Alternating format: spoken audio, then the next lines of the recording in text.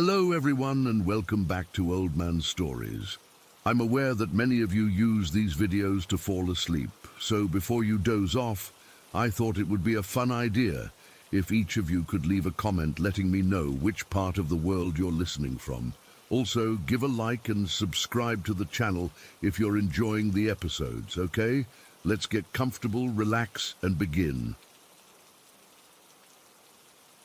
I never believed in ghosts. Not as a kid, and definitely not as a teenager. Growing up in our old terraced house in the English countryside, I'd always roll my eyes whenever my family would talk about the strange occurrences they claimed to experience.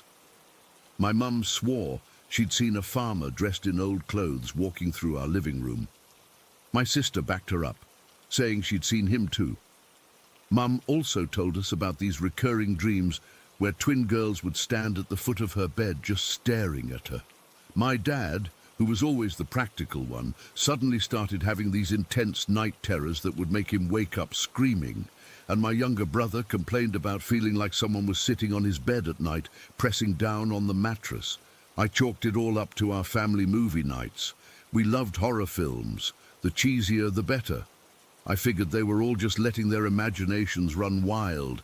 I mean, we'd lived in that narrow 3-story house for 14 years, and I'd never experienced anything weird myself. Not once. I was 16, into video games and hanging out with my mates, not obsessing over creaky floorboards or shadows on the wall. That changed one evening in November. It was a Tuesday, I remember, because I'd just gotten back from football practice and was looking forward to playing this new game I'd borrowed from my friend Kyle. It was around 9 in the evening, dark outside already, and everyone else was downstairs watching telly. The house was quiet, except for the muffled sound of whatever crime show my parents were into that week. I headed upstairs to my room on the top floor. Our house had this layout where when you got to the top of the stairs, my parents' bedroom door was directly in front of you, and then you had to turn right, like a 90-degree angle to get to my room. The landing was pitch black. We always kept the lights off up there to save on electricity bills. I didn't bother turning them on, since I was just going to flick my bedroom light on when I got inside. As I reached the top step, something happened that I still can't explain properly. The entire top floor suddenly lit up with this incredibly bright blue light. It wasn't like someone had turned on a blue light bulb or something. It was more like a flash, but it lasted for several seconds. It was so bright that the whole landing, which had been pitch black just moments before, was as bright as daylight. I could see straight through my parents' open bedroom door to the wall at the back. The weirdest part was that the light seemed to be coming from my own bedroom around the corner. I froze on that top step. The blue light disappeared as quickly as it had appeared, leaving me standing there in complete darkness again. My heart was pounding in my chest. I'd never seen anything like it before. It wasn't lightning. The sky had been clear that night, and besides, this light was distinctly blue, not the white flash you'd get from a thunderstorm. It wasn't the TV either. You couldn't see the TV from where I was standing. I'm not ashamed to admit I bolted back down the stairs. I must have looked a right state because my mum immediately asked what was wrong. I didn't tell her about the blue light. I made up some excuse about forgetting something downstairs. I stayed in the living room for about an hour, trying to calm myself down, telling myself there must be a logical explanation. When I finally worked up the courage to go back upstairs, I noticed something that made the whole experience even more confusing. My bedroom door was closed. I specifically remembered that it had been open earlier because I'd left it that way in the morning. If the light had come from my room, how had the door closed? No one else had been upstairs. I checked my room thoroughly, looked under the bed, in the wardrobe, behind the curtains. Nothing was out of place.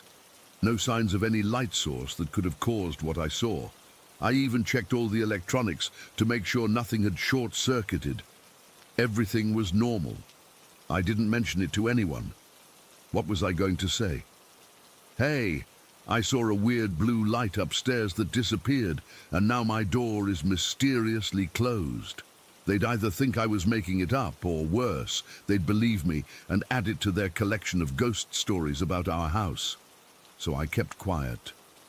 For about a month, nothing else happened. I'd almost convinced myself it was just a weird one-off event, maybe the reflection of a passing car's headlights or something, though deep down I knew that explanation didn't make sense. Then my girlfriend Emily stayed over one weekend. My parents were cool with it as long as she slept in the spare bedroom, but of course, once everyone was asleep, she snuck into my room. We stayed up late talking and eventually fell asleep around 2 in the morning. I woke up suddenly. The room was dark, except for the faint glow from the streetlight outside filtering through a gap in my curtains. Something felt off. I had this overwhelming feeling that I wasn't alone, that someone was watching me. My eyes were drawn to the gap in the curtains, and that's when I saw them. 2 black eyes staring directly at me. They weren't human eyes. They were completely black. No whites, no irises, just these dark voids fixed on me. They didn't blink. They didn't move. They just stared with this intense, malevolent focus that made my blood run cold. I couldn't move. It was like my entire body had been paralyzed. I tried to scream, to call out to Emily, who was sleeping next to me, but no sound came out. I could feel my chest tightening as I struggled to breathe. The panic was overwhelming. I was hyperventilating but couldn't make a sound. The eyes kept staring, unblinking through that crack in the curtains. I don't know how long this went on. It could have been seconds or minutes, but it felt like hours. I kept trying to move, to look away, but I was completely frozen. The next thing I remember is Emily shaking me awake, looking concerned. She told me I'd been making these weird, mumbling noises in my sleep before I started thrashing around. She thought I was having a nightmare. According to her, I'd never actually woken up. I'd been sleeping the whole time. I wanted to believe her. I wanted to think it was just a night terror brought on by stress or something I'd eaten, but it had felt so real. Those eyes had been so real. I could still see them when I closed my eyes. After that night, I started keeping my curtains firmly shut with no gaps. I began sleeping with a small light on. Emily thought I was being silly, but she didn't push it. I didn't tell my family either. By that point, I'd spent so long dismissing their experiences that I couldn't bring myself to admit I might have been wrong. Life went on. I finished school, went to university, got a job. Emily and I stayed together through it all. We eventually moved in together, buying a small house on the outskirts of town, about 20 miles from where I grew up. My parents still lived in that old terraced house, and whenever we visited, I'd feel a slight unease going upstairs. But nothing ever happened. I convinced myself that whatever I'd experienced as a teenager had been a one-off, maybe a combination of an overactive imagination and being overtired. 9 years passed. 9 years of normal, happy life. I was 25, working as a software developer, engaged to Emily. Our wedding was just a few months away. We'd just finished renovating our house and everything was going well. Then it happened again. It was a Wednesday night. Emily was away visiting her sister, so I was alone in the house. I'd gone to bed around 11 after watching a football match on TV. Nothing unusual about the night. I hadn't been thinking about my old experiences, hadn't been watching horror films, nothing that would have triggered any kind of memory. I woke up suddenly in the dark. That same feeling of being watched instantly washed over me. My eyes were drawn to the curtains, the same curtains we'd had for years, always carefully closed at night. But there was a gap, a small gap, that I was certain hadn't been there when I'd gone to bed. And through that gap, staring directly at me, were those same black eyes, exactly the same as before, not human, not animal, just these dark, bottomless pits fixed on me with the same malevolent intensity I remembered from 9 years ago. The panic hit me immediately. My chest tightened, my breathing became shallow and rapid. Just like before, I couldn't move, couldn't call out. I was completely paralyzed, trapped in my own body, while those eyes stared at me. Then something new happened. As I lay there, frozen with fear, a blue light began to fill the room. It started at the doorway. A soft glow at first, that gradually intensified until it was that same brilliant blue I'd seen on the landing of my parents' house 9 years earlier. The light spread across the room, illuminating everything in that unnatural blue glow, moving closer and closer to my bed. The eyes never moved, never blinked, even as the blue light reached them. They just kept staring, watching me with that fixed, hungry gaze. Just as the light reached the edge of my bed, I jerked awake, gasping for breath, my body drenched in sweat. The room was dark. The curtains were closed with no gap. The clock on my bedside table read 5:04 a.m. I got up immediately, turned on every light in the house, and checked all the doors and windows. Everything was locked. Nothing was out of place. I sat in the kitchen with a cup of tea, shaking, until the sun came up. When Emily came home the next day, I didn't tell her what happened. I didn't know how to explain it. How do you tell someone that the exact same terrifying experience you had as a teenager had happened again in a completely different house 9 years later? It wasn't just similar, it was identical. The same eyes, the same blue light, the same paralyzing fear. That was 2 weeks ago. Since then, I've been making excuses to stay out of the house. I've been going into the office instead of working from home like I usually do. I've suggested we go out for dinner instead of eating in. I've been volunteering to run errands just to avoid being in the bedroom. Emily's noticed something's wrong. She keeps asking me what's bothering me, but I don't know what to tell her. I don't want her to think I'm losing my mind, but I know what I saw. I know what I felt. The thing that scares me the most is that whatever this is, it followed me. It waited 9 years and followed me from my parents' house to my own home 20 miles away. This isn't about the house being haunted. It's about something being attached to me. I've started researching, trying to find anything similar to what I've experienced. The blue light, the black eyes. There must be someone else who's seen these things. But so far, I've found nothing that quite matches what happened to me. I'm writing this now, sitting in a cafe because I can't face going home yet. Emily keeps texting, asking when I'll be back. I don't know what to do. I don't know if it will happen again tonight or next month or in another 9 years. I don't know if telling someone about it makes it more likely to return, or if keeping it to myself makes it worse. All I know is that those eyes are real. That blue light is real, and whatever they belong to, it's watching me. It's waiting, and I have no idea what it wants or why it chose me. What do you do when something impossible happens twice? How do you prepare for something you can't explain? I don't believe in ghosts. I never have. But I can't explain this away anymore.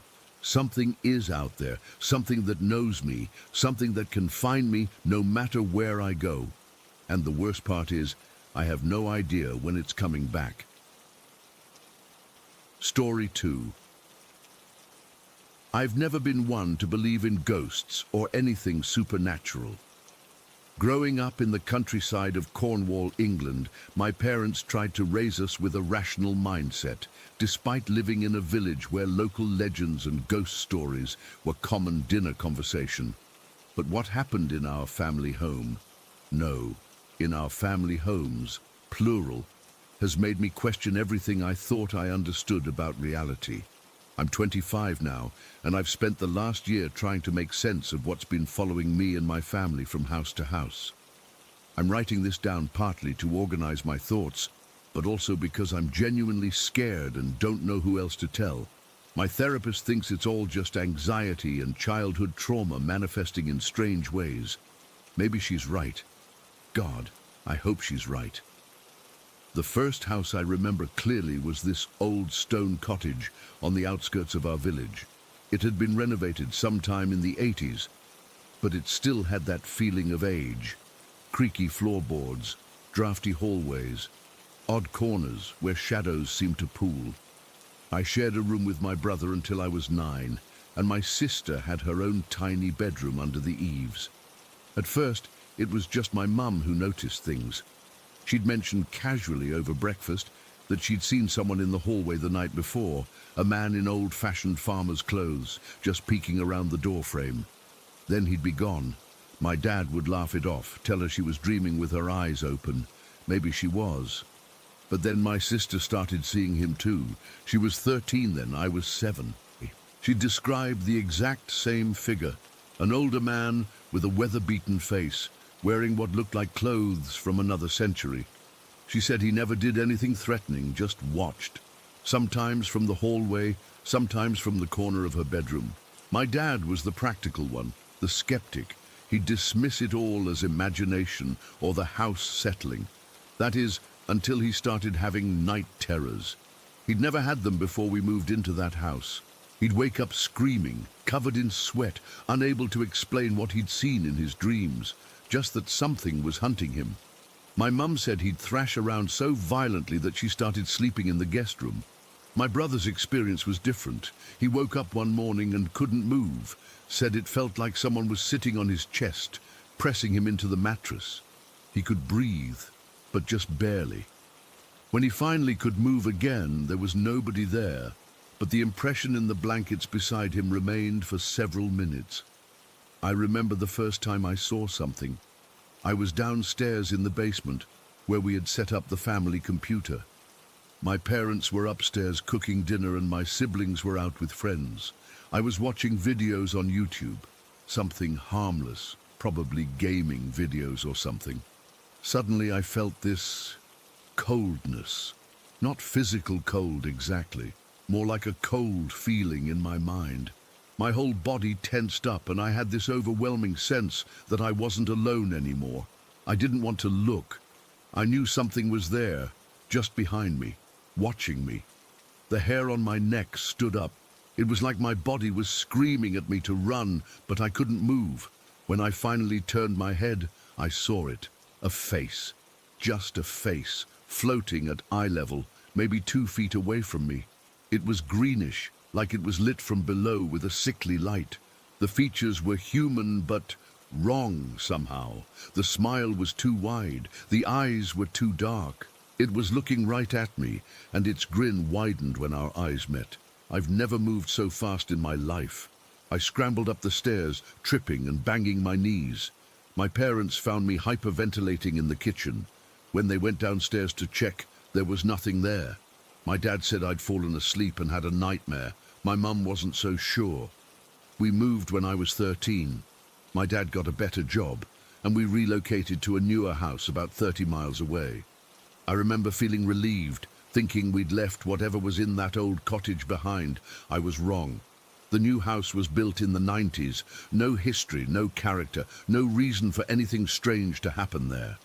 But it started almost immediately. The basement in this house had been converted into a rec room with a TV and some old furniture. My brother and I were down there one afternoon, just talking about school stuff. There was a cushion propped against a filing cabinet across the room. We both watched as the cushion suddenly toppled over. Not just fell, but was thrown, like someone had slapped it hard. It made this bizarre metallic clang when it hit the floor, way louder than it should have been. My brother and I looked at each other, and I knew we were both thinking the same thing. That wasn't natural. When I was 16, I had some friends over while my parents were away for the weekend. We decided to play hide and seek in the dark. Stupid teenager stuff. I was it and was searching the house when I heard footsteps in the basement. Not just footsteps, but whispering too. I thought I'd caught 2 of my friends hiding together, so I crept down the stairs as quietly as I could. The basement was pitch black. I fumbled for the light switch, and when I flipped it on, there was nobody there. But the whispering had been so clear, I could almost make out words, like someone was having a conversation just out of earshot. I called out to my friends, thinking they were playing a prank, but there was no answer. When I went back upstairs, I found everyone in the kitchen, wondering where I'd been. They'd all been there for at least 5 minutes, waiting for me. That same night, something else happened. I was walking past the hallway mirror when I caught a glimpse of something in the reflection. A face, pale white, at about hip level, as if a child was standing behind me. I whirled around, but there was nothing there. When I told my friend Jake what I'd seen, he went white. He said that earlier, when he'd gone to the bathroom, he'd seen a tall man in a suit standing in the reflection of the mirror there. That bathroom had 2 mirrors facing each other, one over the sink and one on the adjacent wall. My sister later told me that creates what some people call a portal.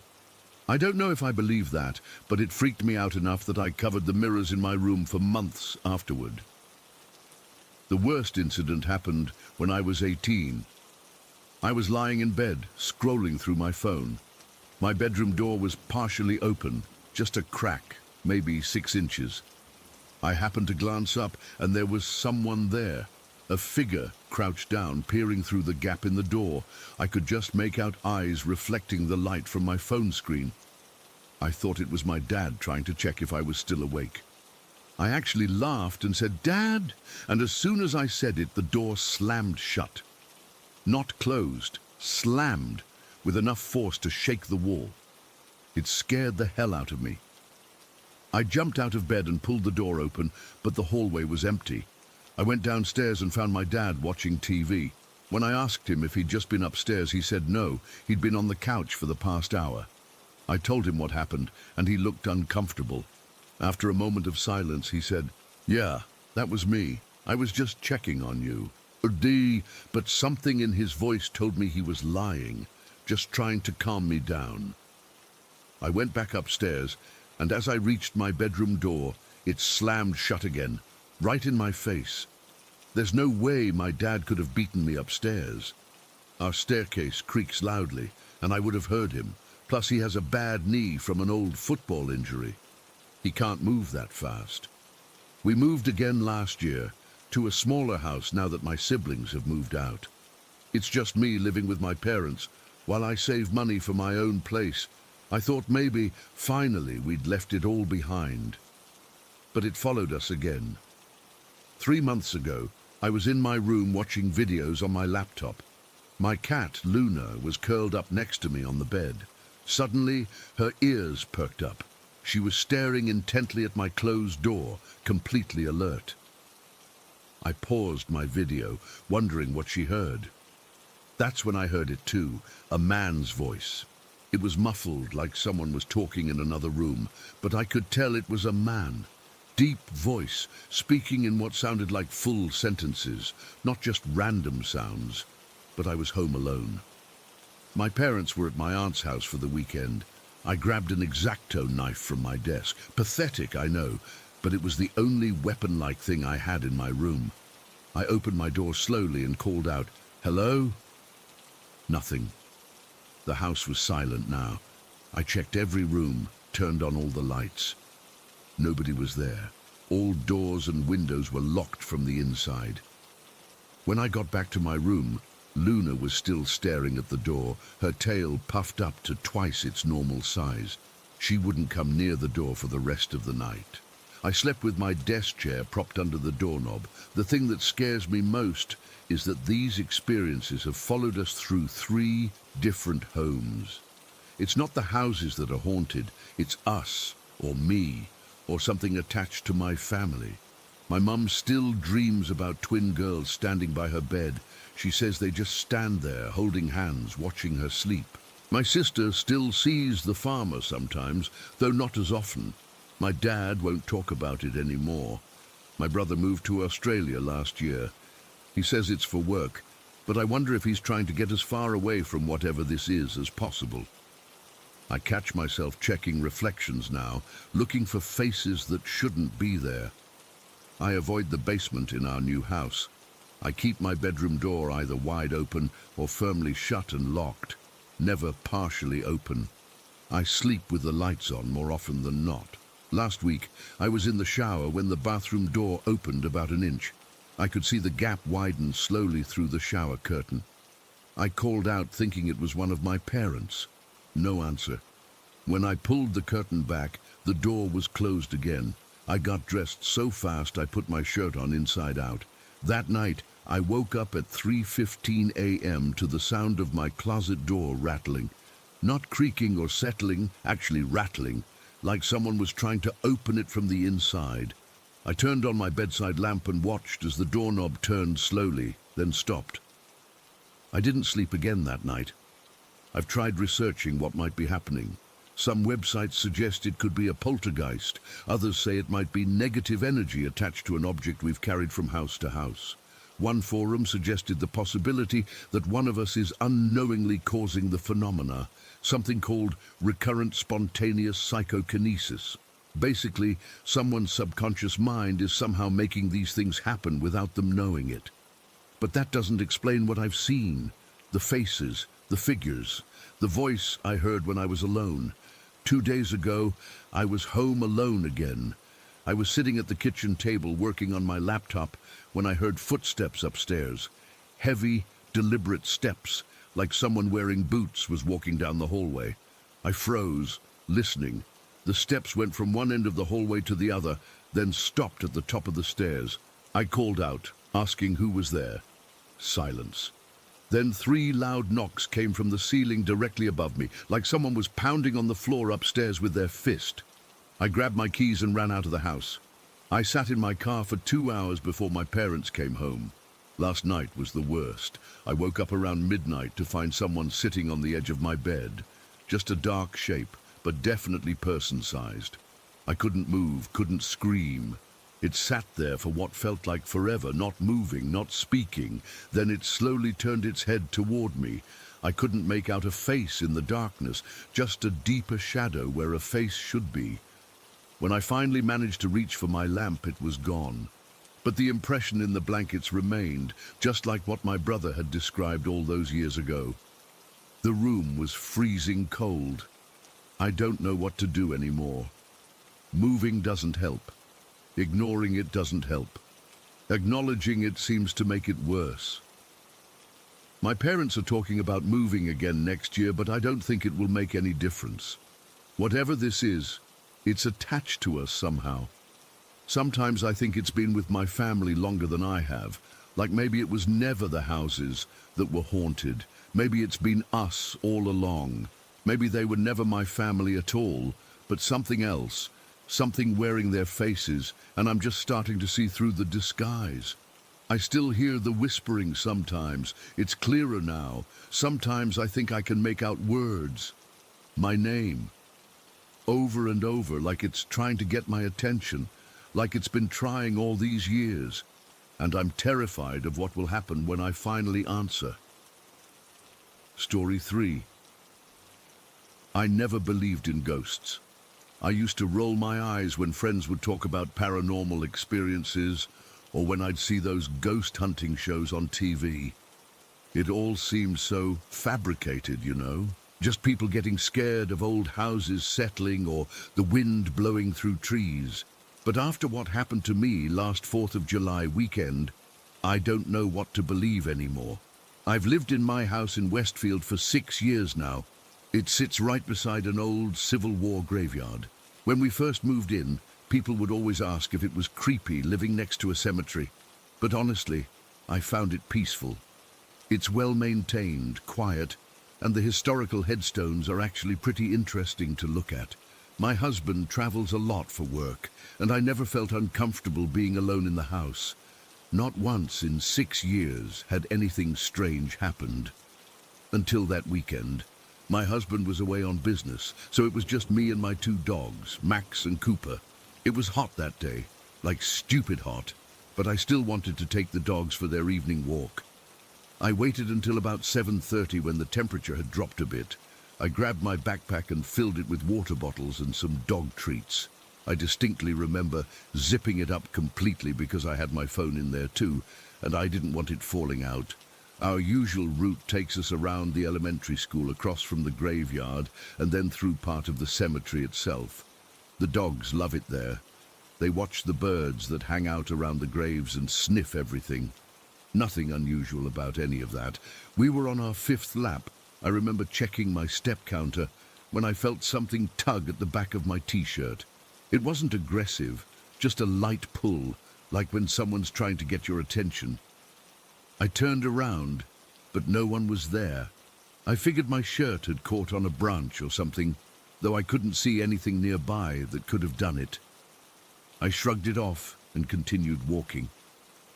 About 10 minutes later, while we were standing near the back corner of the cemetery, I felt a sensation that's hard to describe. It was like something was being lifted out of my backpack and then dropped back in. I was completely still at that moment, so it wasn't from my movement. I reached behind me and felt the backpack. It seemed normal, but I didn't think to check if it was still zipped. I remember thinking it must have just been one of the water bottles shifting around. After about an hour, we headed home. The dogs were tired from the heat, and honestly, I was feeling a bit uneasy for reasons I couldn't explain. When we got inside, I reached for a water bottle and noticed my backpack was completely unzipped. I was certain I had zipped it before leaving, but I figured I must have opened it at some point and forgotten. I'm usually pretty absent-minded about stuff like that. I fed the dogs and decided to take a shower to cool off. I was alone in the house, but I've never been scared of that. The bathroom door doesn't have a lock, but I always close it to keep the steam in. I got the water running, undressed, and stepped in. I was standing under the water, eyes closed, when I felt it, a distinct scraping sensation straight down my back, from between my shoulder blades all the way down to my lower back. It wasn't painful exactly, more like someone dragging a fingernail down my skin. I jerked forward, nearly slipping, and spun around. The shower curtain was still closed and no one was there. My heart was racing. I told myself it was just the water running down my back in a weird way. I quickly finished showering and reached for my towel, only to discover that all my clothes were gone. I know I brought them in with me. I always do. They were simply gone from where I'd placed them on the toilet lid. Now, thoroughly freaked out, I wrapped the towel around myself and tried to open the bathroom door. The handle wouldn't turn. It was stuck or locked from the outside somehow. I pulled harder, starting to panic, when suddenly it gave way. I nearly fell backward from the force. I ran to my bedroom, the dogs following me. They seemed agitated, which was unusual for them. I locked my bedroom door behind me and quickly got dressed, my hands shaking the whole time. As I was pulling on my shirt, both dogs started growling at the door. Not barking, growling, low and threatening the way they do when strange people approach our property. I froze. From the hallway, I heard what sounded like whining, but it wasn't coming from my dogs. It was higher pitched, almost like a child, but wrong somehow. Then it changed. The whining shifted into what I can only describe as an old man's laugh. It was dry and raspy, with a weird clicking sound behind it. I'd never heard anything like it before. The laughing stopped, and then I heard footsteps. They were slow and irregular, like someone creeping, trying not to make noise, but not quite succeeding. The floorboards in our hallway creak in specific spots, and whatever was out there was hitting every single one of them. I was paralyzed with fear. My phone was still in my backpack, which I'd left in the living room. I had no way to call for help. The footsteps continued for what felt like forever, but was probably about 2 minutes according to the clock on my nightstand. Then they stopped, right outside my bedroom door. The dogs were still growling, hackles raised, staring at the door. There was a moment of complete silence, and then thud. Something hit my door hard enough to make it shake in its frame. Just once, then silence again. I don't know how long I sat there, huddled on my bed with the dogs. Maybe 20 minutes, maybe an hour. Eventually, the dogs relaxed, which gave me enough courage to peek through the keyhole. I couldn't see anything unusual in the slice of hallway visible.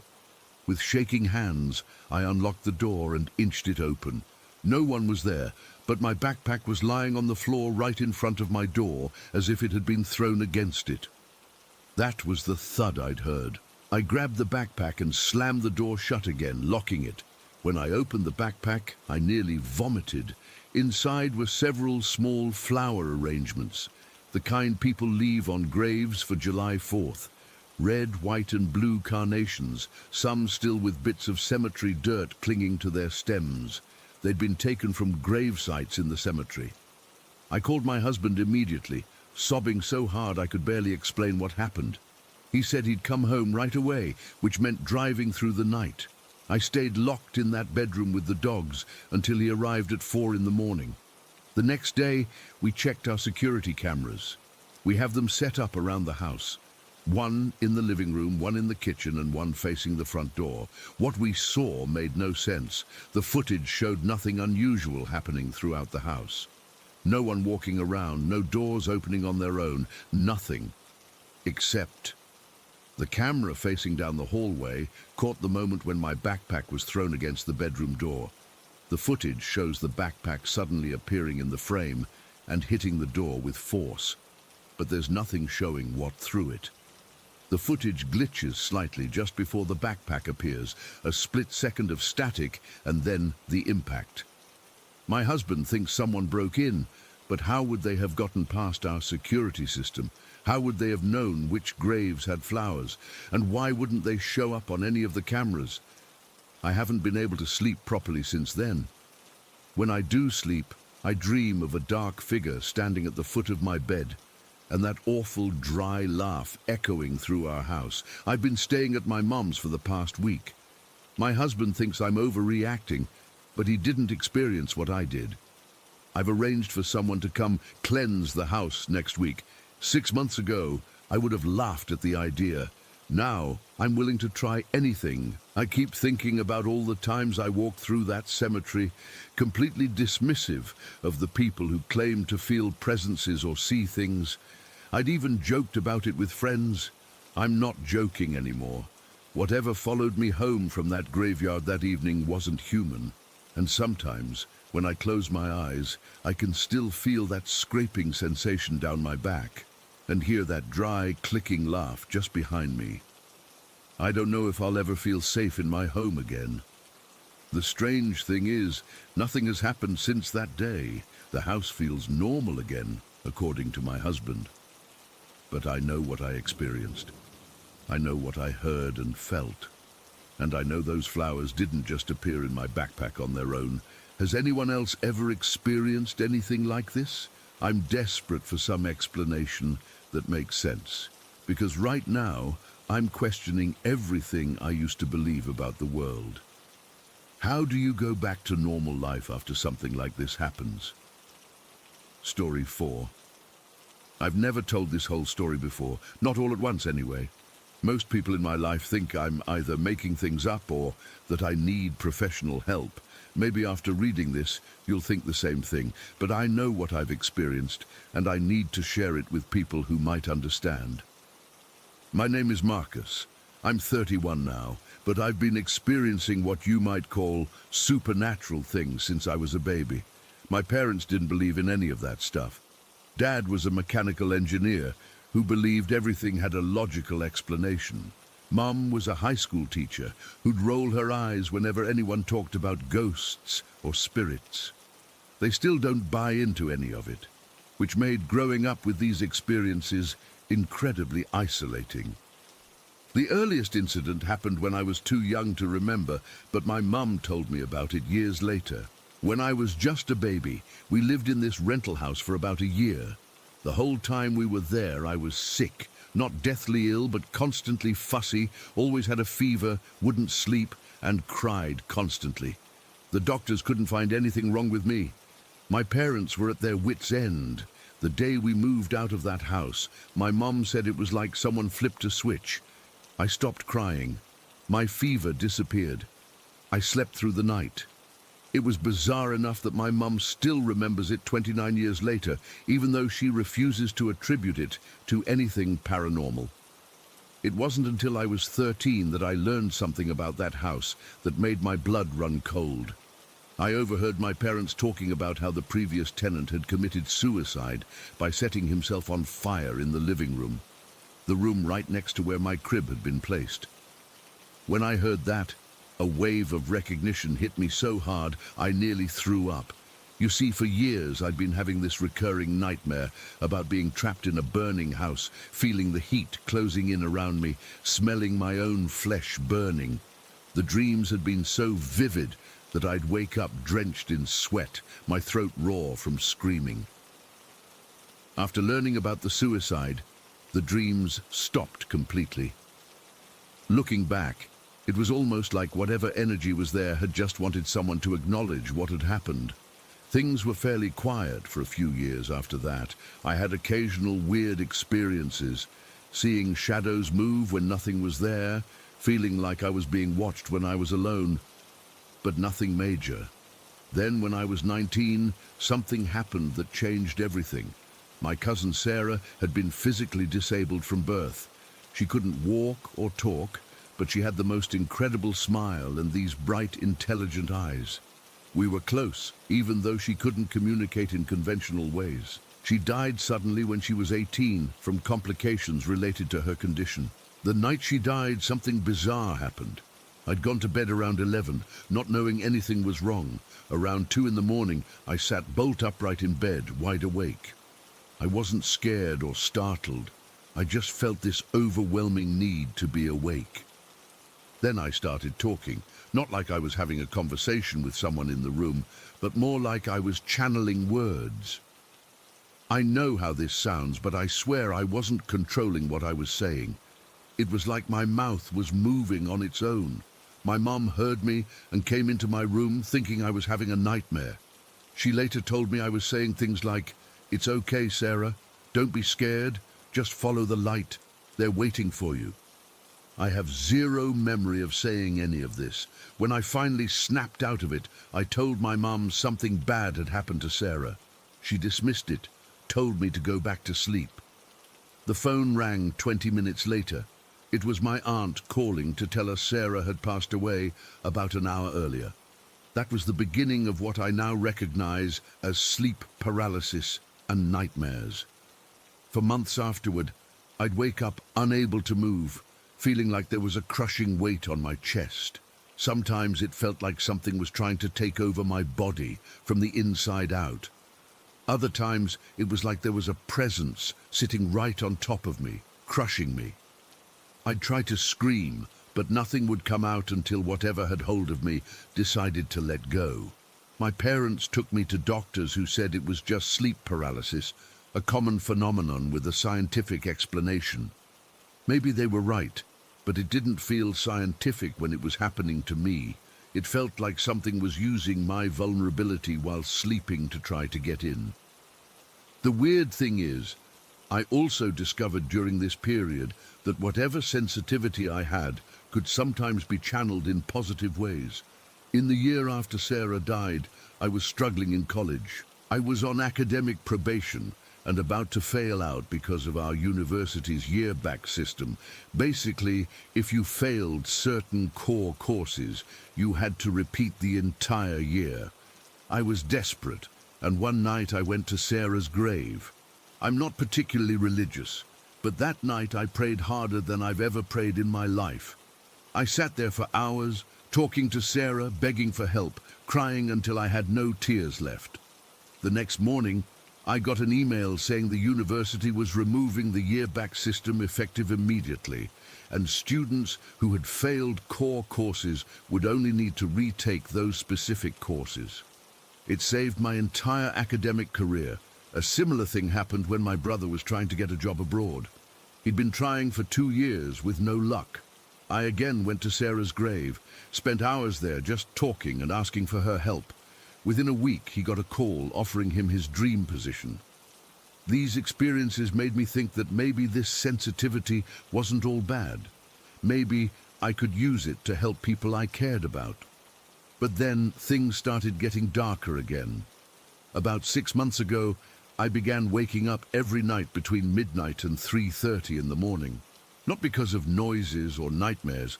I'd just suddenly be wide awake, heart racing, with this overwhelming sense of negative energy in the room. Sometimes it felt like it was pressing down from the ceiling, other times like it was seeping up through the floor. My dreams changed too. I started dreaming about snakes slithering over me while I slept, or about some formless darkness trying to possess me. Sometimes I dream about being watched by something standing in the corner of my room, something I could never quite see clearly no matter how hard I tried to look at it. The worst part was waking up with unexplained injuries. Nothing major, just scratches on my arms or legs, small bruises on my chest. Once I woke up with 3 perfectly parallel scratches down my back that definitely hadn't been there when I went to bed. I know what you're thinking. I probably scratched myself in my sleep or bumped into something. That's what I tried to tell myself too. But some of these marks were in places I simply couldn't have reached while sleeping. Then came the night that pushed me over the edge. The night I heard that sound. It was a Tuesday, about a month ago. I'd gone to bed around 10, exhausted from lack of sleep over the previous weeks. At exactly 2:15, I remember looking at my phone. I woke up with that familiar feeling of dread and negative energy. But this time it was so intense, I felt like I was choking on it. The air in my room felt thick and cold, and I swear the darkness in the corners seemed deeper than it should have been. I couldn't stay in that room another second. I grabbed my phone and went out to the hallway, thinking maybe I'd go sleep on the couch. The house was completely silent. My parents were asleep, and my brother was away on a business trip. I decided to try meditating in the hallway to calm myself down before attempting to sleep again. I sat down cross-legged on the floor, closed my eyes, and tried to steady my breathing. I was just starting to feel a little calmer when it happened. A noise, right in my ear, my right ear specifically. It wasn't a whisper exactly. It was more like a hissing. No, that's not quite right either. It was like nothing I've ever heard before, a sound that seemed to vibrate through my entire skull rather than just hitting my eardrum. The closest I can come to describing it is the sound of paper being slowly torn very close to a microphone, but with undertones that sounded almost like words in a language I couldn't understand. This sound continued for what I later realized was between 30 and 45 seconds, though it felt like an eternity. I was completely frozen. I couldn't move, couldn't scream, couldn't even open my eyes. My entire body went ice cold, and I felt like something was draining all the energy out of me through that ear where the sound was coming in. When it finally stopped, I collapsed onto the floor, shaking uncontrollably. I managed to scramble to my feet and run to my parents' room, flipping on every light switch I passed. My dad was furious when I woke them up, but something about how I looked must have scared them because they actually got up to check the house with me. Of course, we found nothing. All the doors and windows were locked. No electronics were on anywhere in the house. My mom suggested maybe it was tinnitus, but I've had ringing in my ears before, and this was nothing like that. This was deliberate. This was directed at me. This was something trying to communicate. Since that night, I haven't been able to sleep before 4 or 5 in the morning. I keep all the lights on until absolute exhaustion forces me to shut them off and try to sleep.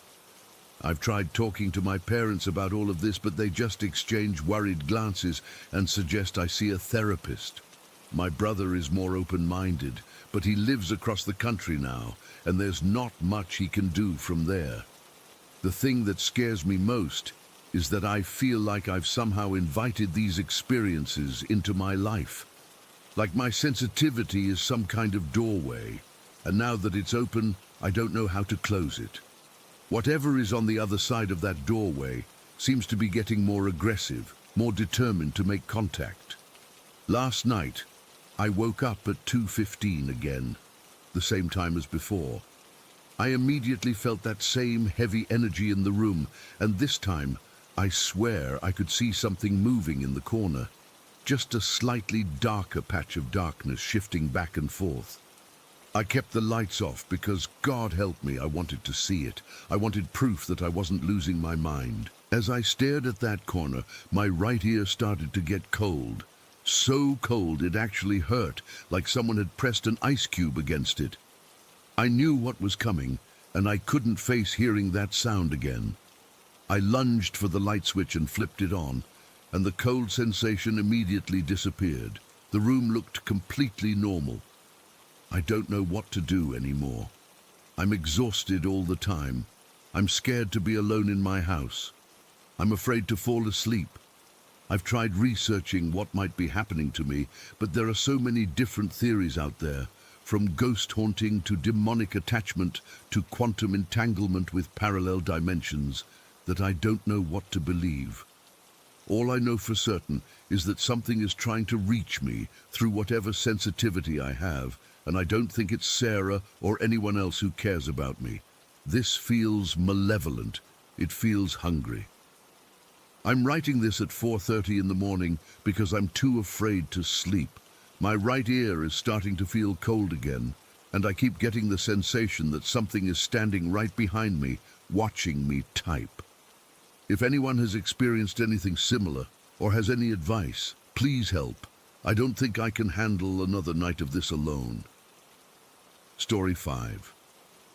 I've been struggling with whether to share this experience for years now. Even typing this makes my hands shake, but I need to get this off my chest once and for all. 8 years ago, my family and I moved into what we thought was our dream home in a quiet neighborhood in the Philippines. My parents had saved for years, and we were excited about finally having our own place. The property was beautiful, spacious, with a large yard, and in our budget.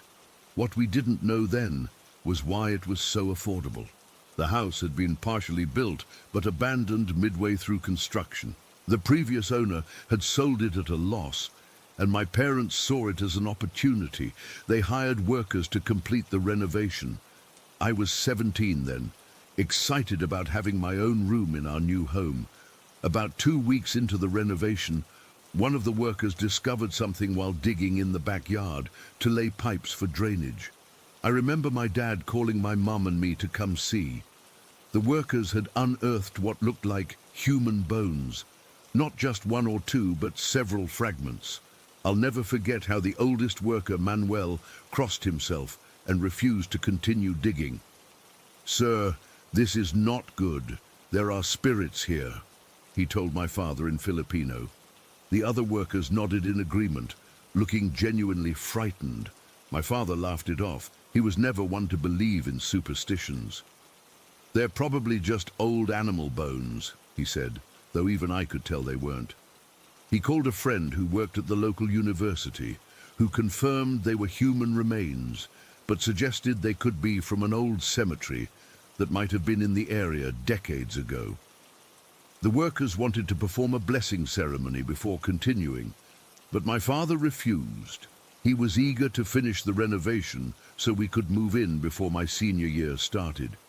He paid the workers extra to continue, though Manuel and 2 others quit on the spot.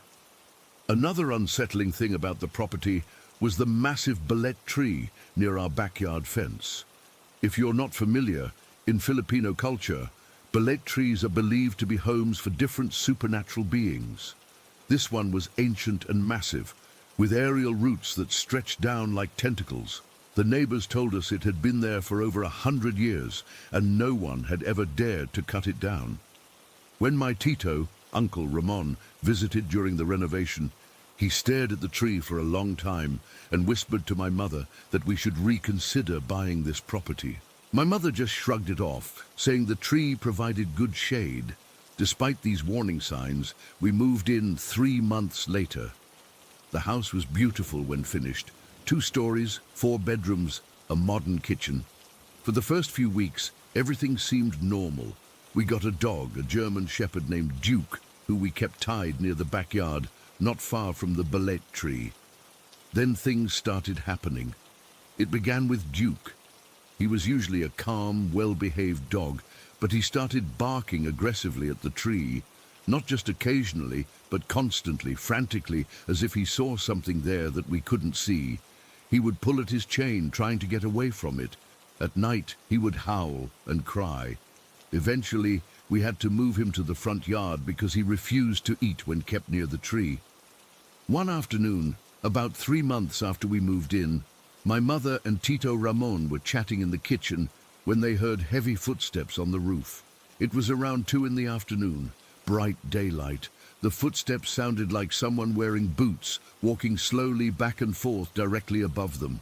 Tito Ramon, not one to scare easily, grabbed a bolo, machete, and went outside to check.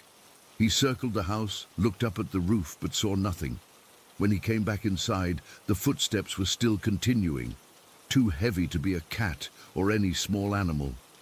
"Those are human footsteps," he said, his face pale. He left our house that night and never came back to visit.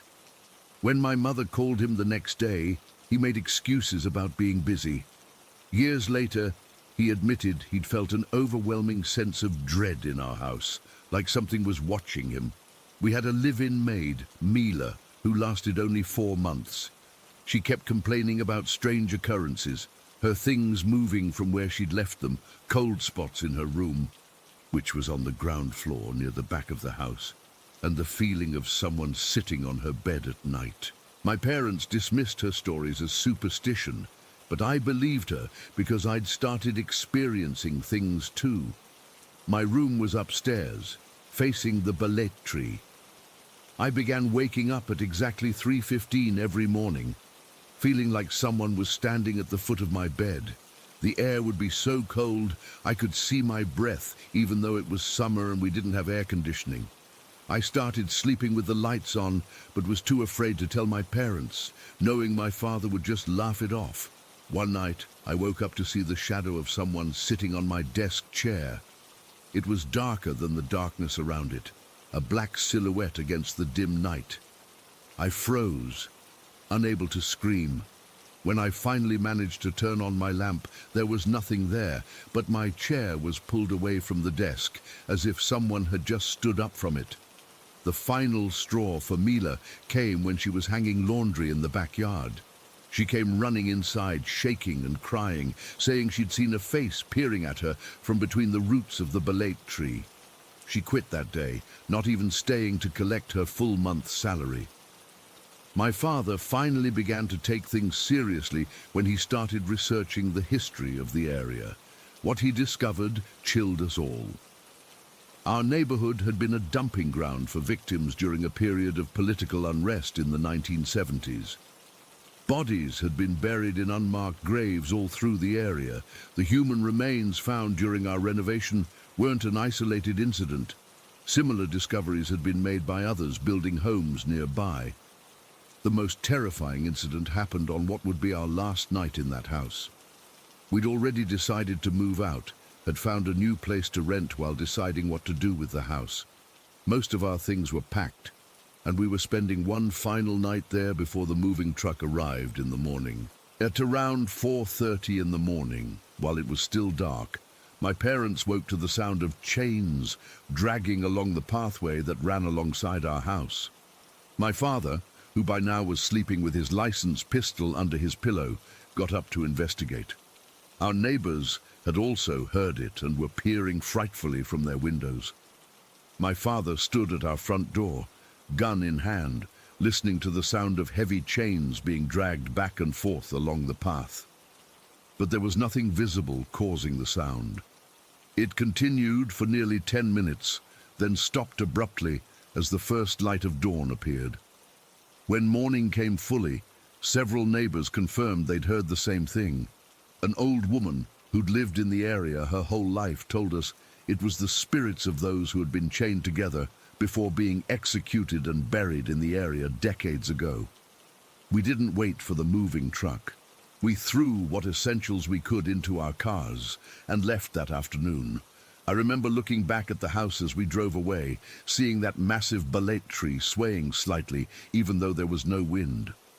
My father sold the house at a significant loss months later, disclosing everything to the new owners, who remarkably didn't care. They demolished the entire structure and built a small factory there. They also cut down the balete tree, despite warnings from locals. Within a year, their business had failed. We never went back to that neighborhood. My parents refused to talk about our experience, as if not speaking about it will erase it from our memories. But I can't forget. Sometimes I still wake up at exactly 3:15 a.m., feeling that same presence at the foot of my bed, no matter where I live. The worst part is the dreams. In them, I'm always digging in dirt, uncovering not just bones, but faces. Faces of people trying to speak to me. And always, in the background stands that ancient belette tree, its roots reaching out like arms, wanting to pull me in. I've consulted psychiatrists, priests, even paranormal experts over the years. Some say it was mass hysteria, others that we disturbed something ancient and powerful. All I know is what we experienced was real, and it follows me still. I don't expect everyone to believe my story. I wouldn't have believed it myself if I hadn't lived through it. But if there's one thing I've learned, it's to respect cultural beliefs and warnings, no matter how superstitious they might seem. Some boundaries aren't meant to be crossed, and some ground is better left undisturbed. And if you ever find yourself in a house near an ancient tree with whispers of a dark history and bones in the soil, don't do what we did. Don't stay, not even for a single night. Story 6. I never used to believe in anything supernatural. I was the guy who'd roll his eyes at ghost stories, who'd explain away every unexplained phenomenon with science and logic. I prided myself on being rational, on not falling for the same superstitious nonsense that seemed to captivate everyone else. That was before it happened, before I had an experience that shook me to my core and left me questioning everything I thought I knew about reality. It happened about 3 years ago. I was working for a mid-sized tech company. Nothing special, just your standard corporate job with the usual stresses and deadlines. That particular week had been brutal. Back-to-back meetings, impossible deadlines, the works. By Friday, I was completely drained. I remember getting home, barely managing to heat up some leftover pasta, and then collapsing into bed around 9:30. I was so exhausted, I didn't even change out of my work clothes, just kicked off my shoes and fell face first onto my mattress. I must have fallen asleep almost instantly. What came next is something I've replayed in my mind thousands of times since then. The dream started normally enough. I was walking down a corridor that resembled my office building, but everything was just slightly off. The proportions weren't quite right, the ceiling a bit too high, the hallway a bit too wide. But you know how dreams are. These inconsistencies didn't seem strange at all at the time. As I walked down this hallway, I noticed a door at the end that I'd never seen before. It was different from the other doors, sleeker, more modern, with a subtle blue glow outlining its frame. Without hesitation, again, dream logic, I pushed it open. That's when things changed. The moment I stepped through that door, something shifted. The dream suddenly felt sharper, more real. You know how most dreams have this hazy, disjointed quality to them? This didn't. It was like someone had suddenly turned the resolution up to maximum. Every detail was crisp, every sensation heightened. I could feel the temperature of the room, slightly cool, smell the faint scent of something like ozone and cleaning solution, even feel the texture of the carpet beneath my feet. And what a room it was. I found myself standing in what looked like a high-end corporate conference room or war room of some kind. The floor was covered in this rich blue carpet, not navy, but a brighter, almost electric blue. The walls were a clean white, but they had this subtle shimmer to them, like they weren't quite solid. Dominating the center was this massive wooden table, so polished I could see my reflection in it. It wasn't round, but sort of oval-shaped, with at least a dozen executive chairs arranged around it. But what really caught my attention was the wall opposite me. It was covered with screens, maybe 15 or 20 of them, arranged in a grid pattern. Most of them were off, just blank black rectangles, but the center one was on. It displayed a rotating silver symbol or rune that I couldn't quite place. It looked a bit like the Majin symbol from Dragon Ball Z. I used to watch it as a kid. But more complex, with additional lines and curves that seemed to shift as it rotated. It wasn't just displayed on the screen, it seemed to float slightly in front of it, like a hologram. I remember thinking, this is weird, but cool, and I started to step further into the room to get a better look at everything. That's when I realized I wasn't alone. Standing at the far end of the room, with its back to me, was something. Someone. A figure. At first, I thought it was just another person, maybe a colleague in this strange dream office. But as my eyes focused on it, I realized this was something else entirely.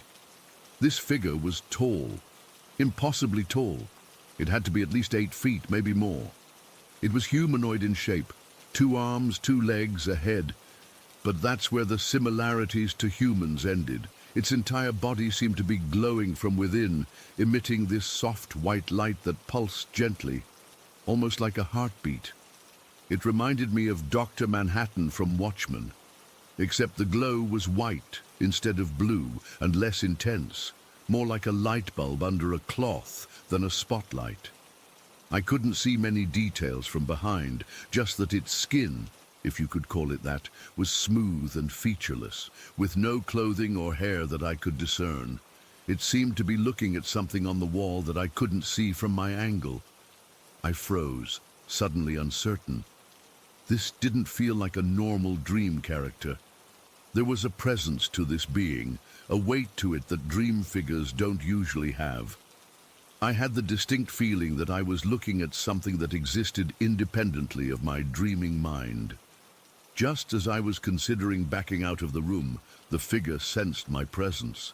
It stopped whatever it was doing and went completely still. Then slowly, it began to turn around. As it rotated to face me, I got my first look at its front. Its face was vaguely human-shaped, but lacked distinct features. No nose, no ears, just these glowing indentations where eyes should be and a thin line for a mouth. Its body was smooth and genderless, like a mannequin or doll, with no genitalia or nipples or belly button. Just this smooth, glowing form. The moment our eyes met, or whatever passed for eyes on that thing, a feeling washed over me that I'll never forget. It wasn't fear exactly, at least not fear for my life. It was the very specific feeling of being somewhere I absolutely should not be. You know that feeling when you accidentally walk into a restricted area or stumble into someone's private office. That sudden jolt of, oh shit, I'm not supposed to be here. It was that, but amplified 1,000 times. I knew with absolute certainty that I had stumbled into somewhere forbidden, somewhere humans were never meant to access. The entity seemed just as surprised to see me as I was to see it. Its mouth moved, opening and closing like it was trying to speak, but the only sound that came out was this harsh television static, that white noise hiss you'd hear from an untuned TV, but with patterns and rhythms to it, almost like speech run through some sort of distortion filter. I was completely paralyzed by that point, unable to move or speak. All I could do was stand there watching as the entity's reaction changed from surprise to what I can only describe as alarm. It took a step toward me, and then, I swear this is exactly how it happened, it was suddenly right in front of me. No movement, no crossing of the space between us. One moment it was across the room, the next it was towering over me, its face just inches from mine. Up close, its eyes and mouth began to widen, stretching to impossible proportions. The static sound intensified, becoming painful to my ears. The glow emanating from its body brightened exponentially, becoming so intense that I had to close my eyes. Even with my eyes closed, the light was blinding. The static noise rose to a screeching pitch, and I felt this intense pressure in my head, like my skull was being squeezed from all sides. I tried to scream, but no sound would come out. And then, just as suddenly as it had all started, I woke up. Except I didn't really wake up in the normal sense. I opened my eyes, but I couldn't move. classic sleep paralysis. I'd experienced it a couple times before, but never like this. My entire body felt like it was being pressed into the mattress by some invisible weight. My vision was spotty and filled with these bright floating points of light, exactly like when you stare at a light bulb and then look away. The worst part was that I could still hear the faint echo of that static sound, like it had followed me out of the dream and into my bedroom. I lay there completely helpless for what felt like an eternity, but was probably only a minute or two. When I finally regained control of my body, the first thing I did was grab my phone from the nightstand. My hands were shaking so badly I could barely type, but I managed to open my notes app and record everything I could remember about the experience. I was terrified I would forget it, that it would fade like dreams usually do. But I needn't have worried. 3 years later, and I remember every detail as clearly as if it had happened yesterday. I couldn't go back to sleep that night. I sat up in bed, lights on, scrolling through my phone, trying to distract myself. I looked up sleep paralysis, hypnagogic hallucinations, lucid dreaming, anything that might explain what had happened. I found plenty of scientific explanations, but none of them seemed to capture the sheer realness of what I'd experienced. Around 4 in the morning, I finally dozed off from sheer exhaustion. I didn't dream any more that night, or if I did, I don't remember it. The next day, I felt off. Not scared exactly, but unsettled, like there was a fundamental shift in how I viewed the world. Colors seemed slightly more vibrant, sounds a bit clearer. I kept catching glimpses of something bright in my peripheral vision, only to find nothing when I turned to look. I tried to talk about it with a couple of close friends in the following days, but their reactions were predictable. Some laughed it off, others looked concerned and suggested I was working too hard or needed to see a doctor. One friend, who's into all sorts of New Age stuff, got really excited and started talking about astral projection and interdimensional beings. None of their responses helped. Eventually I stopped bringing it up, but I never stopped thinking about it. I've always considered myself an atheist, or at least an agnostic. I never believed in God or angels or anything supernatural. But that experience, it left me with this unshakable feeling that what I encountered was something divine. Not in a religious sense necessarily, but something beyond our normal reality. I sometimes joke to myself that I accidentally astral projected into God's boardroom and got caught by the angel janitor or some celestial bureaucrat who was working the night shift. But jokes aside, I can't shake the feeling that I glimpsed something I wasn't supposed to see. Some back end of reality where the cosmic machinery is maintained and monitored. That conference room with its screens and that strange rotating symbol. It felt like some kind of control center. And that entity, whatever it was, seemed like it was performing maintenance or monitoring tasks of some kind. Until I interrupted it. The rational part of my brain tells me it was just a vivid dream combined with sleep paralysis. Stress, exhaustion, maybe something I ate. There are plenty of logical explanations. But another part of me, a part I never knew existed until that night, wonders if there's more to our reality than we can perceive or understand. If there are beings or entities operating on a different plane, maintaining the systems that keep our universe running. I still have normal dreams, of course. Dreams about work, about relationships, about showing up to an exam I didn't study for, all the usual stuff. But I've never had another dream like that one.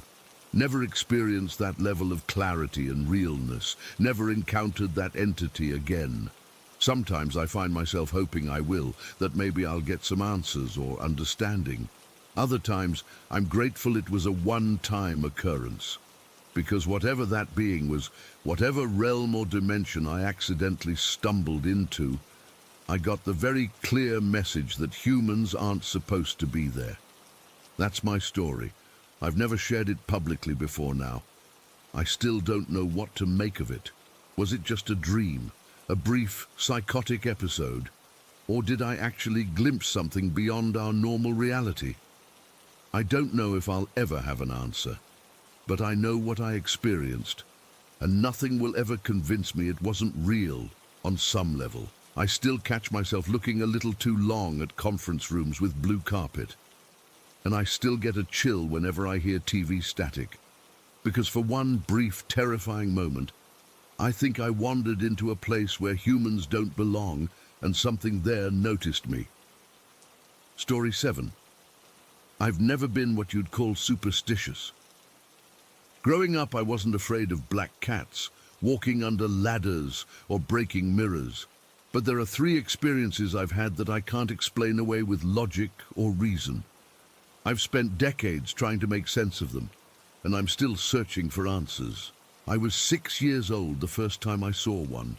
My dad worked at a funeral home, and we lived in the apartment above it. It wasn't as creepy as it sounds, most of the time. Our apartment was actually pretty normal, except for one thing. There was a cremation furnace chimney that ran through the wall, right next to where my little brother and I slept. I remember sometimes putting my hand on that wall and feeling the warmth from, well, I try not to think too much about what was creating that heat. It happened on Christmas night, 1985. I was 6, and my brother was 4. We'd had a great day opening presents, playing with new toys, and eating way too many cookies. Mom made us go to bed at our normal time, even though it was Christmas.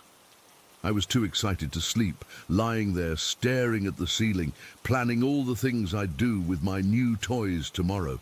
I must have been awake for about an hour when I heard noises coming from our living room. At first, I thought it was probably my parents moving around, maybe putting away the remnants of Christmas dinner or arranging more presents. But then I recognized the distinct sound of our old wooden rocking chair creaking, back and forth, back and forth. Now, this wasn't necessarily strange. My mom loved that chair, but something felt different. The rhythm wasn't right. It was slower, more deliberate. I decided to investigate. I slipped out of bed, careful not to wake my little brother. The wooden floor was cold against my feet as I tiptoed down the short hallway toward the living room. The Christmas tree lights were still on, casting colorful shadows across the walls. That was normal. My parents always left them on overnight during the holidays. What wasn't normal was what I saw sitting in our rocking chair. It was completely black, not like someone wearing black clothes. This was an absence of light, a hole in reality shaped like a person. And it was wearing what looked like an old-fashioned top hat. The figure was just sitting there, rocking slowly, facing our Christmas tree. I froze. I couldn't move, couldn't breathe. My 6-year-old brain tried to make sense of what I was seeing. Was it a burglar? A relative who'd stayed over that I'd forgotten about? Mum or Dad playing a joke? Then the chair stopped rocking.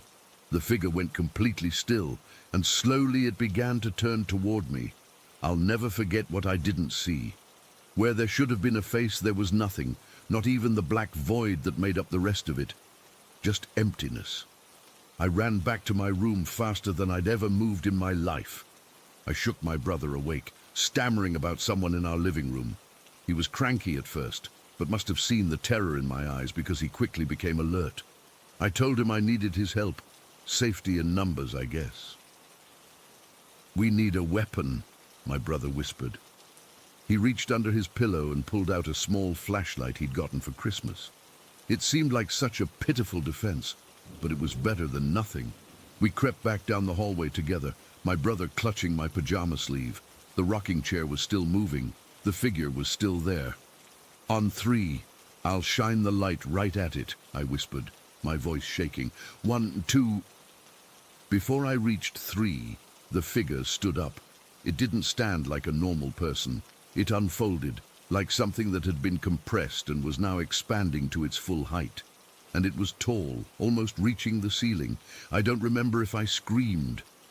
All I know is we both turned and ran back to our bedroom, slammed the door, and dove under the covers. We stayed there shaking until morning. When our parents asked why we looked so tired, we told them we'd been too excited about Christmas to sleep. I was too scared to tell them what I'd seen, afraid they wouldn't believe me, or worse, afraid they would. For years afterward, I convinced myself it had been a dream or my imagination. Kids see monsters in the shadows all the time, right? But I couldn't explain why my brother had seen it too. 11 years passed. I was 17, working summers with my dad as a handyman to make some extra cash.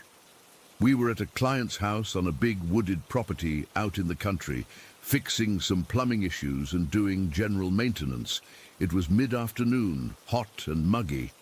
I was carrying tools from our truck to the house when I noticed a small tool shed about 50 yards away at the edge of the property.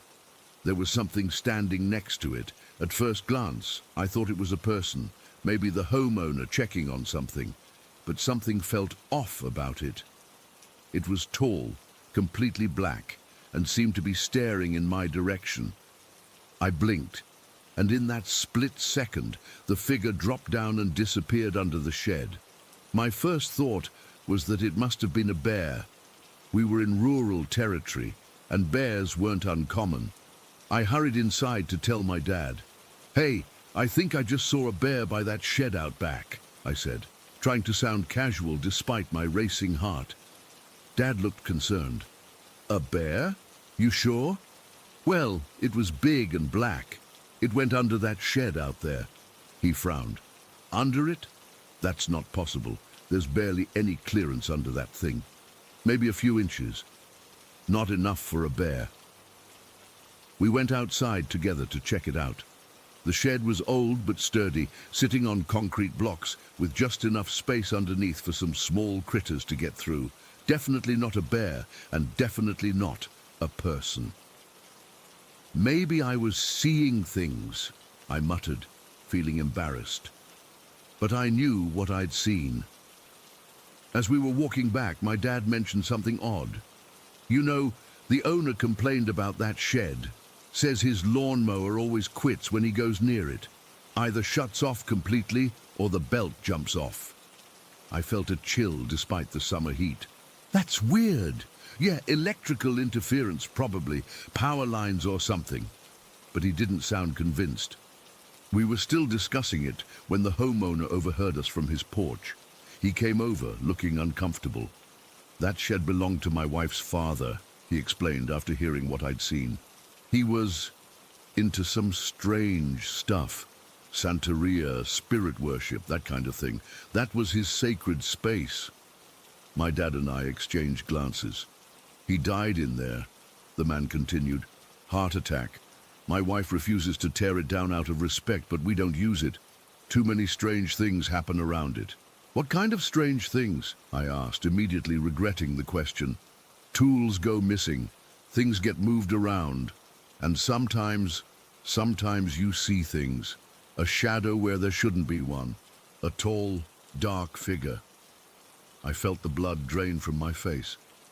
Was her father tall?" The man nodded. 6'4". Always wore a black hat when he was doing his rituals. I didn't say anything else. I didn't need to. What I'd seen wasn't a bear. It wasn't my imagination.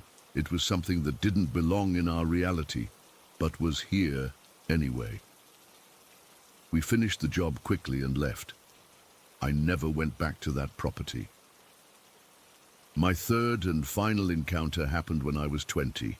I was between semesters at college and staying at a house that belonged to some elderly family friends who were away on vacation. My brother was staying there too. We were house-sitting, basically.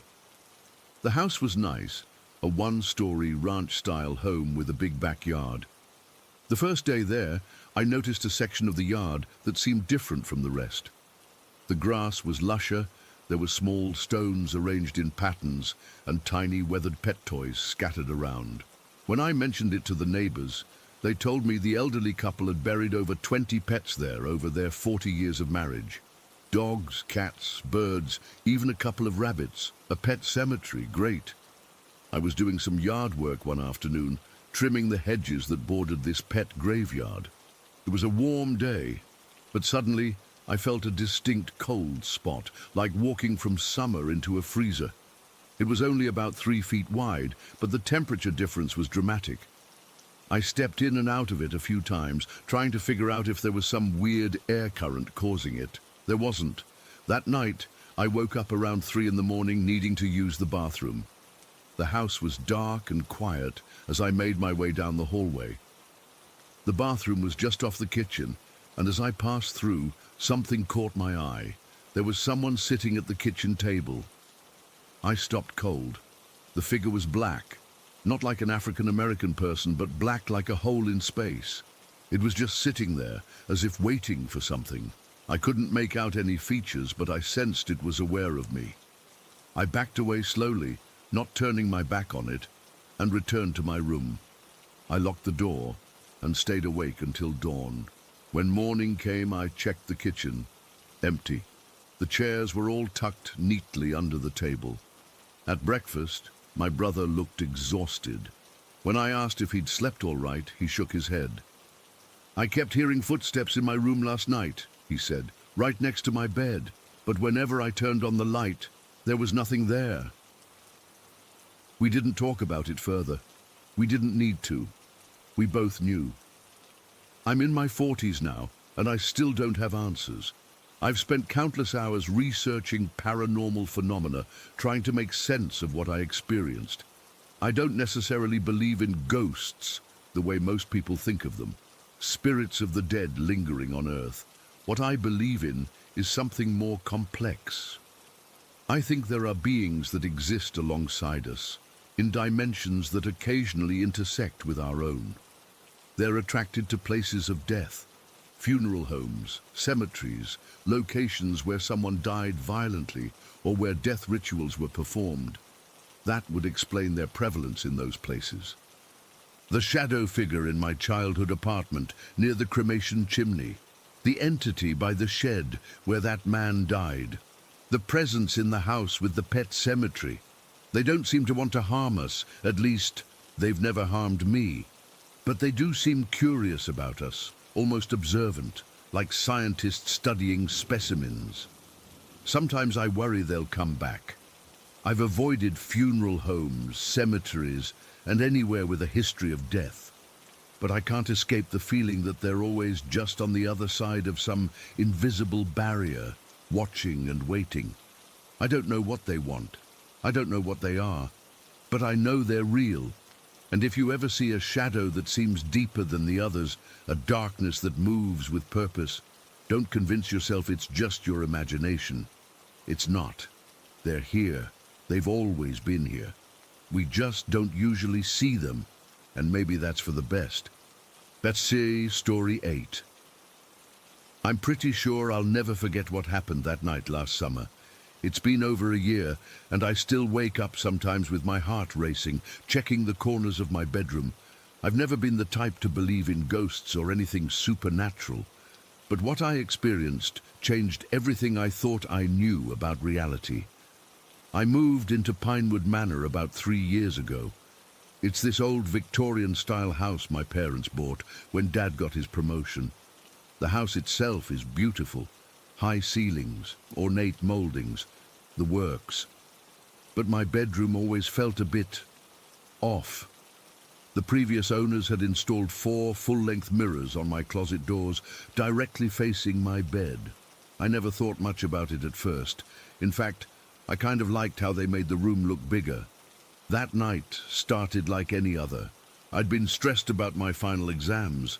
I was in my last semester of college, so I went to bed early, around 10. I remember checking my phone one last time. It was exactly 10:17 p.m. when I put it down on my nightstand. I fell asleep pretty quickly. I don't know what time it was when it happened, but I suddenly became aware that I was floating. It's hard to explain. I wasn't dreaming anymore, but I wasn't fully awake either. It was like I was suspended between states. The strangest part was that I could see myself lying in bed below me. My first thought was, holy shit, I'm having an out-of-body experience. I'd read about these things, but never experienced one. I wasn't scared, just fascinated. That's when I noticed I wasn't alone. Standing beside my bed was a young woman. She looked about my age, maybe a bit younger. She had dark hair pulled back into a messy ponytail, and she was wearing what looked like a faded blue t-shirt and jeans. But what struck me most was her face, the absolute terror in her eyes. She was staring at something at the foot of my bed, and her whole body was rigid with fear. I could practically feel her panic radiating through the room. I tried to speak to her, to ask her what was wrong, but no sound came out. It was like trying to yell underwater. The woman didn't acknowledge me at all. It was as if I wasn't there, but she definitely was. She wasn't transparent or ghostly. She looked as solid and real as any living person. That's when I followed her gaze to see what had her so terrified. Standing at the foot of my bed was something else entirely. It was like a void in the shape of a person, a shadow, but deeper and darker than any shadow should be. It had no features I could make out, no eyes or mouth, but somehow I knew it was looking at the woman, and I knew it was male. Don't ask me how. There was just this unmistakable masculine energy coming from it. Cold, calculating, threatening. The air in the room felt thick and electric, like right before a massive thunderstorm. I could feel the malice coming from this shadow figure, all directed at the terrified woman beside my bed.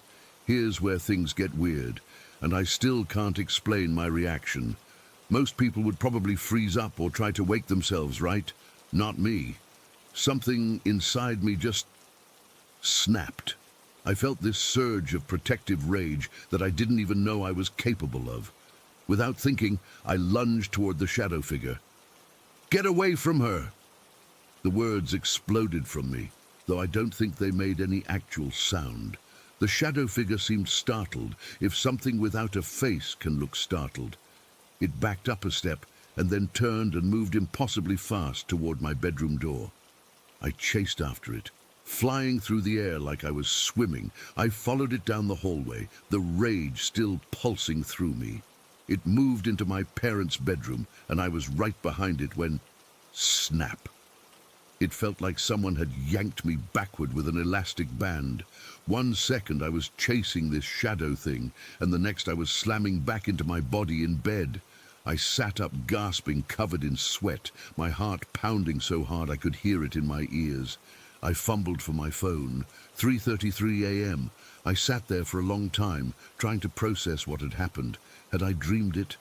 It felt too real to be a dream. I could still feel the rage, the protective instinct, and I could still see that woman's terrified face. I didn't sleep the rest of the night. I kept the lights on and watched YouTube videos until morning, trying to convince myself it was just a bizarre nightmare. I didn't tell anyone about it. What would I say? "Hey, I had an out-of-body experience and chased a shadow monster through the house." They'd think I was losing it. So I kept it to myself and tried to forget about it. For a few weeks, things were normal. I finished my exams, started my summer job, and the incident began to fade in my memory. I even stopped sleeping with the lights on. Then it happened again. It was a Thursday night, about a month after the first incident. My boyfriend Mark had come over for dinner and a movie, and he'd left around 11. I went to bed shortly after, exhausted from a long shift at work. This time, I was definitely dreaming. Mark and I were sitting on the couch in my living room, watching TV. It was a normal, boring dream. We were just sitting there, not even talking much, the blue light from the screen flickering across our faces. Then Mark turned to me and said, "They're always watching, you know. They've always been watching." His voice wasn't his own, it was deeper, colder, with an undertone that made my skin crawl. I turned to look at him, and his face... It was still Mark's face, but his expression was all wrong. His eyes were too wide, his smile too stretched. "What are you talking about?" I asked him in the dream. He didn't answer. He just kept staring at me with that horrible, not quite right expression. Then his eyes flicked to something beyond me, and his smile faltered. I turned to look where he was looking, and there it was again, the shadow figure. But this was a different one. smaller somehow, still humanoid, still featureless, but giving off a different energy. Not threatening like the first one, but curious. It was just standing there, watching us, watching me. This time I didn't feel rage.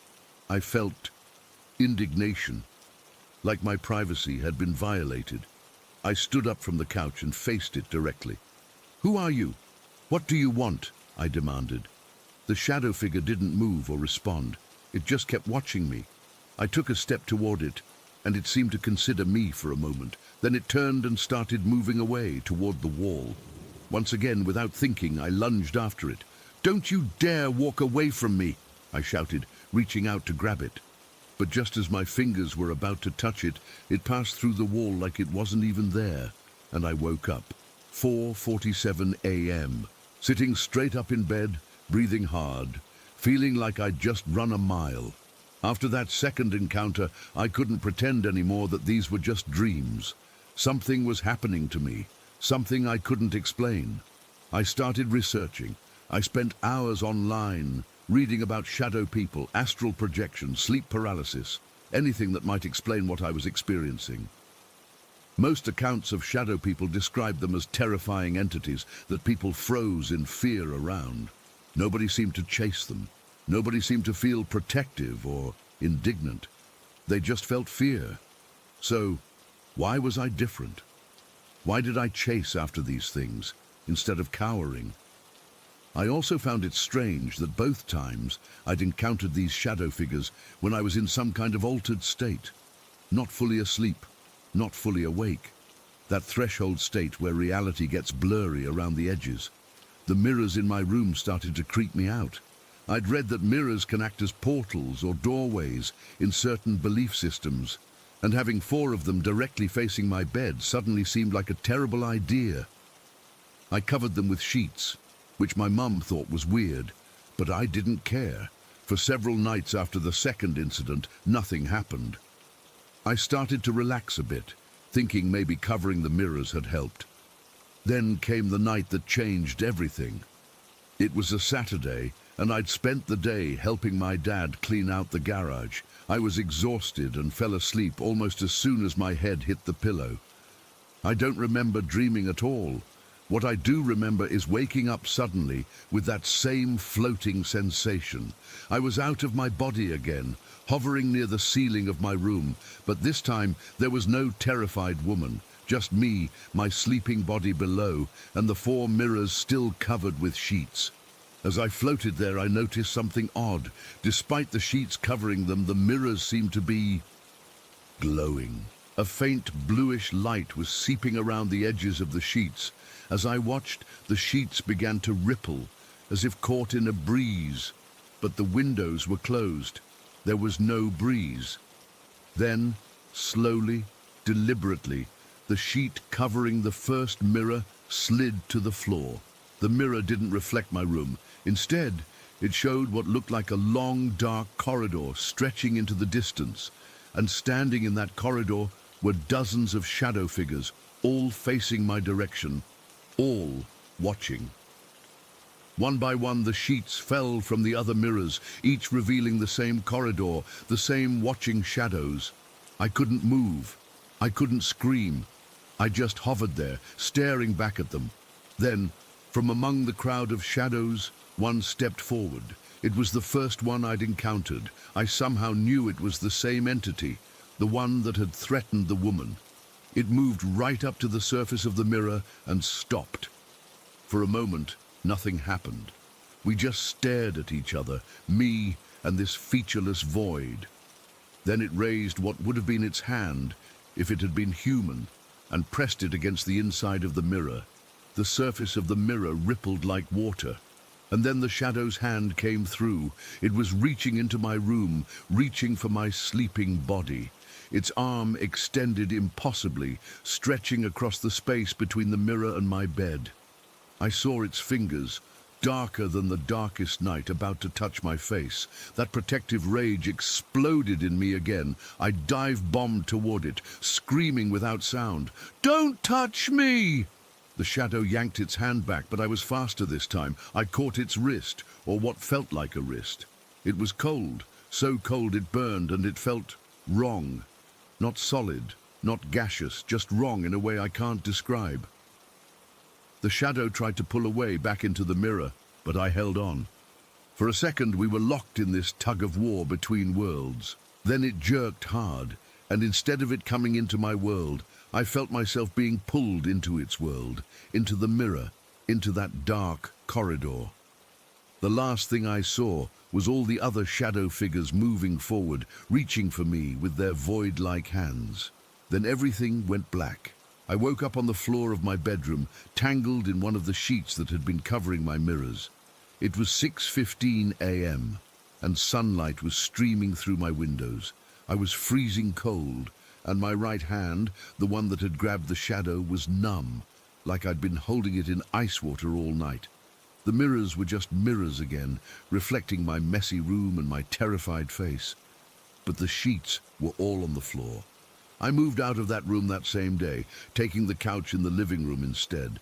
I told my parents I'd seen a huge spider in my room and was too freaked out to sleep in there anymore.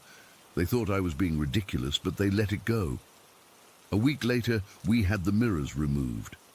I made up some excuse about wanting to repaint the closet doors. As soon as the mirrors were gone, the numbness in my hand went away. I still don't know what those shadow figures were. Were they malevolent entities, interdimensional beings, manifestations of my own psyche? And why did I confront them when everyone else seems to freeze in fear? The only thing I know for sure is that thin places exist, those thresholds between waking and sleeping, between our world and somewhere else. And sometimes things can cross over, things that have been watching us all along. I still see them occasionally out of the corner of my eye. Just a flicker of movement, a darkness deeper than shadow. But they keep their distance now. I like to think they're afraid of me, the human who fought back. Or maybe they're just waiting for me to sleep deeply enough that I can't chase them away when they finally decide to come back. Story 9. I still struggle to talk about my childhood home. I've tried therapy, meditation, even hypnosis, but nothing erases what happened in that house. I'm 32 now, and I still wake up in cold sweats, feeling those hands on my back. I guess writing this out might help me process it all, even though I doubt anyone will believe me. The house was in Thornwood Heights, this old Victorian neighborhood where all the homes looked like they belonged in horror movies. Ours was the worst. 3 stories of peeling paint, creaking floorboards, and windows that rattled even when there wasn't any wind. My dad inherited it from his parents, and we moved in when I was 4, right after my parents' divorce. It was just me, my dad, and my grandfather living there, though my grandmother was still alive when we first moved in. From the beginning, I hated certain parts of the house. The basement was the worst. I would literally cry if anyone tried to make me go down there. It wasn't just the darkness or the musty smell. It was like something was waiting for me down there.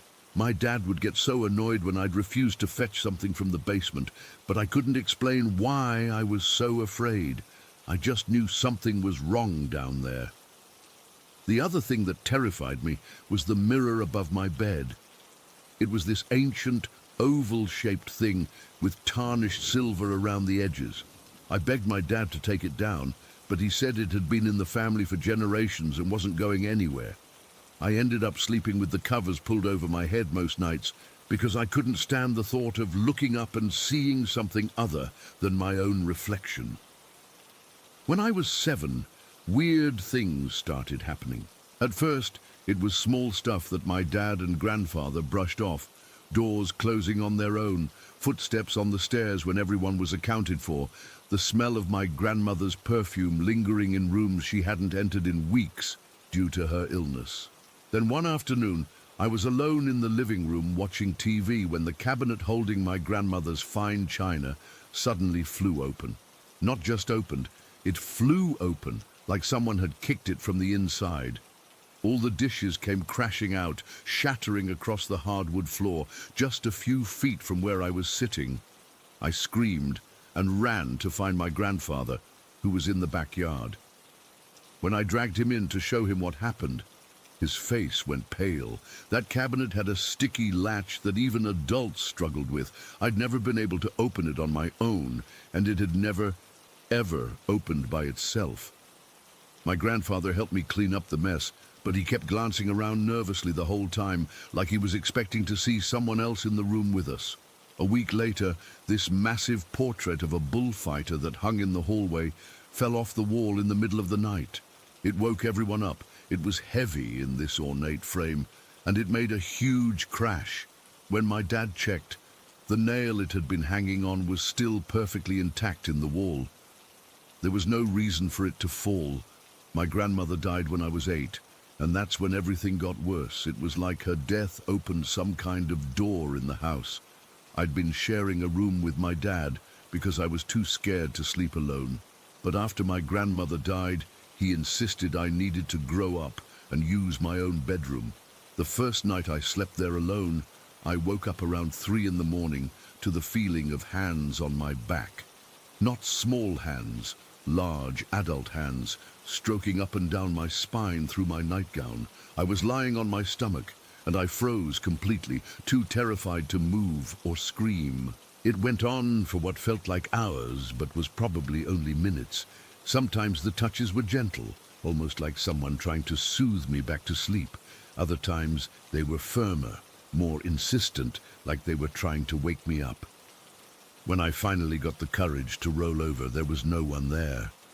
I ran to my dad's room and told him what happened, expecting him to dismiss it as a nightmare. Instead, his face drained of color, and he made me sleep in his room for the next week.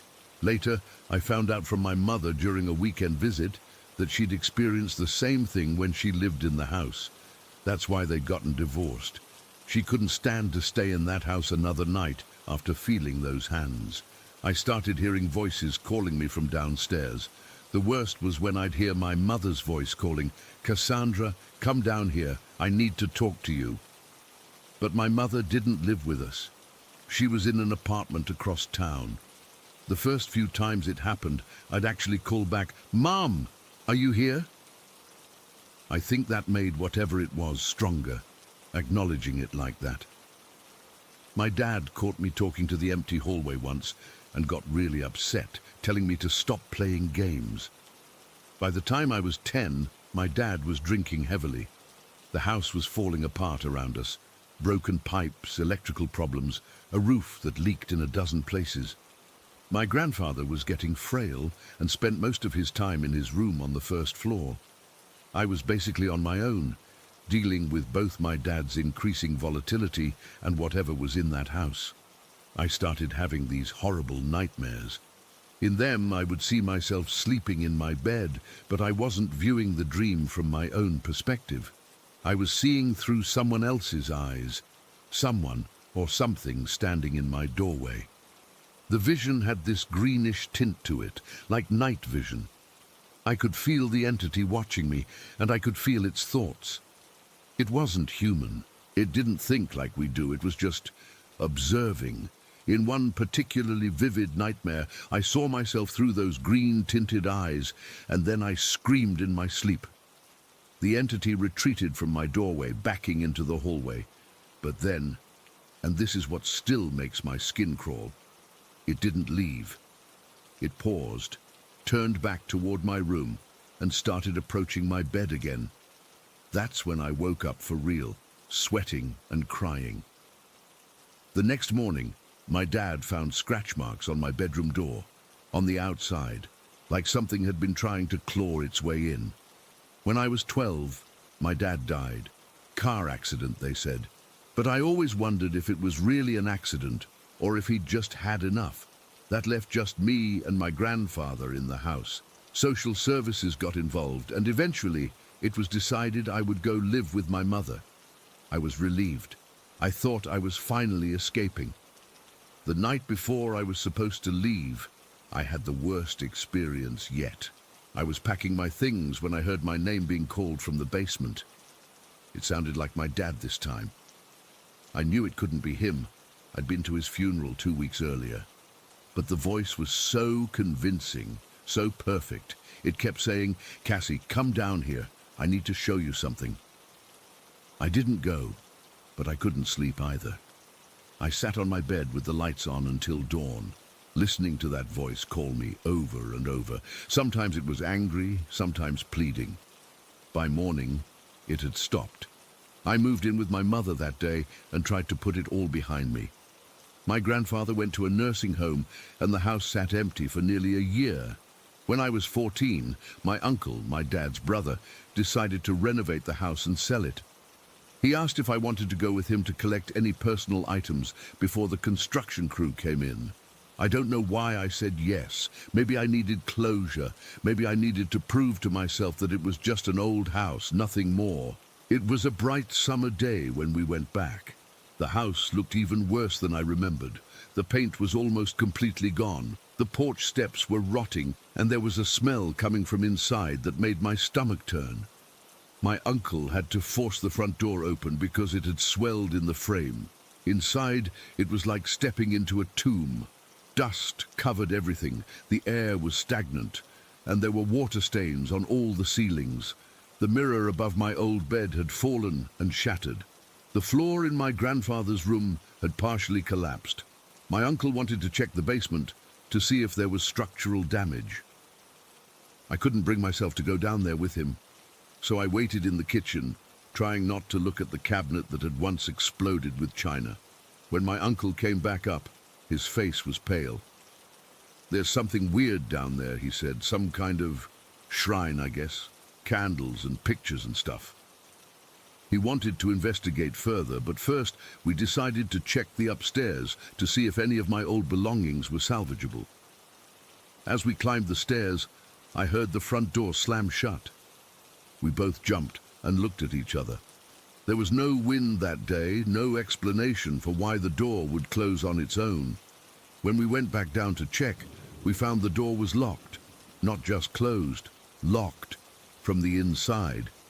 My uncle tried everything to get it open, even trying to break it down, but it wouldn't budge. It was like the house itself was telling us to leave. We had to go out through the kitchen and into the backyard, then exit through the gate in the fence. As we were leaving, I looked back at my old bedroom window on the second floor. I swear, I saw a face looking back at me. Not a human face, but something else. Something with those same green glowing eyes from my nightmares. That was 19 years ago. I never went back. I heard from neighbors that the renovation was plagued with problems. Workers quitting, unexplained accidents, tools disappearing. It took nearly 3 years to complete what should have been a 6-month job. The house eventually sold to a young family with kids. I've thought about trying to warn them, but what would I say? That the house is haunted by something that watches you sleep and pretends to be your loved ones to lure you into the basement? Sometimes I wonder if I imagined it all, if it was just the product of a traumatic childhood with an alcoholic father in a rundown house. But then I remember the china cabinet flying open, the portrait falling with the nail still intact, those hands on my back, the locked door, the face in the window. I still have nightmares about those green eyes watching me. In the dreams, I'm back in that house, and I know if I look in the mirror above my bed, I'll see what was really living there with us all those years. Whatever it was, I hope it stayed in the house when they renovated it. I hope the new family is safe, and I hope I never have to set foot in Thornwood Heights again. Story 10. I've never told anyone about this. I mean, I've tried to explain it to my roommates, but I couldn't get the words out right. They just thought I was being weird or had a bad trip or something. But I swear on everything I love, what happened that night in my bathroom was real. I still get chills thinking about it, and honestly, I've been sleeping with my bedroom door locked ever since. It was just a normal Tuesday night in January, nothing special about the day at all. I had come home from work around 6, heated up some leftover pasta, and was just chilling on the couch watching YouTube videos. My roommates were out. Jake was working the late shift at the bar, and Chris was on a date with some girl he'd met on Tinder. I remember being kind of relieved to have the place to myself for once. Our apartment in Riverdale isn't anything fancy, Just your standard three-bedroom with crappy water pressure and that weird smell in the hallway that nobody can figure out. But it was affordable, and the area is decent enough. I'd been living there for about 8 months with no issues. Around 9, I went to use the bathroom. Just a normal bathroom break, nothing weird.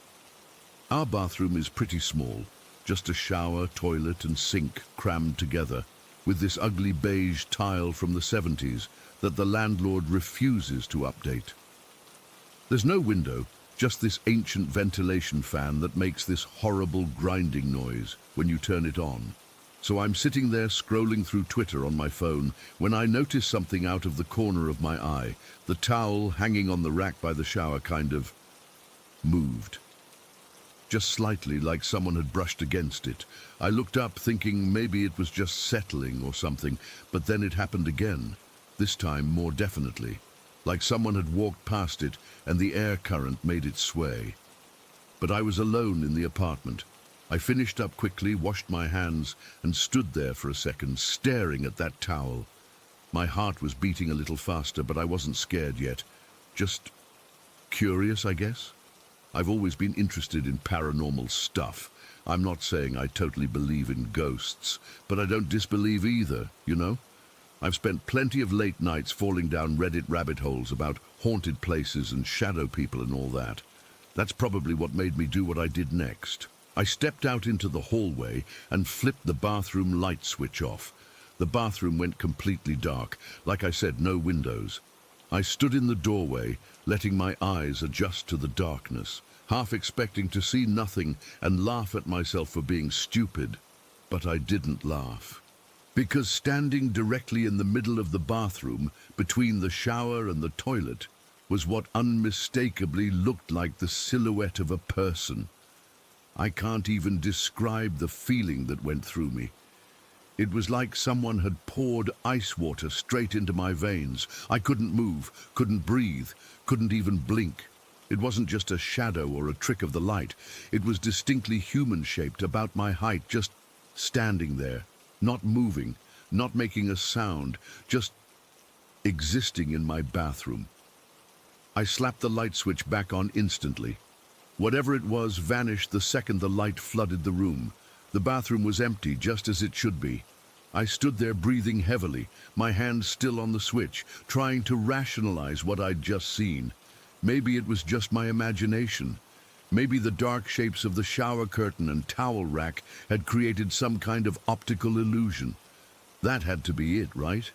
But a part of me knew what I'd seen was real, and that same part, the stupid, curious part of me that always has to know for sure, made me want to check again. I know how this sounds. In horror movies, this is where everyone in the theater is screaming, "Don't do it, you idiot." But in that moment, I had to know if I was going crazy or if there really was something in my bathroom. So I turned the light off again. This time, I only kept it off for a split second, just long enough to confirm what I was seeing.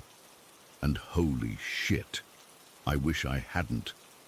The figure was still there, but now it was standing farther back, right up against the shower wall, and its arms were raised above its head in this weird, unnatural position, almost like it was reaching for something or stretching or, I don't know, it wasn't a normal human pose.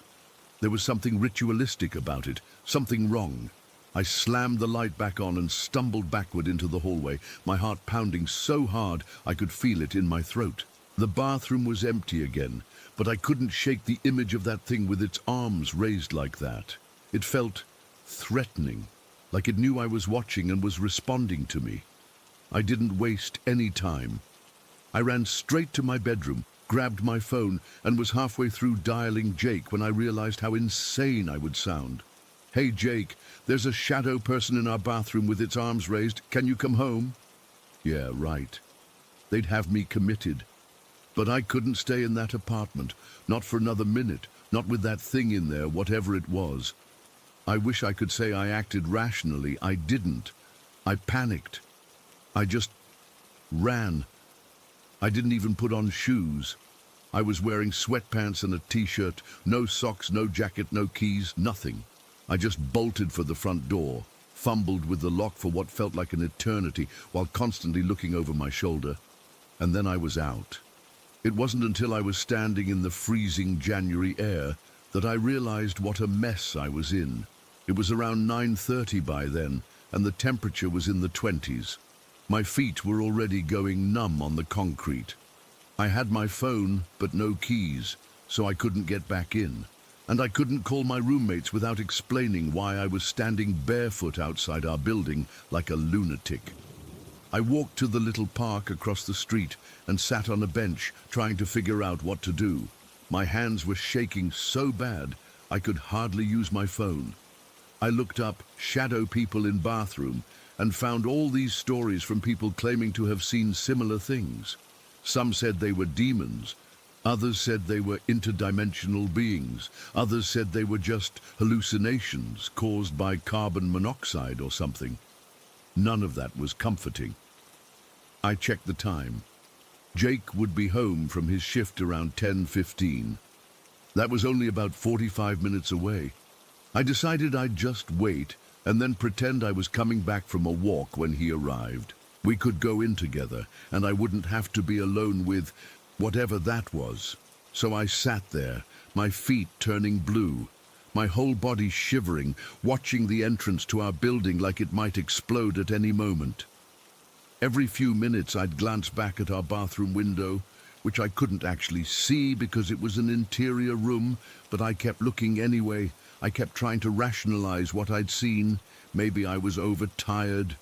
Maybe it was a weird reflection.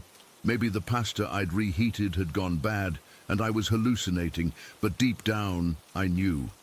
It wasn't any of those things. What I saw was real, and it wasn't human. After what felt like hours but was actually only about 30 minutes, I saw a figure walking toward the building and nearly jumped out of my skin, but it was just Mrs. Petrovich from 3B coming home with her groceries. She saw me sitting there and gave me this look like I was some kind of drug addict. I don't blame her. Barefoot guy shivering on a park bench in January isn't exactly normal. "Marcus, are you locked out, dear?" she called over to me. I nodded, too embarrassed to explain. "Yeah, just waiting for my roommate to get home." She frowned. "Without shoes. You'll catch your death. Come inside, you can wait in my apartment." I thanked her, but declined. The thought of going back into that building, even to a different apartment, made my stomach twist. She shook her head and went inside, probably thinking I was on something. Finally, at 10:20, Jake always runs late. I saw him walking up the street. I'd never been so happy to see his stupid beanie and beard. I got up, trying to act casual, and walked toward him like I'd just been out for a stroll. "Dude, where are your shoes?" was the first thing he said when he saw me. I forced a laugh. "Long story. I just stepped out for a second, and the door locked behind me." It was a bad lie, but he seemed too tired from his shift to question it much. We went inside together, and I felt a little safer with him there. But as we walked up the stairs, the dread started building in my stomach again. I didn't want to go back into that apartment. I didn't want to walk past that bathroom. Jake unlocked the door and went in first, flipping on lights as he went. Everything looked normal. Of course it did. The shadow wouldn't show itself with the lights on. "You want some hot chocolate or something? Your feet are literally purple, man," Jake said, heading to the kitchen.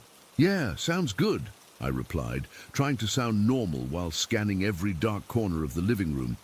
I had to pee again, probably from the stress, but there was no way in hell I was going into that bathroom alone. I waited until Jake was done in the kitchen, then casually said, "I'm going to use the bathroom real quick." And then I did something that probably confirmed to Jake that I was losing it. I left the door open and the light on while I used the toilet. I didn't care. I wasn't taking any chances. That night, I pushed my dresser in front of my bedroom door before going to sleep. I told myself it was just a precaution, but deep down, I was terrified that whatever I'd seen in the bathroom might come for me in the dark. I barely slept. Every creak, Every shadow seemed like a threat. When morning finally came, I was exhausted but relieved. Somehow, things don't seem as scary in daylight. It's been 3 weeks now. I haven't seen the shadow figure again, but I haven't turned the bathroom light off since that night either. I bought one of those little night lights that stays on all the time. Jake and Chris think I've developed some weird phobia of the dark, which I guess isn't entirely wrong. I still don't know what I saw that night. I've read more about shadow people since then, trying to understand. Some theories say they're connected to sleep paralysis, but I was wide awake. Others say they're some kind of negative energy or entity that feeds on fear. If that's true, it got a good meal out of me that night. All I know is that I'll never forget the image of that shadow standing there with its arms raised in that unnatural position. Sometimes, when I close my eyes at night, I can still see it, and I wonder if it's watching me right now, waiting for the lights to go out again. I'm still living in the same apartment. I can't afford to break the lease, but I'm counting down the days until I can move out. Until then, I sleep with the lights on and try not to think about what might be lurking in the dark corners of my bathroom, waiting. Does anyone else have any experience with something like this? Am I going crazy, or are shadow people real? Because I swear what I saw that night was as real as anything I've ever experienced, and I don't think I'll ever feel safe in the dark again. Story 11. I still haven't told many people about what happened to me in Hawaii last year. It's not the kind of thing you casually bring up in conversation without sounding completely insane. But I need to get this off my chest, and maybe someone here has experienced something similar.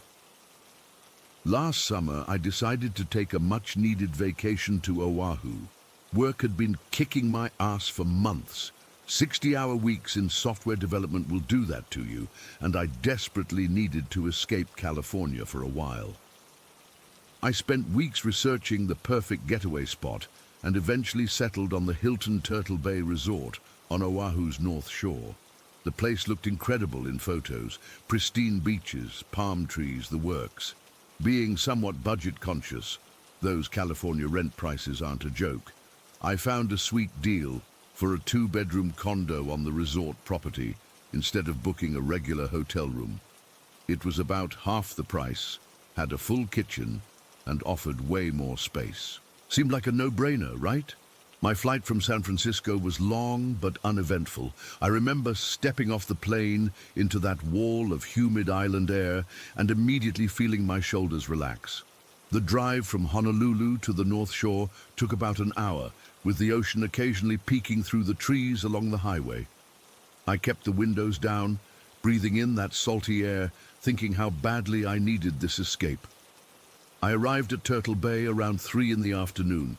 The main resort was this sprawling, impressive complex right on the ocean, but my condo was in a quieter development just a short walk from the hotel. The property manager met me there, a friendly local guy named Kai, who handed me the keys and gave me a quick tour. The condo was perfect, recently renovated with modern furniture, an open kitchen living room layout downstairs, and 2 bedrooms upstairs.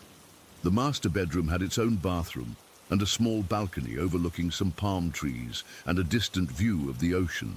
The second bedroom was smaller but still comfortable, with a connecting bathroom in the hallway.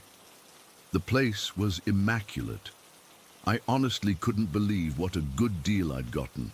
"You're all set, man," Kai said as he headed for the door. "Call if you need anything. Enjoy your stay." I spent that first day just wandering around the resort, getting my bearings. The beaches were everything I'd hoped for: soft sand, crystal clear water, and enough space that it didn't feel crowded despite being peak tourist season. I grabbed fish tacos at the resort bar, had a couple of Mai Tais, and watched the sunset from the beach.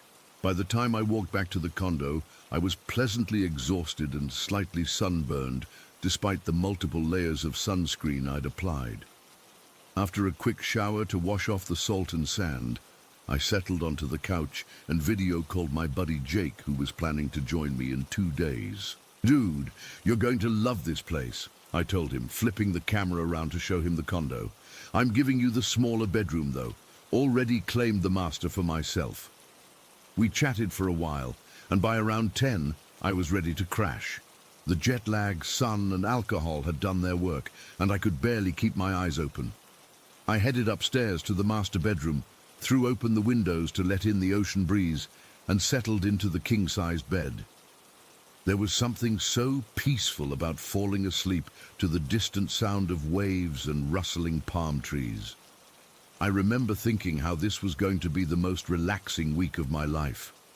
I couldn't have been more wrong. I'm not sure how long I'd been asleep when it happened. Maybe an hour, 2. The digital clock on the nightstand read 12:43 when I jolted awake. At first, I thought it was the unfamiliar surroundings that had woken me. That weird sense of disorientation you get when you're not in your own bed. But then I realized the room felt different, heavier somehow. The air seemed thicker, almost pressurized, like that feeling just before a thunderstorm. And that's when I heard it.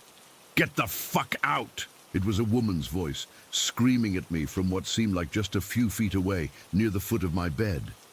The voice was so loud, so close, so real that I instinctively recoiled and slammed back against the headboard, fumbling for the lamp switch. Light flooded the room. There was no one there. My heart was hammering against my ribs. I could hear blood pulsing in my ears. I sat there, frozen, scanning every corner of the room. The closet door was open just as I'd left it, the bathroom door ajar with the light off. The balcony door was closed and locked. There was no place for anyone to hide, nobody in the room but me. "Hello?" I called out, my voice embarrassingly shaky. No response. I got up and checked the bathroom, flipping on the light and pulling back the shower curtain. Nothing. I even looked under the bed, feeling like a scared kid. Still nothing. I went to the bedroom door and opened it, half expecting to find someone standing in the hallway, but it was empty. The rest of the condo was dark and still. I stood in the doorway for a minute, listening. The only sounds were the air conditioning cycling on and the distant ocean. I went back inside, closed the door, and sat on the edge of the bed, trying to make sense of what just happened. Had I dreamed it? The voice had been so clear, so real, but maybe it was one of those hypnagogic hallucinations, those weird, dreamlike experiences that can happen as you're falling asleep or waking up. I'd experienced those before, usually when I was really stressed or sleep-deprived. That had to be it. Just a weird brain glitch combined with being in a new place. I checked the time again, 12:51. I took a few deep breaths, turned off the light, and lay back down, though I was wide awake now. My heart rate gradually slowed, and I started to feel a bit ridiculous for getting so freaked out. Just a weird dream. Nothing more. I must have eventually drifted back to sleep because the next thing I knew, I was jolting awake again.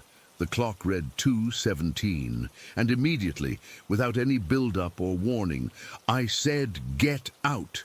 This is my room!" The same woman's voice, even louder this time, filled with rage. It was like she was screaming directly into my ear, but again, there was nobody there.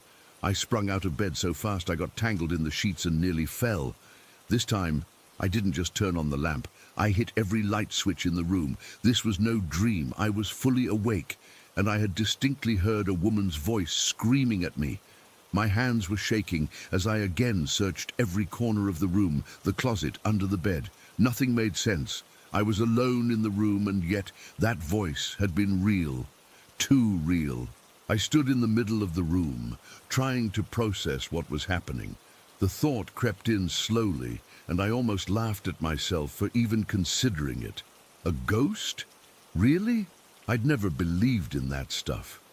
But standing there in a strange bedroom at 2 in the morning, with the echo of that woman's scream still ringing in my ears, I found myself reconsidering a lot of things. I didn't know what to do. Part of me wanted to grab my stuff and check into the main resort, ghost stories be damned. But the practical part of me, The part that had already paid for a non-refundable week resisted. Plus, I'd look completely crazy trying to explain this to the front desk in the middle of the night. So instead, I did something that feels insane looking back on it. I started talking out loud to the empty room. "Look," I said, feeling ridiculous but too freaked out to care. "I don't know who you are or why you're here, but I paid for this condo for a week. I'm not leaving." Silence. "I get it, this is your room or whatever, but I'm staying at this resort for 7 days. I paid good money for it." More silence. I felt stupid, talking to nothing, but I kept going. "How about this? I won't sleep in your bedroom, but I'm not leaving the condo. That's the best I can offer." I stood there for a moment, half expecting a response, but the room remained quiet. Just me, talking to myself like an idiot. I grabbed my phone, a pillow, and the comforter off the bed, then headed downstairs to the couch. I left every light in the condo on for the rest of the night and barely slept, jumping at every creak and groan of the building. When morning finally came, everything seemed normal again. Sunlight streamed through the windows, painting the living room in warm light. Outside, I could hear birds chirping and the distant sounds of people heading to the beach. In the harsh light of day, the events of the night before seemed almost absurd. Had I really been scared out of a bedroom by an invisible, screaming woman? I decided not to let one weird night ruin my vacation. I made coffee, had breakfast on the patio, and tried to rationalize what had happened. Maybe it was the stress from work finally catching up to me. Maybe there was some sort of weird acoustics in the building that carried someone else's voice into my room. There had to be a logical explanation. I spent the day at the beach, deliberately exhausting myself with swimming and snorkeling, hoping physical fatigue would lead to dreamless sleep. I even avoided caffeine after noon and limited myself to just 1 beer with dinner. That night, I slept on the couch again without incident. The master bedroom upstairs remained untouched, door closed. Jake was arriving the next day, and I was grateful I wouldn't be alone in the condo anymore. I debated whether to tell him about my experience, but decided against it. What would I even say? "Hey man, by the way, there might be a ghost in the master bedroom." He'd think I was playing a prank or losing my mind. Jake's flight landed around noon, and I picked him up at the airport in my rental car. He was in great spirits, excited to be in Hawaii and away from his demanding job as a physical therapist. "This place is amazing," he said as we pulled into Turtle Bay. "You weren't kidding about the views." As we unloaded his bags at the condo, I casually mentioned that I'd been sleeping downstairs. "The couch is surprisingly comfortable," I said, trying to sound nonchalant. Jake looked at me skeptically. "You booked this place specifically for the master bedroom. You sent me like 5 pictures of it." I shrugged. "Changed my mind. The ocean breeze feels better downstairs." "So, I get the master?" he asked. "All yours," I replied, perhaps a bit too quickly. Jake gave me a strange look, but didn't press the issue. We spent the afternoon exploring the resort, had dinner at one of the restaurants, and headed back to the condo around 9. I could tell Jake was tired from the long flight, and after 1 beer, he said he was ready to crash. "The master's upstairs on the right," I told him. "Bathroom has fresh towels." "Thanks, man," he said, grabbing his bag. "See you in the morning." I watched him head upstairs with a twinge of guilt. Should I have warned him? No, I decided. Nothing would happen. It was probably all in my head anyway. I settled onto the couch and turned on the TV, finding a basketball game to watch. About 30 minutes passed, and I was starting to think maybe the whole thing really had been my imagination. Then I heard footsteps on the stairs, quick, hurried steps. Jake appeared in the living room doorway, his face pale. "You're a serious dick, you know that?" he said. My stomach dropped. "What are you talking about?" "Don't play dumb," he snapped. "You knew about it and didn't say anything." I tried to maintain an innocent expression. Knew about what? The woman upstairs, Jake said, his voice rising. The one screaming at me to get out of her room. What the hell, Dominic? I couldn't help it. I started laughing, not because it was funny, but from pure relief that I wasn't crazy, that someone else had experienced exactly what I had. This isn't funny, Jake said, looking genuinely angry. I nearly had a heart attack. I'm not laughing at you, I managed to say between chuckles. I'm laughing because the exact same thing happened to me the first night. I thought I was losing my mind. I told him everything, the screaming, the searching, my ridiculous one-sided conversation with an empty room. Why didn't you tell me? He demanded. Would you have believed me if I'd said, by the way, there's a ghost in the master bedroom who screams at you to get out? He ran a hand through his hair, looking back toward the stairs. Probably not, but still. So you heard her too? The same thing? Jake nodded. I was almost asleep when this woman started screaming right next to the bed. Get out of my room. Clear as day, like someone was standing right there. He shuddered. I've never moved so fast in my life. We sat in silence for a minute, processing the situation. What do we do now? Jake finally asked. I'm not sleeping up there again. We've got the couch in the second bedroom, I said. We'll make it work. I already paid for the whole week, and I'm not letting some angry ghost lady cost me more money. Jake looked at me like I'd lost my mind. You want to stay in a haunted condo? For real? It's just the one room, I reasoned. And she hasn't done anything besides yell. No floating objects, no ghost fingers choking us in our sleep. Yet, Jake muttered. Despite his protests, Jake was too tired to demand we find new accommodations that night. He took the second bedroom, and I stayed on the couch. Neither of us had any supernatural encounters for the rest of the night. The next morning over coffee, we debated what to do. Jake wanted to find another place, but it was peak season, and last-minute accommodations would cost a fortune if we could find them at all. Plus, as I kept pointing out, we'd already paid for the condo. Look, I said, we've established she only cares about the master bedroom. As long as we stay out of there, we should be fine. Jake was skeptical, but eventually agreed to stay, though he insisted we look into the history of the condo. We spent the next couple of days trying to enjoy our vacation while simultaneously gathering information about our unwanted roommate. We asked the resort staff casual questions about the condo's history, but they either didn't know anything or weren't telling. One older maintenance worker gave us a strange look when we mentioned our unit number, but quickly changed the subject. On our fourth night, Jake and I were sitting on the patio, drinking beers and discussing what we'd learned, which wasn't much. You know what's weird? Jake said. She only shows up at night. I went up to grab my charger this afternoon, and nothing happened.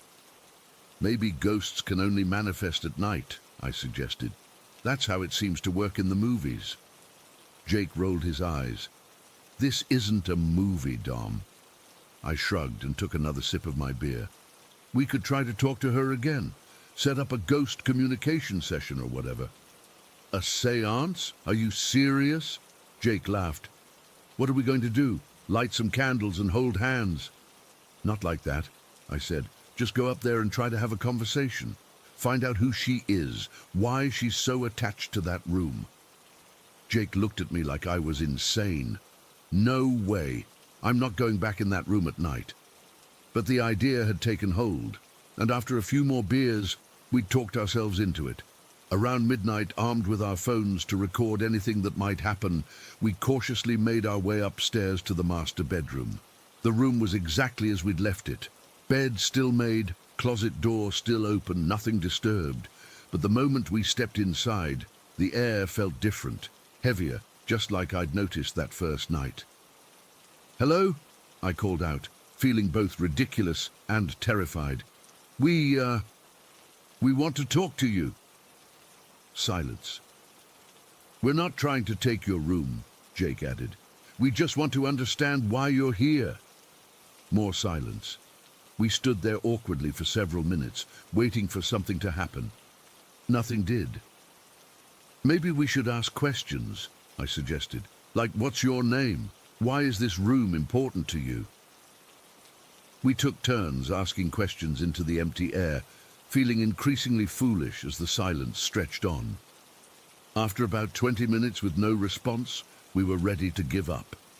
"This is stupid," Jake muttered. "Let's go back downstairs." That's when the temperature in the room plummeted. It happened so suddenly that we both gasped. Our breath fogged in front of us despite the Hawaiian climate. "Oh shit," Jake whispered. I told you to leave." The scream came from directly between us, so loud it felt like my eardrums would burst. Jake and I both yelled and stumbled back.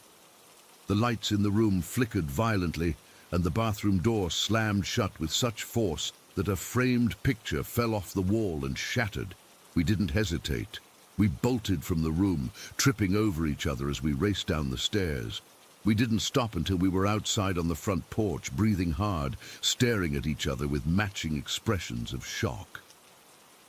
"Did that really just happen?" Jake asked, his voice shaking. I nodded, unable to form words for a moment. My heart was pounding so hard I thought it might explode. "I got it," Jake said suddenly, fumbling with his phone. "I was recording, remember?" We huddled over his phone, and sure enough, the recording captured everything. Our questions, the long silence, and then that bone-chilling scream, clear as day. But what made the hair on the back of my neck stand up wasn't just the scream itself, it was what came after, something neither of us had heard in our panic to escape. A woman's voice, softer but still audible, saying, "He took everything from me." We listened to it at least 20 times that night, sitting in the living room with all the lights on, jumping at every creak and sound. Who was he? What had been taken from her? We had more questions now than when we started. The next morning, we made a decision. We weren't leaving the condo, partly out of stubborn principle, partly because we'd paid for it, and partly, though neither of us admitted it, out of morbid curiosity. But we went to Target and bought an air mattress for me so both of us could sleep in the second bedroom. For the remaining 3 days of our stay, we left the master bedroom alone, door firmly shut. We still heard occasional noises from upstairs, footsteps, the sound of the balcony door sliding open and closed, but there were no more screams, no more direct confrontations. On our last night, Jake and I sat on the patio, watching the sunset and reflecting on our bizarre vacation. "You know we can never tell anyone about this," Jake said. "They'd think we were crazy." I nodded in agreement. "Or that we made it up for attention." "Do you think she's still in there?" Jake asked, nodding toward the upstairs. "I think she's always been there," I replied, "and always will be." We checked out the next morning, and I handed the keys back to Kai, the property manager. As we were loading our bags into the car, I couldn't resist asking one last question. "Hey, Kai," I called out, "has anyone ever mentioned anything unusual about that unit, especially the master bedroom?" Kai's expression changed just slightly. "Can't say they have," he replied a little too quickly. "Hope you enjoyed your stay." But as he turned to walk away, I heard him mutter under his breath, "At least you guys stayed." I never found out who the woman was or why she was so attached to that bedroom. I've searched online for information about deaths or tragedies at Turtle Bay, but found nothing concrete. All I know is what Jake and I experienced, a furious, territorial presence that made it very clear we weren't welcome in her space. I still have the recording on my phone. Sometimes late at night I'll listen to it just to remind myself that it really happened. That final whisper, "He took everything from me," haunts me more than the screaming. There's so much pain in those words, so much unfinished business. Would I go back to Turtle Bay? Maybe, but I'd definitely request a different condo. Story 12. I've never shared this story before, not fully anyway. It's been almost 20 years, but I remember it like it happened yesterday. Some days I wish I could forget it, but most of the time I'm grateful. I wouldn't be alive without it. I grew up in Barranca Heights, not the nice part that they've gentrified now, but the old section where the streetlights would go out for weeks and nobody bothered to fix them. My dad was a mean drunk who worked at the packaging plant when he wasn't too hungover to show up. My mom just checked out. Physically there, but mentally gone most of the time, taking whatever pills her doctor prescribed to help her cope with her life. I was 12, and I was so full of anger it scared me sometimes. I used to sit in my room and draw for hours. Not normal kid stuff. I only used black, white and red markers. I'd draw dead people, car crashes, houses on fire. Messed up stuff when I think about it now. My art teacher actually called my parents once, but my dad just yelled at me to draw something normal for Christ's sake, and that was the end of it. That summer was particularly bad. Dad had been laid off, so he was home all the time, drinking more, yelling more. I started having these thoughts, dark ones. I'd lie in bed imagining what would happen if my dad just disappeared. Then I started thinking about ways to make that happen. I had this hunting knife I'd found in the woods behind our apartment complex. I kept it wrapped in an old t-shirt under my mattress. Sometimes I'd take it out and just hold it, imagining. I know how messed up that sounds. I was a kid fantasizing about killing my own father, but that's where my head was at. It happened on a Tuesday in August. I remember because my dad had a job interview that morning. He actually went, and my mom had taken an extra pill and passed out on the couch before noon. I was alone in my room with my markers and paper, sweating because our AC was broken again. I'd been drawing this scene of a car wreck with a body halfway through the windshield. Lots of red marker for the blood. But then, without really thinking about it, I started drawing a flower in the corner of the page. Not just black and red, I used a blue marker I didn't even remember owning. Then yellow for the center. It was weird. I hadn't drawn anything like that in over a year. I was staring at this flower, confused about why I'd drawn it, when I noticed my room getting brighter. At first, I thought it was just the sun coming out from behind clouds, but then I realized it was too intense, too focused. There was a spot of light on my bedroom wall, like someone was pointing a flashlight at it. Except there was no flashlight. The light started to grow, getting bigger and brighter, until it was about the size of a beach ball. It wasn't blinding, though. I could look right at it. It was the weirdest thing. I wasn't scared. I should have been terrified, but I felt calm. Then I felt something in my head. Not a voice exactly. It's hard to explain. It was like someone was putting thoughts directly into my brain, bypassing my ears completely. Diego, it not said, but communicated somehow. I remember asking out loud, "Who are you?" My voice was barely a whisper. The light pulsed slightly, and I got this sense, this knowing, that it wanted to come in. Not into my room. It was already there, into me. Again, I should have been scared, but I wasn't. I just nodded. What happened next is hard to put into words. The light moved toward me, and instead of hitting me, it went into me, through me. I felt this rush of something. The closest I can describe it is like being submerged in warm water, except the water was made of pure emotion, love. Not the kind of love you feel when your grandma gives you a birthday present, or even when your mom has a good day and actually makes dinner. This was different, deeper, like the universe itself was wrapping around me and telling me I mattered. I started crying, not out of sadness or fear, but because it was so overwhelming. I felt seen for the first time in my life, truly seen, not just looked at. This thing, this light, knew everything about me. Even the dark thoughts, the knife under my mattress, the hate I carried. And it loved me anyway. I remember asking, "Are you an angel?" I went to Catholic school when we could afford it, so I knew about angels and stuff. The answer came into my mind, no. "Are you God?" I asked. Not with my voice, but with my thoughts. Another no. "Then what are you?" The response wasn't in words exactly. It was more like imagery. I saw stars being born, galaxies spinning, the beginning of everything. I understood that this thing was ancient, older than time itself.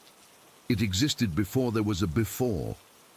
That should have been impossible to comprehend, but somehow I got it. I started asking all these questions that had been bottled up inside me. Why did my dad have to be so mean? Why did my mum check out? Why did bad things happen to people who didn't deserve it? Why was I so angry all the time? I can't remember all the answers now. It's like trying to remember a dream. Pieces stay with you, but the whole thing slips away. But I do remember seeing visions as the light communicated with me. I saw places around the world, people suffering, people helping each other. I saw patterns and connections I couldn't begin to understand. It was like being shown the blueprint of reality for just a moment.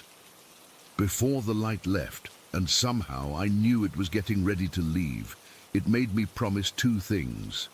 First, that I wouldn't try to kill myself in the future. That was weird to me. I hadn't been thinking about suicide. I'd had those dark thoughts about my dad, but not about myself. Still, I promised.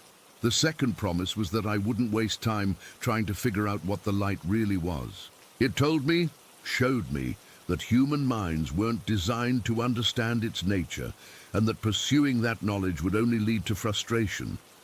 I promised that too, though as you'll see, I didn't keep that one very well. Then the light began to fade. Not all at once, but gradually, like someone slowly turning down a dimmer switch. As it receded, I felt it leave something behind, something clean. I know that sounds strange, but it's the best way I can describe it. It was like all the darkness inside me had been washed away. When it was gone completely, I sat on my bed for what felt like hours. The paper with my drawing was still there, but now the flower took up most of the page. The car crash was just a small scribble in the corner. That night, I took the knife from under my mattress and threw it into the dumpster behind our building. I didn't need it anymore. I didn't want it. The change in me was dramatic enough that even my parents noticed. My dad, in his own gruff way, asked if I was on something. My mom just seemed confused by my sudden interest in helping around the apartment and my lack of angry outbursts. School started a few weeks later, and for the first time I actually tried. My grades improved. I made a few friends. I started drawing normal things, landscapes, people smiling, animals. I used all the colors. Life wasn't suddenly perfect. My dad was still a drunk, my mom still checked out, and Barranca Heights was still a dump. But I was different. I could see beyond all that. I knew there was something more. As I got older, I tried to hold on to that feeling, that knowing. Sometimes it slipped away when things got hard. When I was 17, my dad left for good. My mum fell apart completely, and I had to drop out of school to work full-time at a grocery store to keep our apartment. The stress and exhaustion got to me. By 19, I was in a really dark place again. One night after my mom had been hospitalized for an overdose, not her first, I found myself on the roof of our apartment building, looking down at the street 6 floors below. I was about to step off when I remembered my promise, the first one. It hit me like a physical force, the memory of that light and what it had shown me. It knew. Somehow, it knew that 7 years later I'd be standing on that edge, and it had made me promise. I stepped back, went inside, got help. After that, I broke the second promise. I started researching. Near-death experiences, religious visions, aliens, quantum physics, anything that might explain what I'd encountered. I talked to priests, therapists, even a physics professor at the community college where I finally finished my GED. Nobody had answers that satisfied me. I've come to accept that I'll never fully understand what happened that day. Was it a mental breakdown? A hallucination brought on by stress and heat? Some sort of spiritual encounter? I don't know. What I do know is that it changed me. At my core, it saved me, not just that day on the roof, But back when I was 12 with that knife under my mattress and murder in my heart, it showed me that there was more to existence than my tiny corner of pain. I'm 31 now. I've got a decent job as a graphic designer. My mom's in a good facility where they monitor her medication. I'm in a relationship with someone who knows bits and pieces of this story, but not the whole thing. Maybe I'll tell them someday. Sometimes I still dream about that light. In the dreams, I understand everything again just for a moment. Then I wake up and it slips away, leaving only the echo of that feeling, of being truly seen and truly loved. I still draw flowers, lots of colors, never just black, white and red. I've broken my second promise by telling this story here, I guess, but I had to tell someone, even anonymously. Maybe someone out there has seen it too, that impossible light that knows you better than you know yourself. If you have, I'd like to hear about it. And if not, well, thanks for reading anyway. It feels good to finally get it out. Story 13. I've debated for years whether I should share this story. Even now, typing this out makes my hands shake a little. I'm 34 now, but the memories from my childhood home in San Jose are still crystal clear. This all happened when I was just a little kid in the early 90s, starting when I was around 3 years old. We lived in this small, converted garage cottage in San Jose, California. I remember it being cozy, but always a bit chilly, even during summer. My bedroom was tiny, just enough space for a twin bed, a small dresser, and some toys scattered on the floor. The worst part was that my bedroom door faced the hallway that led to the living room, and for some reason, that hallway was always dark, no matter how many lights my parents installed. I started having these terrible nightmares not long after we moved in. I'd wake up screaming almost every night, completely terrified, but unable to remember what had scared me so badly. My parents would come running, but by the time they reached my room, I'd already be staring at my doorway. That's where I first saw them, the family.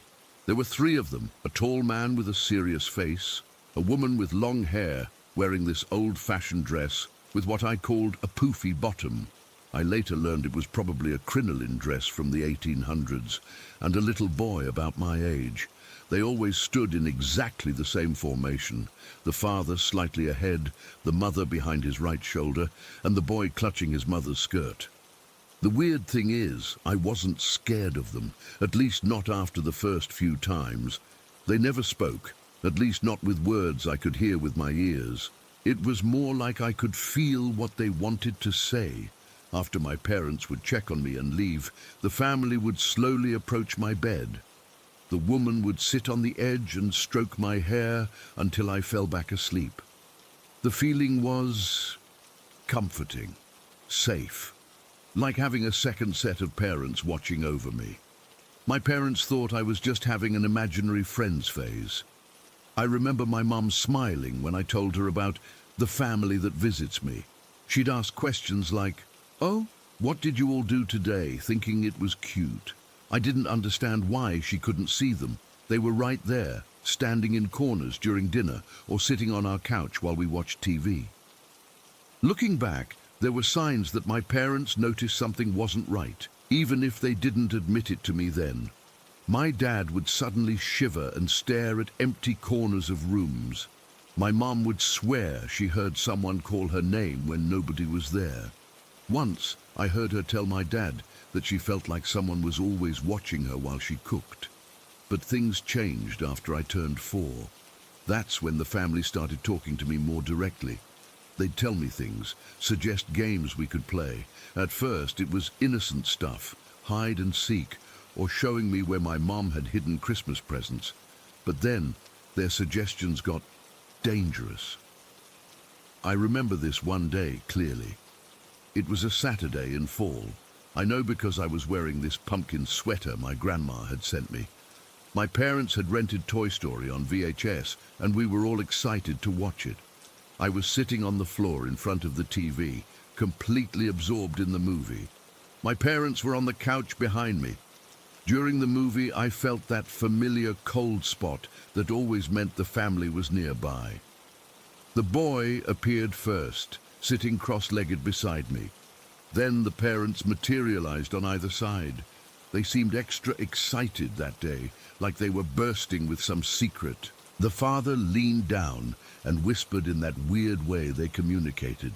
He told me that Woody and Buzz were safe because of the special fire. I remember being confused because I didn't remember any fire in the movie. The mother joined in, explaining that special children like me needed protection, and fire was how they protected the toys in the movie. The boy nodded enthusiastically. They kept talking as the movie played, telling me that if I made a special circle of fire around me, I'd be safe from the bad dreams forever.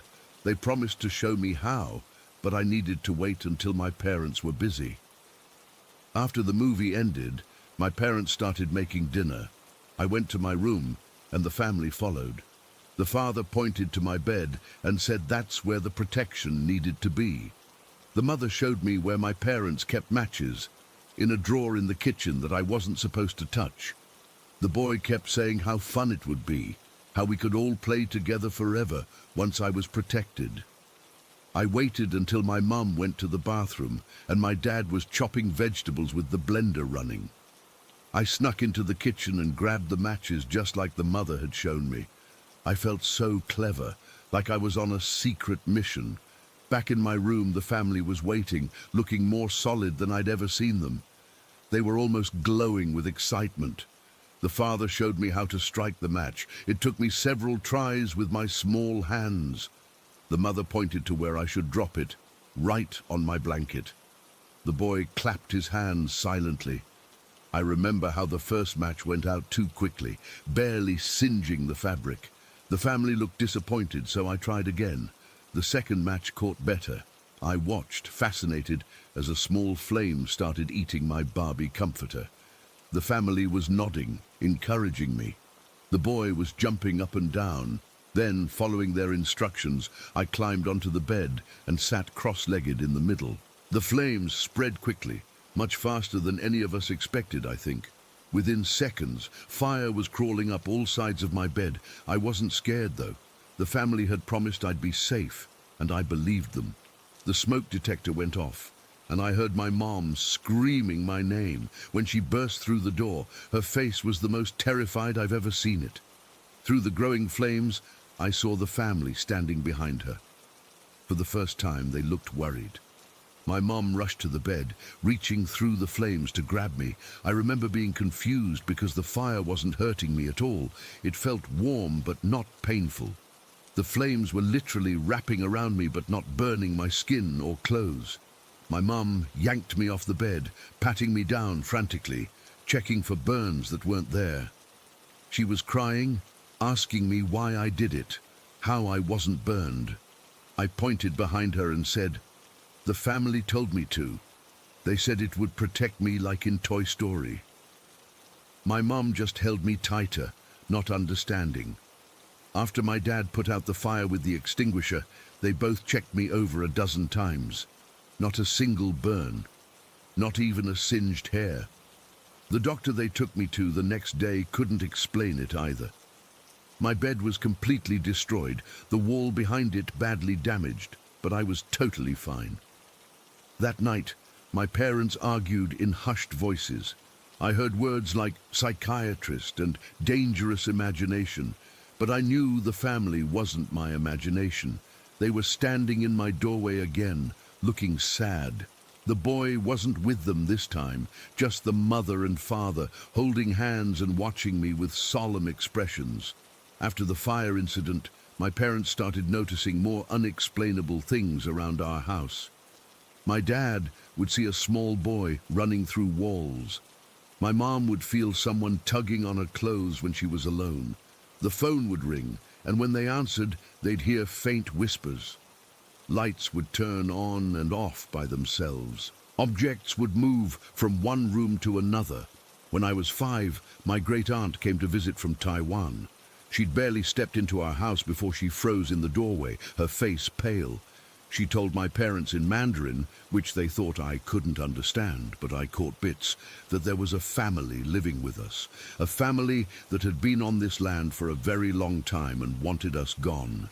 My parents didn't know what to do. We couldn't afford to move, and my dad thought it would be disrespectful to try to force the spirits out, so we coexisted. My mom made rules. I wasn't allowed to talk to the family anymore, and I had to tell her immediately if they suggested anything. For a while, things were quieter. The family still appeared, but they kept their distance. Sometimes I'd see just the boy watching me play from the corner of my room, sometimes just the mother sitting in my rocking chair. They seemed sad, but not angry. Then came the day that changed everything. I was 6, and my parents decided to landscape our tiny backyard. It was mostly dirt and weeds, and my dad thought growing some vegetables would be nice. He invited his friend over to help till the soil. I was playing with my Barbies on the back step, watching them work. The family was there too, standing in a tight cluster near where my dad was digging. They looked agitated, pacing back and forth, the mother wringing her hands in her skirt. I remember my dad's shovel hitting something hard. He and his friend dug around it thinking it was a rock, but what they pulled up wasn't a rock.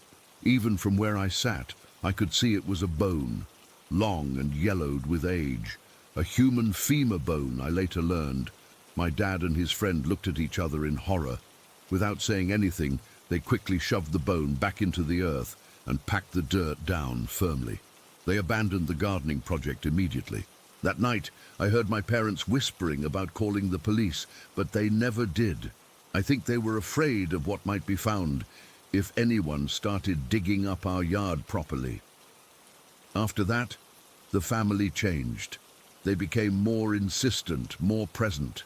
The boy would stand at the foot of my bed all night. The mother would follow me from room to room. The father would stand in doorways, blocking my path until I found another way around. My parents finally admitted they could see things too. My mom confessed that she'd seen the woman in the poofy dress standing over my bed many nights. My dad said he'd felt someone sitting on the couch beside him when he watched TV alone. We lived in that house for 1 more year before my parents saved enough for us to move. On our last night there, I woke up around midnight to find the family standing in a line at the foot of my bed. For the first time, they all smiled at me. The boy stepped forward and placed something cold and hard in my hand, a small rusted metal button. When I looked up again, they were gone.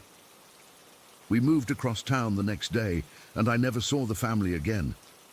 But strange things followed me for years. Toys that would wind up on their own, cold spots in my bedroom, whispered conversations just at the edge of hearing. Now I'm 34 with a daughter of my own. I keep that button in a small box in my dresser.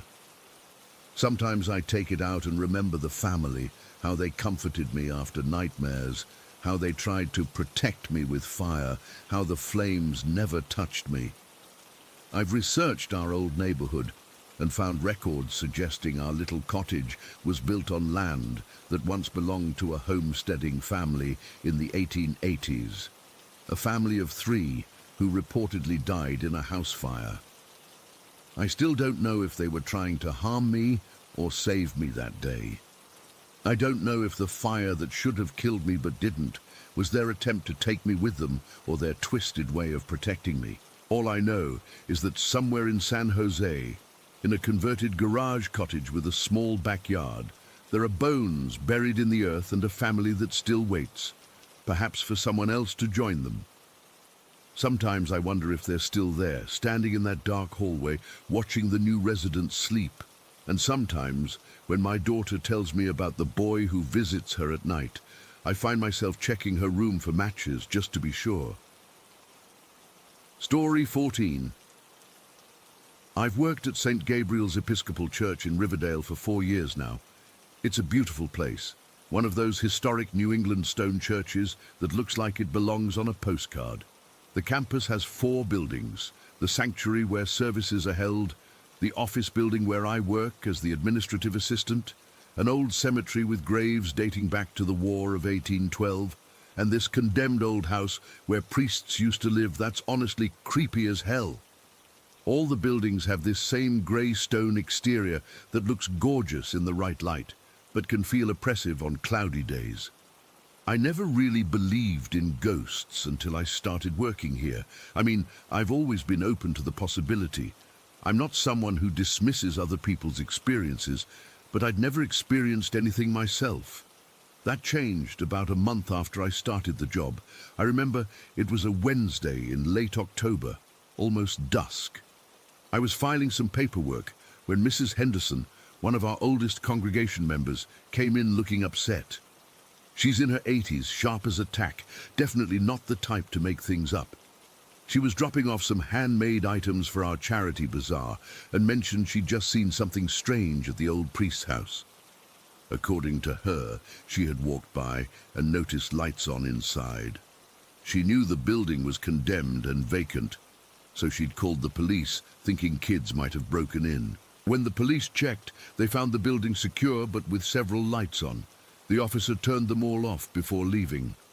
Mrs. Henderson swore that as she was walking back to her car, she saw the lights flickering back on, one by one, even though no one was inside. I remember laughing it off nervously, telling her old buildings have weird electrical problems. She just gave me this look that made my skin crawl.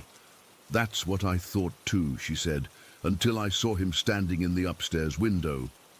That night I was the last one in the office. Usually Father Michael locks up, but he had left early for a hospital visit. I was supposed to turn everything off, set the alarm, and lock the doors.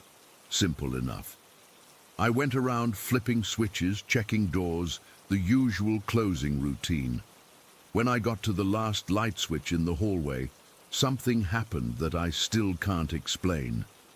As my finger touched the switch, I felt this bizarre electrical buzz shoot through my hand. It wasn't painful, exactly, but it was intense, like sticking your finger in one of those novelty shock toys, but stronger. I yanked my hand back, then cautiously flipped the switch. Nothing weird happened that time. I grabbed my purse from my desk and headed out. But halfway to my car, I realized I'd forgotten my phone charger. Annoyed, I unlocked the building and hurried back inside. And that's when I saw it. The hallway light I'd just turned off was on again. I stood there for a long minute, trying to process what I was seeing. Maybe I hadn't actually turned it off, but I knew I had. I distinctly remembered the weird shock which had made the moment memorable. I walked back down the hall, feeling the hair on my arms standing up, and turned it off again. This time, I watched it for a full minute before retrieving my charger and leaving.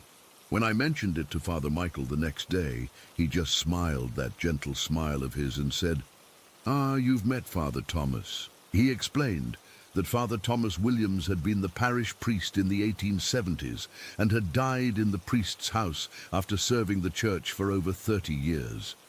Apparently, stories of his ghost had been circulating among the congregation for generations. I laughed it off at the time, but looking back, that was just the beginning. Over the years, I've experienced things I can't explain. Like the time I was working late during a winter storm about 2 years ago.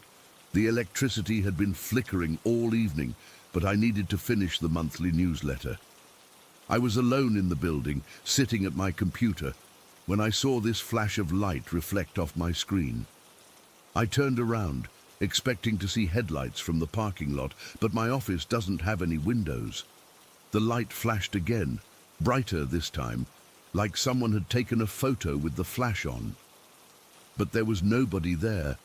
What made it even weirder was the smell that followed. Incense, the same kind we use during special services. It was so strong it made my eyes water. I called out, thinking maybe Father Michael had come back, but the building was empty. I packed up my things and practically ran to my car that night. The scariest experience happened during the COVID lockdown, when I was coming in twice a week to check mail and make sure everything was okay at the church. The place felt different without people, emptier, quieter, but somehow more alive at the same time, if that makes any sense. I was unlocking the office door when I felt resistance on the other side, like someone was holding the knob from the inside. I froze, thinking maybe someone had broken in. But then the knob started to turn by itself, slowly, deliberately, fighting against my grip. I let go and stepped back, watching in horror as the knob completed its rotation and the door cracked open about an inch before stopping. My heart was pounding so hard I could feel it in my throat. I forced myself to push the door all the way open, flipping on lights as I went. I called out, even checked under desks and in closets, but the building was completely empty. I couldn't bring myself to stay that day. I just grabbed the mail and left, my hand shaking so badly I could barely get my key in the ignition. Then there was the incident with the motion detector lights. We have them installed all around the exterior of the buildings for security. One night last summer, I was working late finishing the program for a funeral. It was around 9 p.m. when I decided to call it quits. As I was walking to my car, the motion detector light on the side of the old priest's house flickered on, then off, then on again. There wasn't anyone there. No animals, no wind-blowing branches, nothing. Curious and a bit unnerved, I decided to test it. I walked directly in front of the light, waving my arms. Nothing happened. I jumped up and down, still nothing.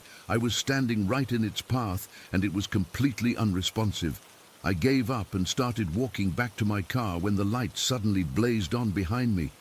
When I turned to look, I swear I saw a dark shadow move across the front of the house.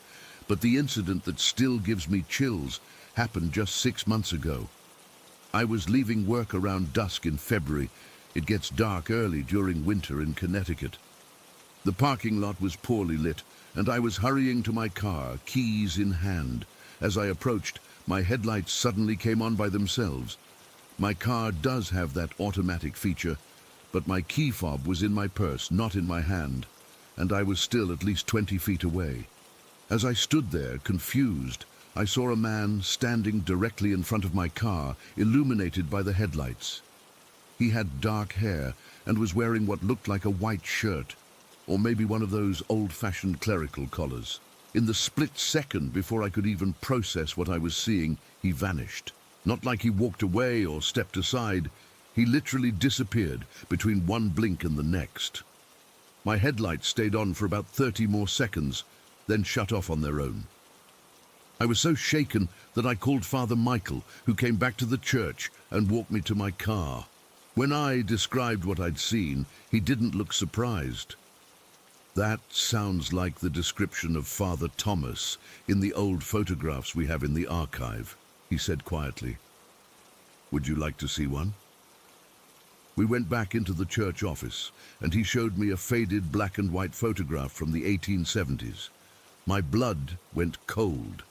It was him, the same high forehead, dark hair, solemn expression, the man I had seen in my headlights. Father Michael has his own stories. He told me about the time our organist, Mrs. Parker, was practicing alone in the sanctuary. She had set her music and a pencil on the bench beside her. In the middle of playing, the pencil suddenly flew across the room as if someone had thrown it. She was so startled she stopped playing immediately, and that's when she heard what sounded like footsteps walking away down the aisle, except there was no one there. Several congregation members have reported seeing a man who matches Father Thomas's description looking out from the upstairs windows of the condemned house, particularly at dusk. What makes this even creepier is that the staircases in that building were removed years ago when they were deemed unsafe. There's literally no way for anyone to be on the second floor. Last week, something happened that made me wonder if things might be escalating. I was making copies in our small supply room when the temperature suddenly dropped. I could see my breath in the air, even though it was a warm spring day and our building doesn't even have air conditioning in that section. Then, right next to my ear, I heard a man's voice whisper what sounded like, "It's time." It was so clear and so close that I could feel the breath on my ear. I spun around, but of course no one was there. The very next day, we received notice from the town that the condemned priest's house is finally scheduled for demolition. After years of delays and historic preservation debates, they've determined the structure is too dangerous to leave standing. Construction crews will begin tearing it down within the year. Part of me wonders if that's what Father Thomas was referring to. Is he upset about the demolition, or is he actually ready to move on? The timing seems too coincidental. Yesterday I was talking with Father Michael about all this, and he told me something that gave me goosebumps. According to church records, Father Thomas was known for his dedication to the church building itself. He personally oversaw the construction of the newest wing of the sanctuary and was said to have blessed every stone that went into it. His final request before he died was that he be allowed to serve the church forever. It almost feels like he's still keeping that promise, watching over the buildings, making his presence known when he feels it's necessary. But what will happen when they tear down the house where he lived and died? Will he finally rest in peace? Or will his activity increase as he tries to stop the demolition? I'm not exactly eager to find out, but I also can't bring myself to quit this job. Despite the occasional supernatural encounter, I love working at St. Gabriel's. The history of the place, the beautiful old buildings, the community, it all means something to me now. And honestly, after 4 years, I've almost gotten used to Father Thomas's presence. Almost.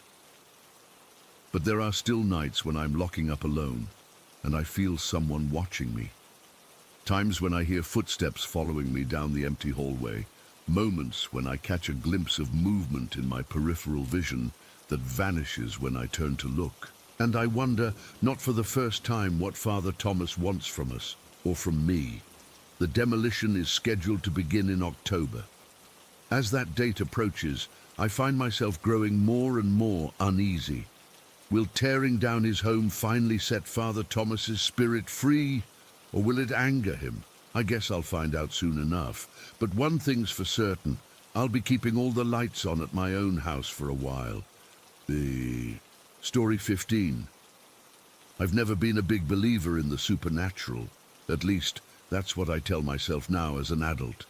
But there's one experience from my childhood that I've never been able to explain away. No matter how hard I've tried to convince myself it was just a dream or my imagination running wild. Back in the 80s, when I was about 5 years old, my family would often stay at my grandparents' house in Hopkinton, Massachusetts. It was this massive old place, built sometime in the early 1800s, all creaky floorboards, narrow hallways, and that distinct smell that only truly old houses have. You know the one, like old books, wood polish, and something else you can't quite place. My grandparents had owned the place for decades, but the house had a history that stretched way back. According to family stories that got passed around during holidays, the first people to live there were maids who had previously worked for Abraham Lincoln. I remember my dad telling me this with a hint of pride, like our family had some tangential connection to American history because of it. Whether that was actually true or just family legend, getting embellished over the years, I couldn't tell you. What I do know is that my nana had this weird obsession with these maids. There were these ancient sepia-toned photographs of them hanging all over the house. As a kid, these pictures freaked me out. The women in them never smiled. Nobody did in old photos, I guess. And their eyes seemed to follow you around the room. They wore these long, heavy-looking dresses with white aprons and those old-fashioned bonnets that tied under the chin. Perfectly normal for their time period, but deeply unsettling to a 5-year-old boy. I remember asking my mum once why Nana had so many pictures of strangers on her walls. She explained that Nana felt connected to the history of the house and wanted to honor the people who lived there before. There was also something about a fire in the early 1900s, where one of the maids had died in the attic. That detail stuck with me, and whenever I had to go near the attic door, I'd run past it as fast as I could. Anyway, it was summer break, and my parents had dropped my brother and me off to stay with our grandparents for the weekend. My grandfather, who we called Papa, had passed away earlier that year, so it was just Nana alone in that big house. I think my parents were worried about her being lonely. The first night there was completely normal. My brother and I shared the king-sized bed in the guest room on the second floor. It was this massive four-poster thing with a heavy quilt that Nana had made herself. The weight of it made you feel secure, like being wrapped in a warm hug. But the second night, that's when it happened. I've always been a light sleeper. The slightest noise would wake me up, which is probably why I was awake when nobody else was. It must have been around 2 or 3 in the morning. The house had that absolute stillness that only happens in the dead of night, especially in the countryside where there's no traffic or city noise. I remember lying there, staring at the ceiling, listening to my brother's steady breathing beside me. He could sleep through anything. The moonlight was coming through the thin curtains, casting these weird, elongated shadows across the room. The door to the bedroom was slightly ajar. Nana always left it that way in case we needed something during the night. That's when I saw her. A figure appeared in the doorway. At first, I thought it was Nana coming to check on us. But as my eyes adjusted, I realized this wasn't my grandmother. The figure was glowing faintly, not like something out of a movie with bright light streaming off it, but with a sort of dull white luminescence that made her stand out against the darkness of the hallway. She was wearing one of those long dresses I'd seen in the photographs, with a white apron over it. Her hair was hidden under a bonnet tied beneath her chin. Her face, God, her face. It wasn't grotesque or scary in the way horror movies portray ghosts. It was just empty somehow. Like she was there but not fully formed, with features that seemed to shift slightly if you looked at them too long. My first thought, weirdly, was that it might be my grandfather. I know that sounds stupid. This was clearly a woman and nothing like my papa. But I was 5, and grief does strange things to a kid's mind. I actually called out in this tiny whisper, "Papa." She didn't respond. Instead, she began moving toward the bed. Not floating or gliding like ghosts in movies. She walked, her feet making absolutely no sound on the old wooden floor that normally creaked under even the lightest step. When she reached the side of the bed, she just stood there for a moment looking down at me. I was completely frozen, not paralyzed with fear like you hear about in sleep paralysis. I could move if I wanted to, but I was too terrified to do anything but lie there, clutching the quilt with white knuckles, hardly daring to breathe. Then she did something that still gives me chills when I think about it.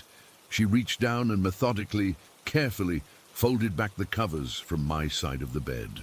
Not yanking them away, but folding them back neatly, precisely, the way a maid would turn down a bed. The cold air hit my pajama-clad legs, and I felt goosebumps rise all over my body.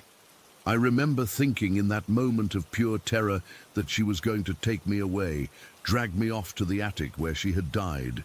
But she didn't. She just stood there for another moment, looking down at me with that vague, unformed face, then turned and walked back out through the door, disappearing into the darkness of the hallway. The whole encounter couldn't have lasted more than a minute, but it felt like hours. I lay there, completely unable to move, listening for any sound of her returning. My brother slept through the entire thing, his breathing never changing rhythm. Eventually, I must have fallen asleep from pure exhaustion. When I woke up the next morning, the covers were still folded back on my side of the bed. At breakfast, I tried to tell Nana what had happened. I was still shaken up, picking at my scrambled eggs while I described the woman in the white dress and bonnet, how she'd folded back my covers and just left. Nana gave me that smile adults give kids when they think they're being cute but silly.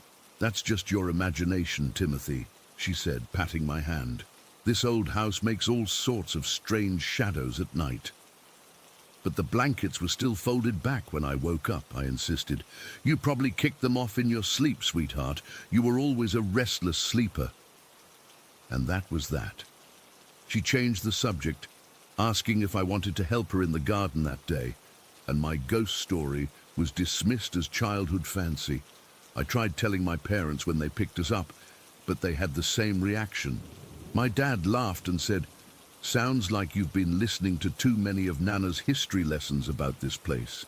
My mom was a little more sympathetic, suggesting that maybe I'd had a particularly vivid dream. After a while, I stopped bringing it up.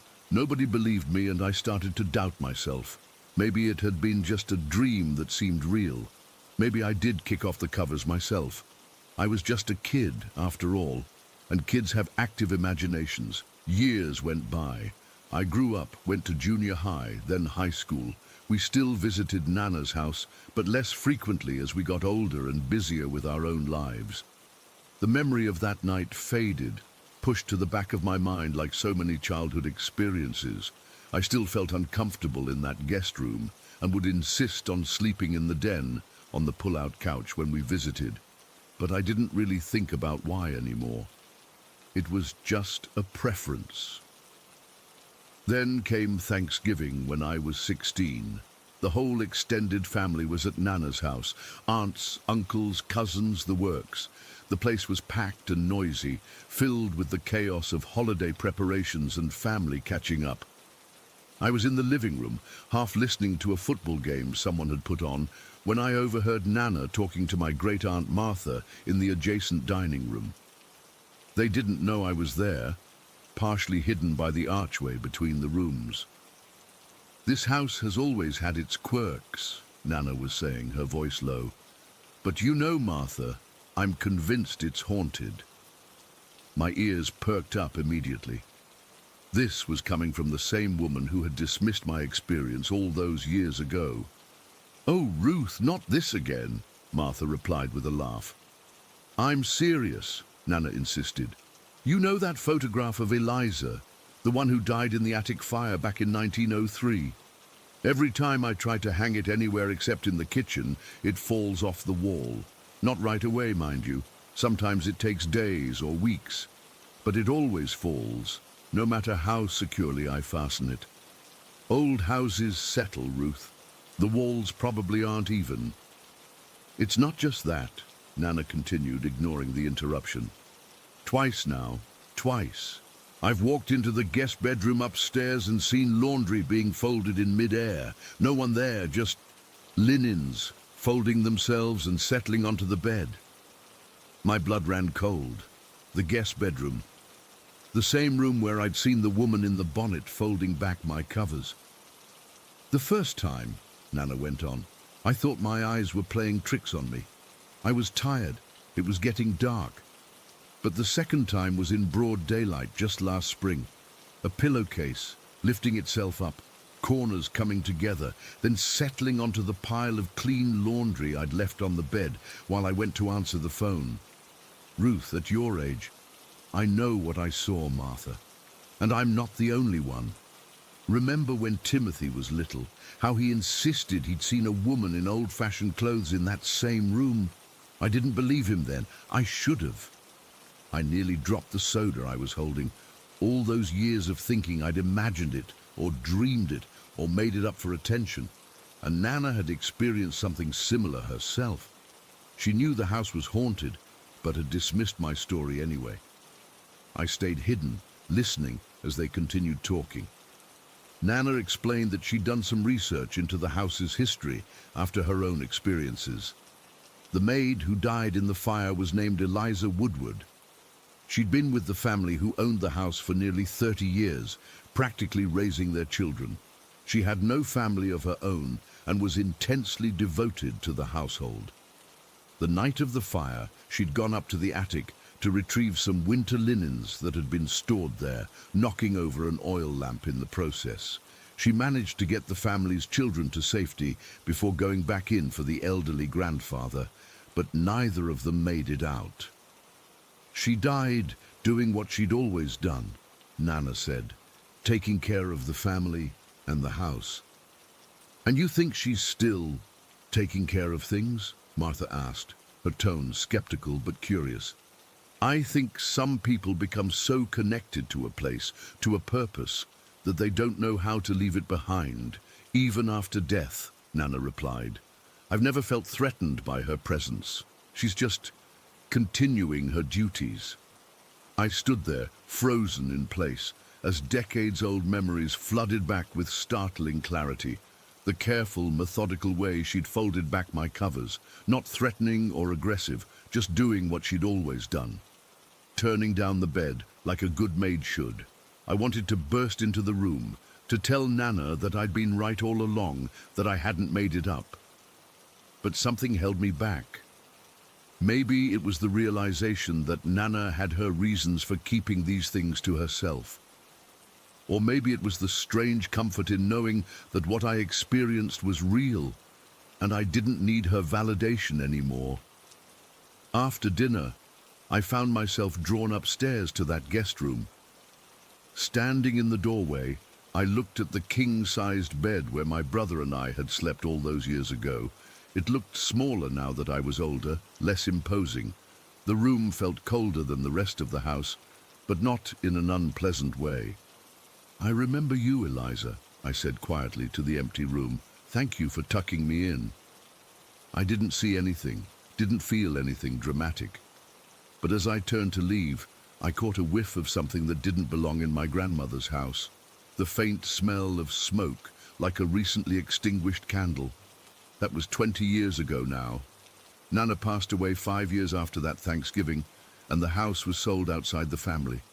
I drive by it sometimes when I'm back in Hopkinton, wondering if the new owners have experienced anything strange. Wondering if Eliza is still there, still folding laundry and turning down beds, still caring for a home that stopped being hers a century ago. I've tried researching the history Nana told my great-aunt, tried to find records of Eliza Woodward and the fire. There are mentions in old town records of a fire at the address in 1903, but newspapers from that time are spotty. Her name appears in a census from 1890, listed as a domestic servant at that address. It's just enough evidence to make me believe the story wasn't entirely fabricated. To this day, I can't sleep with the covers tucked in too tightly. I always leave them loose, folded back at the corner. And sometimes, when I'm drifting off to sleep in that space between wakefulness and dreams, I swear I can feel someone carefully adjusting my blankets, making sure I'm properly tucked in for the night.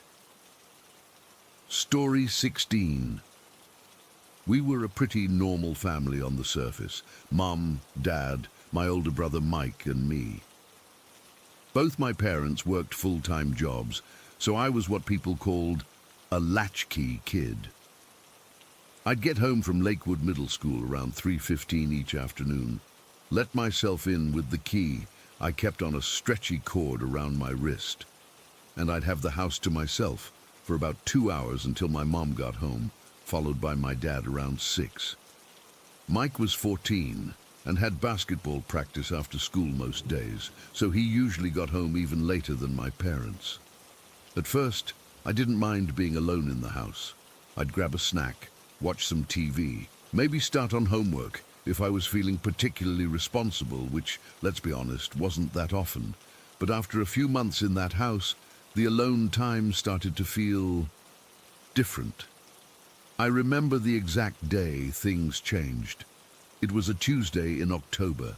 The weather had just started getting chilly, and the trees were dropping their leaves. I came home as usual, threw my backpack on the couch, and went to the kitchen for a peanut butter sandwich. As I was spreading the peanut butter, I heard a thump from upstairs. Not like something had fallen, more like someone had jumped or stomped on the floor. I rose, knife hovering over my bread. My heart was pounding in my chest. We lived in a detached, single-family home, not an apartment, so there was absolutely no reason to hear footsteps above me. "Hello?" I called out. My voice sounded small and scared. Silence. I told myself it was just the house settling. Old houses make noises, right? Ours wasn't particularly old, built in the 70s. But I needed an explanation I could live with. I finished making my sandwich with shaking hands and ate it in front of the TV, with the volume turned up louder than usual. That was the beginning. Over the next few weeks, the noises upstairs became more frequent. Footsteps moving from one bedroom to another. The unmistakable sound of someone running down the hallway, and most distinctively, what sounded exactly like a small rubber ball being bounced repeatedly on the wooden floor. Eventually, I worked up the courage to tell my family about the sounds. My dad dismissed it as the house settling, just as I'd tried to convince myself. My mom suggested it might be squirrels or raccoons that had somehow gotten into the attic. But my brother Mike looked at me strangely when I mentioned it at dinner. Later that night, he came into my room and sat on the edge of my bed. "I've heard them too," he whispered, looking toward my bedroom door as if afraid of being overheard. "You have?" I felt simultaneously relieved and terrified. Relief that I wasn't imagining things, terror that the sounds were real. "It's a little boy," Mike said with the authority only a 14-year-old could muster. "He got hit by a car in front of the house in the 80s. That's why he bounces that ball upstairs. He's still playing." I stared at him. "How do you know that?" Mike just shrugged. "Just do." And he left, leaving me with more questions than answers. I never found out where Mike got that information. When I asked him years later, he claimed he didn't remember telling me that at all. But it stuck with me. That image of a little ghost boy bouncing his ball upstairs while I sat terrified below.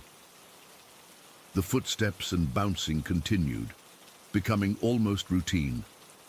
But then, something else started happening. Something that still sends shivers down my spine when I think about it. It began innocently enough. I was bored one afternoon, flipping through channels and finding nothing interesting. The mail had just been delivered, and I'd grabbed it from the box on my way in. Bills, magazines, advertisements, the usual stuff. Without really thinking about it, I decided to play mailman. I took the stack upstairs, something I usually avoided doing when I was alone in the house. The upstairs hallway had 4 doors, my parents' bedroom at one end, the bathroom next to it, and then Mike's room and mine at the other end. All the doors were closed, as they usually were during the day. I separated the mail into random piles and then slid pieces under each door, pretending I was delivering mail to different apartments. It was just a stupid game to pass the time. I slid the last piece, a credit card offer, under my parents' door and turned to go back downstairs. That's when I heard it, a soft sliding sound behind me. I turned around. The piece of mail I had just pushed under my parents' door was gone. Not just partially under the door where I'd left it, but completely gone. Pulled to the other side. My breath caught in my throat. I stared at the gap beneath the door, the thin line of shadow where the paper had been seconds before. "Mom!" I called, though I knew full well she wasn't home. No answer. I ran to Mike's door. The catalogue I'd pushed underneath was also completely gone. Same with the flyer under my door. All of the mail gone, as if someone on the other side had taken it. I didn't go upstairs for the rest of that day. When my mum got home, I didn't tell her what happened. I didn't tell anyone. It seemed too crazy, too impossible to explain. But the next day, I did it again. I can't explain why. Fear mixed with curiosity, I guess. Kids do strange things, especially when they're trying to make sense of something scary. I took that day's mail upstairs and pushed pieces under each door, leaving just enough sticking out to be visible. I waited, heart hammering in my chest. 10 seconds. 20. Then slowly, piece by piece, the mail disappeared under each door, pulled by unseen hands on the other side. This became my twisted daily ritual. A game with something I couldn't see. Sometimes the mail would be pulled under immediately. Other times it would sit untouched for minutes before suddenly sliding out of sight when I wasn't looking directly at it. I started experimenting, pushing the mail just barely under the doors, leaving only the tiniest edge exposed. Still, whatever was on the other side managed to grab it and pull it through. The worst part? I never found the mail afterward. When I'd checked the rooms later with my family home, the pieces were never there. They didn't end up on bedroom floors. They weren't tucked under beds or dressers. They simply vanished. The activity wasn't limited to the mail game. The footsteps grew louder, more purposeful. The bouncing ball sound became so distinct that I could track its movement. From my parents' room, down the hall into the bathroom, then to Mike's room, then to mine. Back and forth, back and forth. One afternoon, about 6 months after the noises started, I was watching TV downstairs when I heard the toilet flush upstairs. The sound of running water in the pipes was unmistakable. Then came footsteps crossing from the bathroom to my parents' bedroom. I sat frozen on the couch, the TV show forgotten. No one was home. No one human anyway. That was the day I decided I couldn't sleep upstairs anymore. I told my parents I was scared of being up there alone. I didn't mention the footsteps, the ball, or the mail game. I just said I had nightmares and felt safer downstairs. They were confused but eventually relented, helping me set up a temporary bed on the pull-out couch in the living room. That temporary arrangement lasted until we moved away 2 years later. The upstairs bathroom became a source of particular terror. It was the only bathroom in the house, so I couldn't avoid it entirely. But every trip became a nerve-wracking ordeal. I'd run up the stairs as fast as I could, heart pounding, do what I needed to do, and then sprint back down, always feeling as if something was reaching for me, just a fingertip away from grabbing the back of my shirt. I developed a whole routine around it. I would never, ever close the bathroom door all the way. I needed to be able to hear if anything was coming down the hallway. I kept my eyes on the gap beneath the door the entire time, watching for shadows. I'd sing or talk to myself just to fill the silence, and the moment I was done, I'd be out of there, taking the stairs 2 or 3 at a time, convinced that something was right on my heels. I can still feel that sensation, the certainty that if I looked back, I'd see something standing at the top of the stairs, watching me run away. Despite my fear, I continued the mail game. It became a compulsion. Every day after school, I'd take whatever had been delivered, creep upstairs, and slide it under the doors. I'd watch, heart racing, as unseen hands pulled it away. There was something almost comforting in the routine, as terrifying as it was. At least it was predictable. At least I knew what would happen. One day stands out more vividly than the others. It was a Friday in May, near the end of the school year. I came home to find a birthday card in the mail from my grandmother, addressed to me. My birthday was still 2 weeks away, but Grandma always sent things early. I took it upstairs, but instead of sliding it under one of the bedroom doors, I sat in the hallway, my back against the wall. "I got a birthday card today," I said out loud, feeling both ridiculous and terrified. "It's from my grandma. She lives in Florida." The silence felt different somehow, attentive, like something was listening. "My birthday's not for 2 weeks," I continued. "I'm going to be 12. A soft thump came from my bedroom, as if something light had been dropped on the floor. I swallowed hard. Do you want to see my card?" With trembling fingers, I slid the envelope halfway under my bedroom door. It didn't move. I waited, counting the seconds in my head, but the envelope remained exactly where I'd put it. Just as I was about to reach for it, thinking maybe the game was over, the envelope was suddenly yanked under the door so forcefully that it tore, leaving a small piece of the corner in my hand. I scrambled to my feet and ran downstairs, shaking. That night, when I went to bed on the couch, I found my birthday card on the coffee table. The envelope was torn exactly where it had ripped upstairs, but the card was intact inside. I never told anyone. What would I have said? That a ghost returned my mail. The activity continued, growing more intense as summer approached. The footsteps became louder, sometimes accompanied by what sounded like furniture being dragged across the floor. The bouncing ball sound was near constant in the afternoons. And sometimes, when I was sitting downstairs alone, I'd hear what sounded like a child's laughter from upstairs, faint, distant, but unmistakable. There was one final incident that pushed me over the edge. It was a Tuesday afternoon in June, unusually hot for that time of year. The house was stuffy, and the downstairs was particularly warm because heat rises. Despite my fear, I decided to go upstairs where it was cooler. I brought a book and settled on the top step, within easy dashing distance to the stairs if anything happened. I'd been reading for maybe 15 minutes when I heard it, a door creaking open behind me. I turned, expecting to see nothing, as I always did when I investigated the sounds. But one of the doors was open. My bedroom door, which had been closed when I came upstairs, was now standing open about 6 inches. I stared, unable to move, unable to breathe. As I watched, frozen in place, the door slowly opened wider as if someone was pushing it from inside the room. I didn't wait to see what might emerge. I dropped my book and ran, taking the stairs so fast I missed the last 3 and landed hard on my hands and knees in the downstairs hallway. I didn't stop. I ran straight out the front door and sat on the porch until my mum's car pulled into the driveway an hour later. I never went upstairs alone again after that. I refused. If I needed the bathroom, I'd wait until someone was home and ask them to come upstairs with me and wait in the hallway.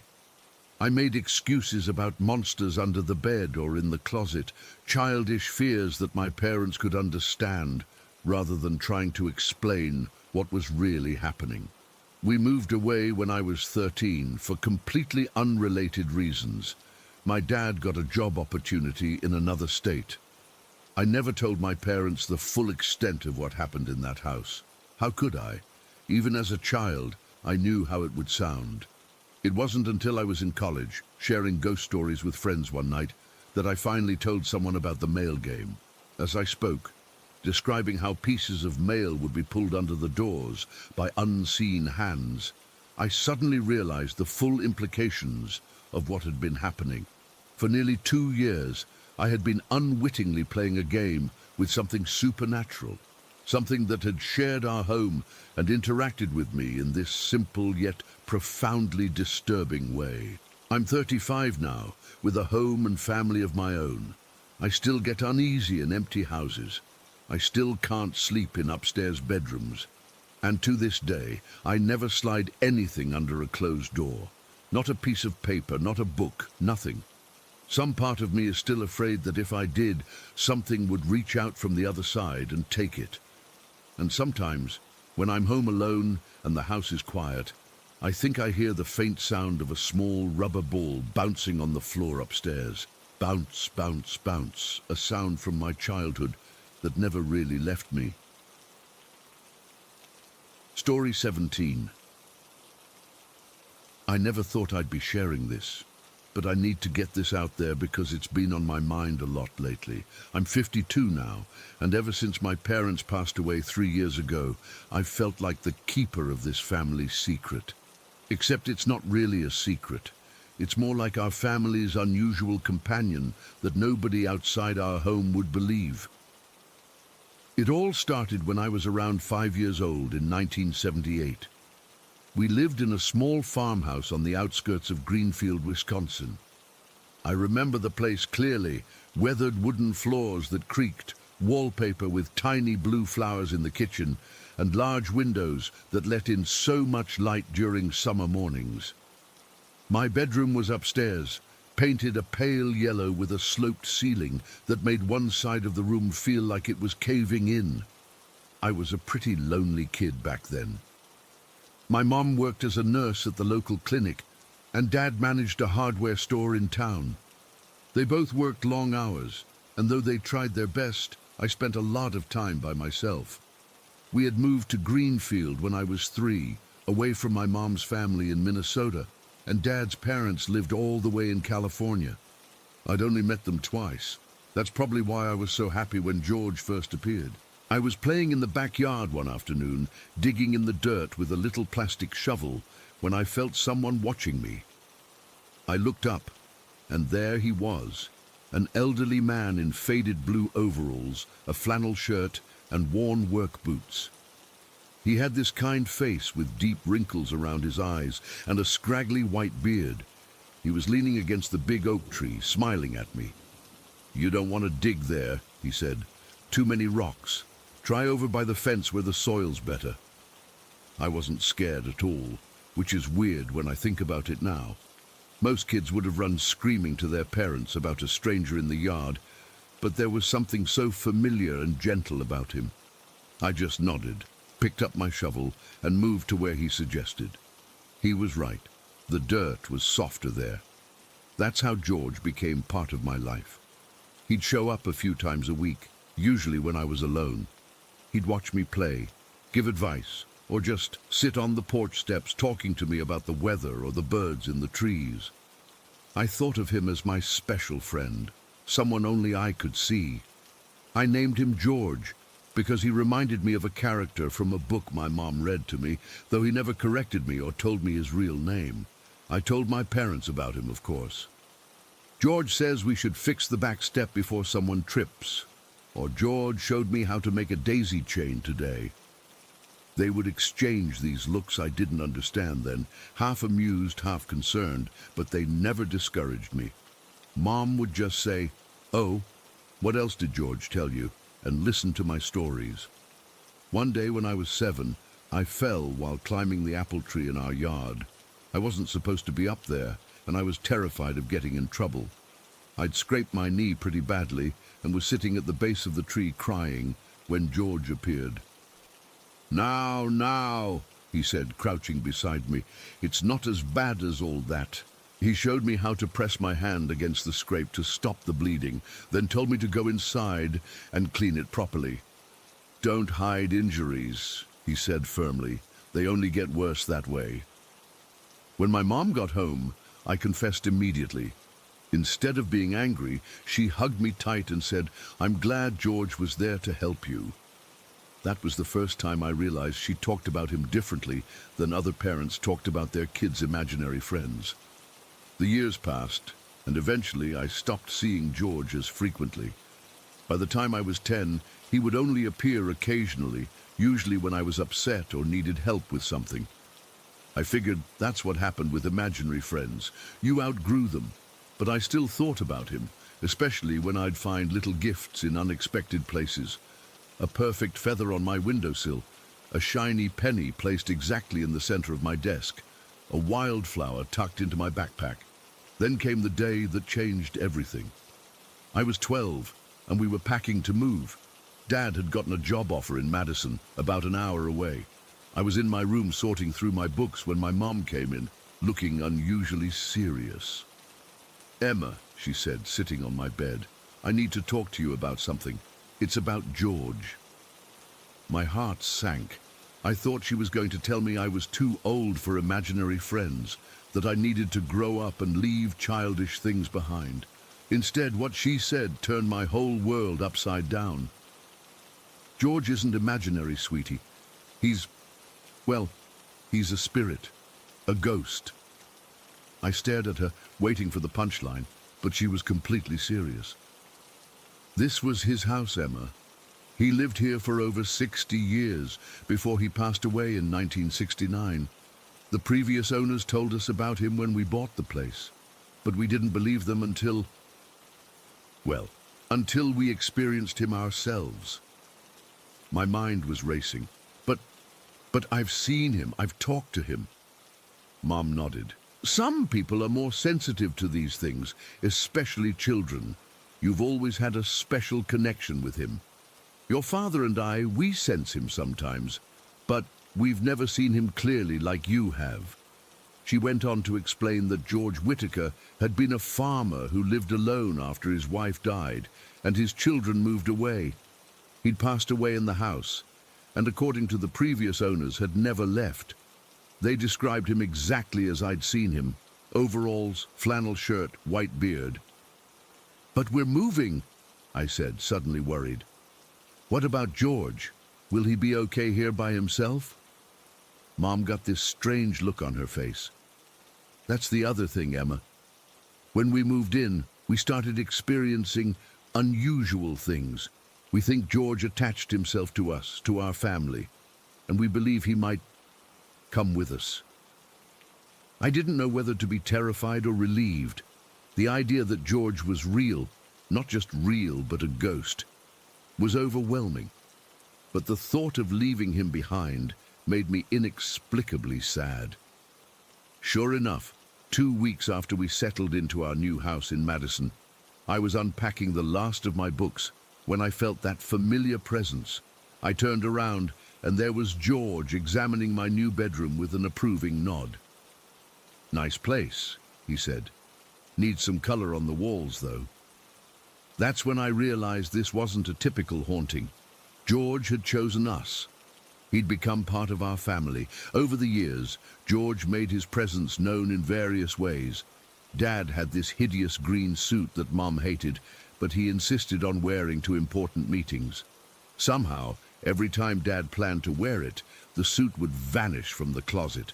They'd tear the house apart looking for it, only to have it reappear neatly laid out on their bed when they returned home. Mom would try not to smile, but I knew she was secretly grateful for George's intervention. When we got our first microwave in 1984, strange things started happening. It would open and close on its own, despite having a door that needed a firm pull to open. We'd hear the distinctive click of the latch releasing, the hum as the door swung open, then the solid thunk as it closed again. Dad would roll his eyes and mutter, "George is exploring the new technology." My teenage friends thought our house was haunted, which I suppose it was, but not in the scary way they imagined. Sometimes they'd stay over, and in the morning they'd tell me about hearing footsteps in the hall or feeling someone sit on the edge of their bed. I never told them about George. It felt too personal, too special to share. We moved again when I was 17, this time to Milwaukee for Dad's new position. I was in the middle of helping carry boxes into the new house when I felt something brush against my arm. I turned to see George standing in the living room, surveying the space. "Too many windows," he said with a frown. "Heat'll escape in winter." He was right, of course. Our heating bills that first winter were astronomical until Dad installed better insulation. College took me away from home for a few years, and I wondered if George would follow me to the dorm. He didn't, at least not that I noticed, but whenever I visited my parents, he'd make his presence known, usually by hiding my car keys just as I was about to leave, giving me an extra hour or two at home. After graduation, I moved back to Milwaukee briefly before getting my own apartment in Chicago. I assumed George would stay with my parents, but about a month after I moved, I came home to find all my kitchen cabinet doors standing open. The next morning, my alarm clock went off an hour early. Little things kept happening. My favorite coffee mug would be moved to a different shelf. Books would be rearranged. The radio would turn on by itself. I finally said out loud, "George, is that you?" That night, I found a penny standing on its edge on my nightstand, something physically impossible without help. George's way of saying yes. When I called my mom to tell her, she laughed. "He's splitting his time between us," she said. "He visits your father and me during the week and spends weekends with you." It should have been terrifying, having a ghost follow me through life, but it wasn't. George was family. He'd been there through everything. My first heartbreak, my job struggles, my achievements. He'd knock pictures askew when I brought home boyfriends he didn't approve of, and somehow flowers in my apartment would stay fresh for weeks when he liked someone. It wasn't until my 30s that I learned more about George's history. My parents had done some research over the years, tracking down records and even finding some of George's distant relatives. The story they pieced together broke my heart. George Whitaker had been born in 1900, married young, and had 3 children. His wife died of pneumonia in 1942, and his kids moved away one by one. First for war, then for jobs in cities, building lives far from their father's farm. They visited less and less frequently, and by the time George died, he hadn't seen any of them for over 5 years. He died alone in the farmhouse. The neighbors found him days later when they noticed no smoke coming from his chimney during a cold spell. Mum showed me a newspaper clipping they'd found with George's obituary. It described him as a fixture of the community, known for his generosity and kindness to neighborhood children. There was a photo too, grainy but clear enough to confirm it was definitely my George. "I think he was lonely," Mum said softly. "And when we moved in, a young family with a little girl, he found the connection he'd been missing. Over the decades, George has remained our permanent companion. He followed my parents through 3 more moves, and he's been with me through 2 marriages, one that ended badly. George knew before I did, knocking over my ex's coffee every morning for weeks before I discovered the affair. My own children grew up with him too, though they saw him less clearly than I did at their age. They'd tell me about the nice old man who helped them find lost toys or warned them away from the hot stove. My daughter Emily had the strongest connection to him, describing his overalls and beard exactly as I remembered them, despite never having heard my detailed description. My parents passed away 3 years ago, within months of each other. After the funerals, I half expected George to fade away too, perhaps moving on with them to whatever comes next. But he stayed. The day after we buried my father, I came home to find my childhood teddy bear, something I'd kept in a box in the attic for decades, sitting on my bed, George's way of comforting me. Sometimes I wonder why he stayed so long. Is he protecting us? Is he unable to move on? Or did he simply choose us as his family when his own abandoned him? I've never tried to banish him or ask him to leave. What kind of person would evict a family member? Last week, I found a feather on my pillow, identical to the ones he used to leave for me as a child. Next to it was a penny, standing impossibly on its edge. I sat down and cried, overwhelmed with gratitude for this peculiar relationship that spanned my entire life. So that's my story. I grew up with what I thought was an imaginary friend who turned out to be the very real spirit of a lonely old farmer. He's moved with my family across 4 decades and 5 houses. He plays harmless tricks, offers silent guidance, and has become as much a part of my life as any living relative. Some might find it creepy or unbelievable, but to me it's just George, my childhood companion who never left, my ghost, my friend. And sometimes, on quiet evenings when the house settles and creaks, I look up from my book and catch a glimpse of faded blue overalls and a gentle smile, and I know I'm not alone. Story 18. I never believed in the supernatural growing up. Sure, I watched horror movies and got creeped out like any normal person, but I always chalked it up to an overactive imagination when the credits rolled. Real life doesn't work like that, right? That's what Dad always said anyway. Dad still is, one of those men who prided himself on being completely rational and grounded in reality. He's an engineer, trained to see the world in terms of physics and mathematics, not ghost stories and superstitions. We lived in Blackwood, Virginia, in an old 2-story home that had been in my mom's family for generations. It was one of those places with wooden floors that creaked and settled at night. Nothing unusual for a house built in the 1960s. I was 23 at the time this happened, living at home to save money while finishing my college degree at the local university. My little brother Ethan was only 7. Looking back, I think it all started because of my dad's big mouth. He'd been on this kick about how supernatural stuff was all nonsense. Ghosts, spirits, demons, all of it. He'd even taken to loudly proclaiming it around the house, almost like he was baiting something. If there are any ghosts here, I dare you to show yourselves. Push a book off the shelf, make a noise, do something to prove you exist. Mom would roll her eyes, but I remember feeling uncomfortable. Something about challenging the unknown seemed dangerous. Not that I believed, but why tempt fate? It was a Tuesday in late October when everything started. I remember because I had a midterm the next morning, so I'd been up late studying. The house was completely silent by the time I finally crawled into bed around midnight. I fell asleep almost instantly, exhausted from cramming. I woke up at exactly 2:34 in the morning.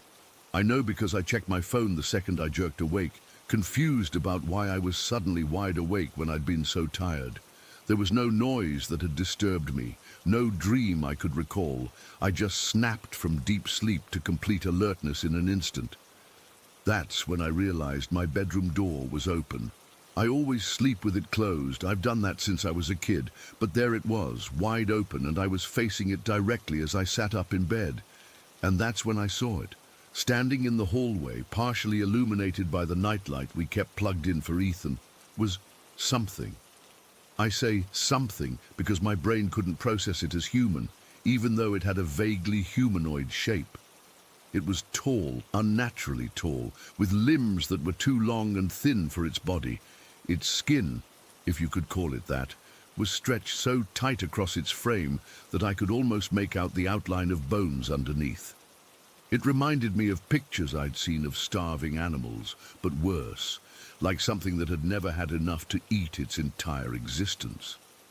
But it wasn't just emaciated. The proportions were all wrong. Its arms hung down past what should have been its knees, with fingers that looked too long and jointed in places fingers shouldn't bend. It was crouched slightly, balanced on the balls of its feet like a predatory animal ready to spring. Its head was the worst part. Thin, oily black hair hung to about chin length, but didn't hide its face. And that face, God, I still see it when I close my eyes sometimes. Its mouth was stretched into a smile that was literally too wide for its face, curving almost ear to ear. And the teeth. There were too many teeth, crowded together like they'd been stuffed forcibly into its mouth. I couldn't breathe. I couldn't move. I couldn't even blink as I stared at this thing standing in my hallway, not 20 feet from my bed. It didn't move either, just stood there staring at me with that terrible smile. I don't know how long we stayed like that. Probably only seconds, though it felt like hours. Then it slowly turned its head toward Ethan's room across the hall. It never entered my room that night. Instead, I watched in silent horror as it moved with unnatural fluidity toward my little brother's bedroom door, which was also open. I wanted to scream, to warn him, to do something, anything, but I physically couldn't make a sound. It was like my vocal cords were frozen. All I could do was watch as this thing crept into my little brother's room and disappeared from my view. I sat there paralyzed with fear for what must have been at least an hour. I heard no screams, no sounds of struggle. Eventually, when the sky started to lighten with the first hints of dawn, I found the courage to move. I crept across my room, grabbed my phone, and called my mom's cell, even though she was just down the hall. I couldn't bring myself to leave my room. When she answered, groggy with sleep, I whispered, "Mom, check on Ethan, please, just check on him right now." She must have heard the terror in my voice because she didn't question me. A few minutes later, she texted me that Ethan was fine, sleeping peacefully. She asked what was wrong, but I couldn't tell her. How could I explain what I'd seen? I skipped my midterm that day. I couldn't leave my room until the sun was fully up, and even then, I was a mess. I told my family I must have caught a stomach bug, and they believed me because I was pale and shaking. I spent the day researching online, trying to find anything that matched what I'd seen. The closest I came were stories about crawlers or skinwalkers, but nothing quite matched the creature I'd encountered. That night I tried to stay awake. I turned on all my lights, played music quietly, and even propped a chair against my door. But eventually, exhaustion won out. Again, I woke at exactly 2:34 in the morning. The chair had been moved, and my door was open. And there it was again, standing in the hallway with that awful smile. This time, it wasn't looking at Ethan's room. It was looking at my parents' bedroom door. I started crying silently as I watched it creep toward their door, moving in that same fluid, unnatural way. I watched it disappear into their room, and again I heard nothing. No screams, no struggle, just the terrible silence of the house at night. By morning I was a complete wreck. I called my grandmother in tears but couldn't bring myself to tell her exactly what was happening. I just said I thought the house had something bad in it and asked if she knew anyone who could help. Always superstitious, my grandmother didn't question me. She said she'd bring some sage over to cleanse the house. My parents thought I was being ridiculous when Grandma showed up that afternoon with bundles of sage and started walking through the house, letting the smoke fill every corner. Dad was particularly irritated, rolling his eyes and muttering about primitive nonsense. But he let her do it because it made me feel better, and I think my mom was a little worried about my state of mind by that point. That night, I felt safer. The house smelled strongly of sage, and Grandma had said a prayer in each room. I even managed to fall asleep without fighting it so hard. But at 2:34 in the morning, I woke up again. My door was open. And there it was, back again, undeterred by the sage or prayers. It was staring directly at me this time, that horrible smile wider than ever. I could see more clearly now that its eyes were sunken deep into its skull, dark and hungry looking. It took a step toward me this time, entering my room. I tried to scream but couldn't. I tried to move but couldn't. All I could do was watch as it took another step and another, its movements jerky yet fluid in a way that defied normal locomotion. It was coming for me. In desperation, I managed to squeeze my eyes shut. I started silently reciting every prayer I could remember, though I'd never been particularly religious. I begged anything that might be listening to make it go away. When I finally found the courage to open my eyes again, it was gone. My door was still open, but the hallway was empty. The house was silent. The next day, I went to the local hardware store and bought several containers of salt. I'd read online that salt could keep evil spirits at bay. I lined every door and window with it, both inside and outside the house. I even scattered it in the corners of every room. My parents thought I was completely losing my mind, but they didn't stop me. I think they were genuinely concerned about my mental state by this point. That third night, I sat up waiting, salt beside my bed, a crucifix I'd borrowed from Grandma clutched in my hand. 2:34 came and went. Nothing appeared. I waited until 3, then 4, before finally letting myself relax enough to sleep. Whatever it was never came back after that night. It's been 5 years, and I still don't know what visited our home those 3 nights. Was it a ghost? A demon? Something else entirely? I've researched endlessly looking for answers. The closest I've come are accounts of crawlers or skinwalkers, but nothing quite matches what I saw. I've moved out since then, into my own apartment in a different town. I still check the salt lines around my doors and windows every night.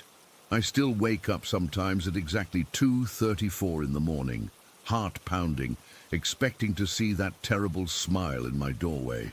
My brother doesn't remember anything unusual from those nights. My father still scoffs at the supernatural, though he's toned down his challenges to the unknown. But sometimes I catch him looking over his shoulder when he thinks no one is watching, and I wonder if he saw something too, something he can't explain with his rational engineer's mind.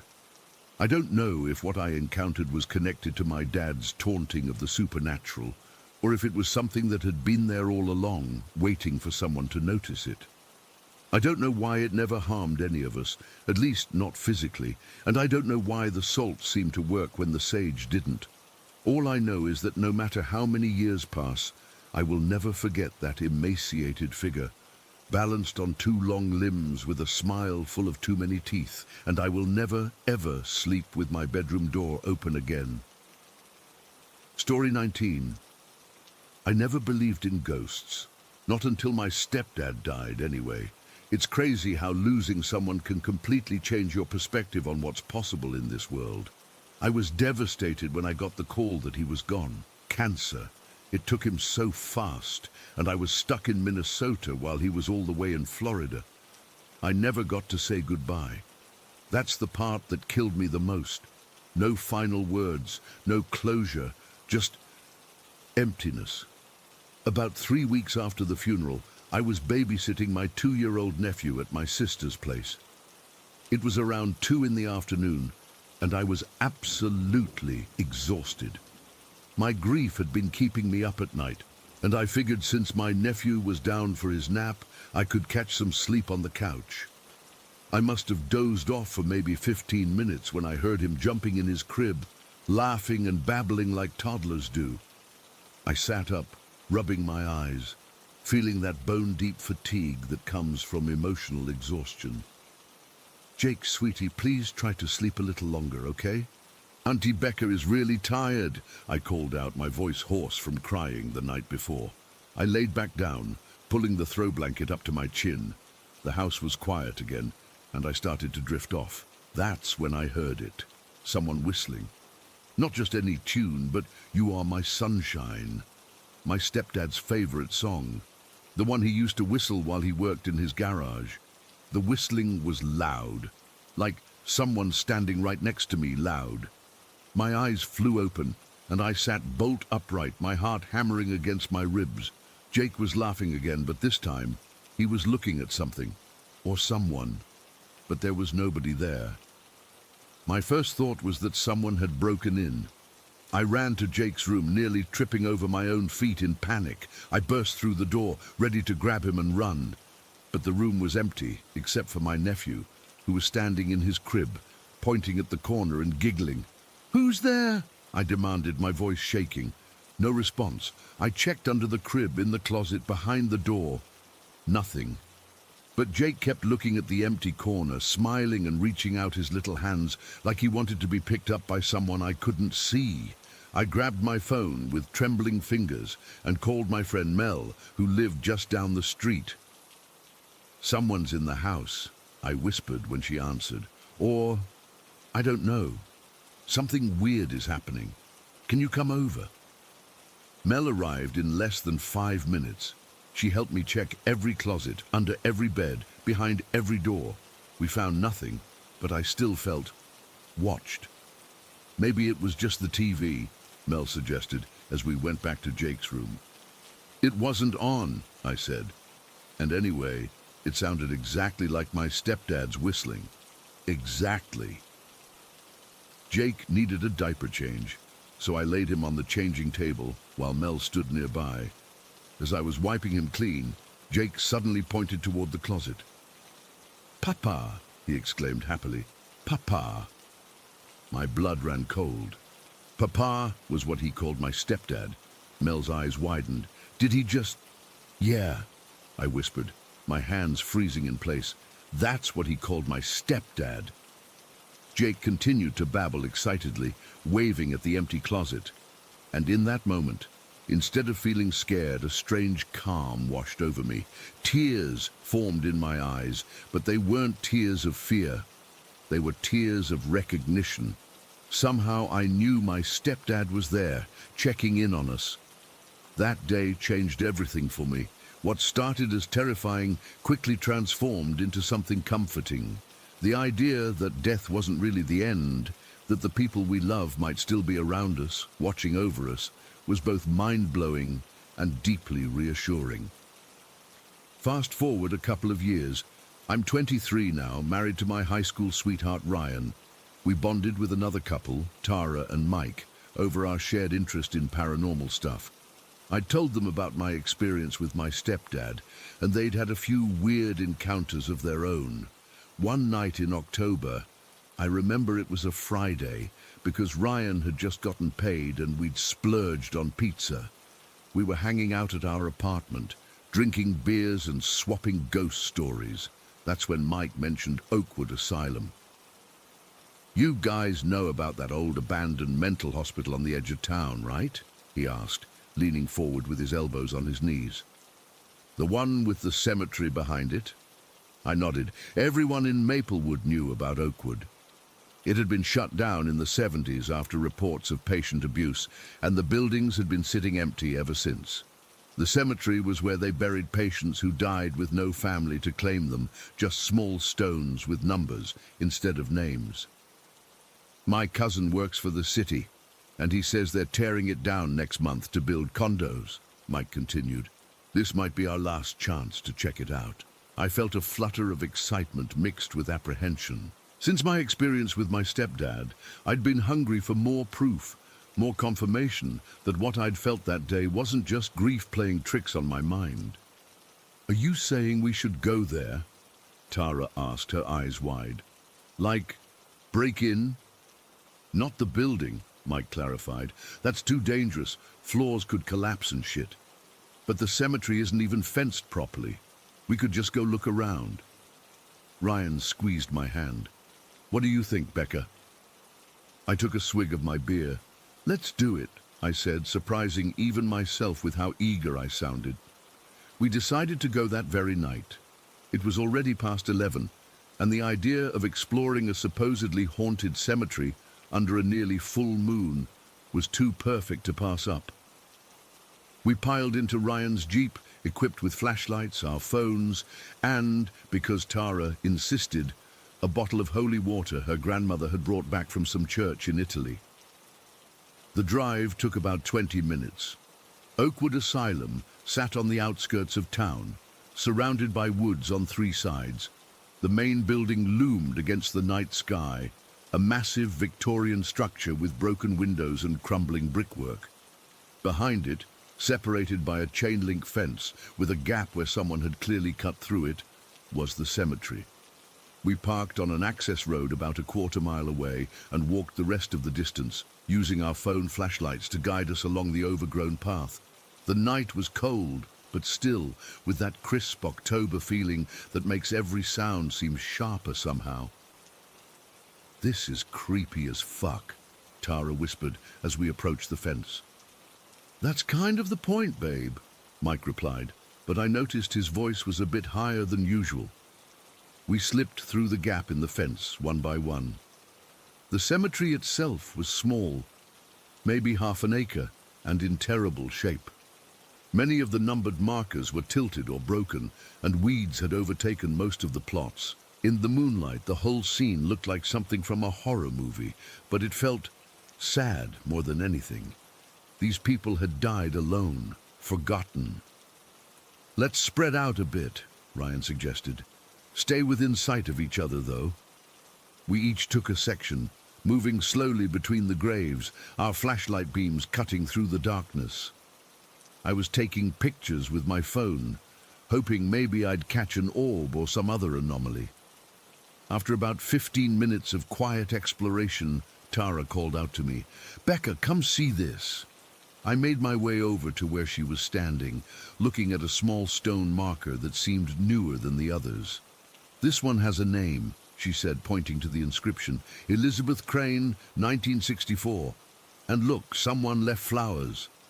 Sure enough, there was a small bunch of dried wildflowers propped against the stone. They looked like they'd been there for months, but the fact that someone remembered this Elizabeth person was touching. "Maybe she had family after all," I murmured. As we stood there, I felt a sudden drop in temperature. The air around us became noticeably colder, like someone had opened a freezer door. The hairs on my arms stood up, and I could see my breath fogging in front of my face. "Do you feel that?" I asked Tara. She nodded, wrapping her arms around herself. "Cold spot. That's supposed to be a sign of spiritual energy," I finished for her. We exchanged excited glances. This was what we'd come for. Some kind of paranormal evidence. "Mike! Ryan!" Tara called out. "Come here!" The guys were about 30 yards away, examining something near the fence line. They looked up at Tara's call, but didn't immediately move. Instead, Ryan pointed at something behind them, along the perimeter of the cemetery. "There's someone over there!" he shouted. We all turned to look. About 50 yards away, along the chain-link fence that separated the cemetery from the asylum grounds, a figure was walking slowly, methodically. It appeared to be a man in some kind of uniform, swinging what looked like a flashlight or lantern in a steady rhythm. "Security guard," Mike said with a groan. "Shit, we're busted." "No, wait," I said, squinting through the darkness. "Something's not right." The figure continued its steady pace along the fence line, never breaking stride or turning toward us, despite Ryan's shout. The light it carried swung with unnatural regularity, like a pendulum, precise and mechanical. We all stood frozen, watching. Then, as the figure reached the corner of the fence, it stopped. And what happened next still haunts my dreams. It turned, not like a person turns with a shift of weight and a pivot of the feet, but like a statue being rotated. One fluid, impossible movement, with no natural human motion involved.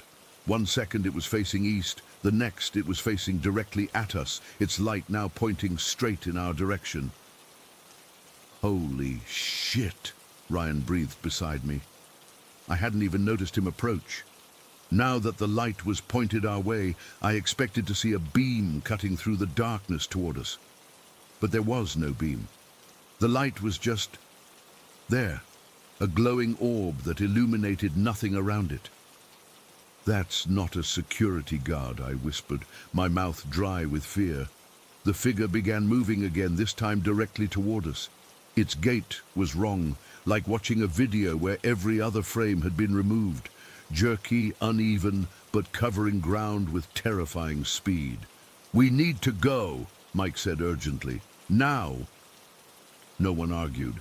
We turned and ran toward the gap in the fence, not caring about the noise we made crashing through the underbrush. I risked one glance back and immediately wished I hadn't. The figure was closer now, and in the moonlight I could see details I'd missed before. Its uniform was outdated, like something from the 40s or 50s, and the face wasn't there. Where features should have been was just a blank, smooth surface, like an unfinished mannequin. I screamed then, a primal sound of pure terror that tore from my throat. The others were already squeezing through the fence gap. I pushed through last, catching my jacket on the sharp wire and feeling it tear as I yanked myself free. We sprinted toward where we'd parked, not daring to look back again. My lungs burned, and my legs felt like they might give out at any moment, but fear kept me moving. When we finally reached the Jeep, Ryan fumbled with the keys, dropping them once before managing to unlock the doors. We piled in, and he started the engine with shaking hands. As he threw the car into reverse, I finally looked back toward the cemetery. The figure was standing at the gap in the fence, its blank face turned in our direction, the orb of light hanging motionless beside what should have been its head. It made no move to follow us beyond the boundary of the cemetery, but somehow that made it even more terrifying, like it knew it didn't need to chase us, like it knew we'd be back. Ryan peeled out of there, tires spitting gravel. No one spoke for several minutes as we sped down the dark country roads back toward town. Finally, Tara broke the silence. "What the fuck was that?" she asked, her voice trembling. "I don't know," I admitted. "But it wasn't human." "Maybe it was just some homeless guy trying to scare us off," Mike suggested weakly. But I could tell he didn't believe it any more than the rest of us did. "Did you see its face?" Ryan asked quietly. There was nothing there. We dropped Mike and Tara off at their apartment first. Before she got out of the car, Tara grabbed my hand. "Don't research it," she warned me. "Whatever that thing was, don't go looking for more information.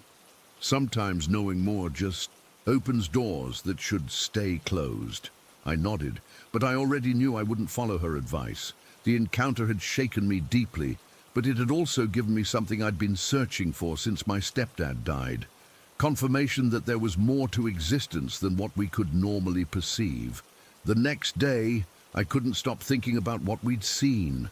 While Ryan was at work, I spent hours researching Oakwood Asylum online. What I found chilled me to the bone. According to old newspaper articles, one of the most notorious staff members at the asylum had been a security guard named Harold Weston. He'd worked there from 1948 until 1964, when he was found dead on the grounds. The official cause of death was a heart attack, but rumors persisted that patients had somehow gotten to him. The articles mentioned his habit of patrolling the cemetery at night, swinging his lantern in a specific pattern that some claimed was meant to keep the spirits of the dead patients from escaping. Even more disturbing was a detail in his obituary. Harold Weston had been disfigured in a chemical accident while serving in World War II. He'd lost most of his facial features and wore a prosthetic mask in public. The date of his death? The same year etched on Elizabeth Crane's tombstone. I've never told anyone about what I found, not even Ryan. Some things, once known, can't be unknown, but I believe now, more firmly than ever, that death isn't the end.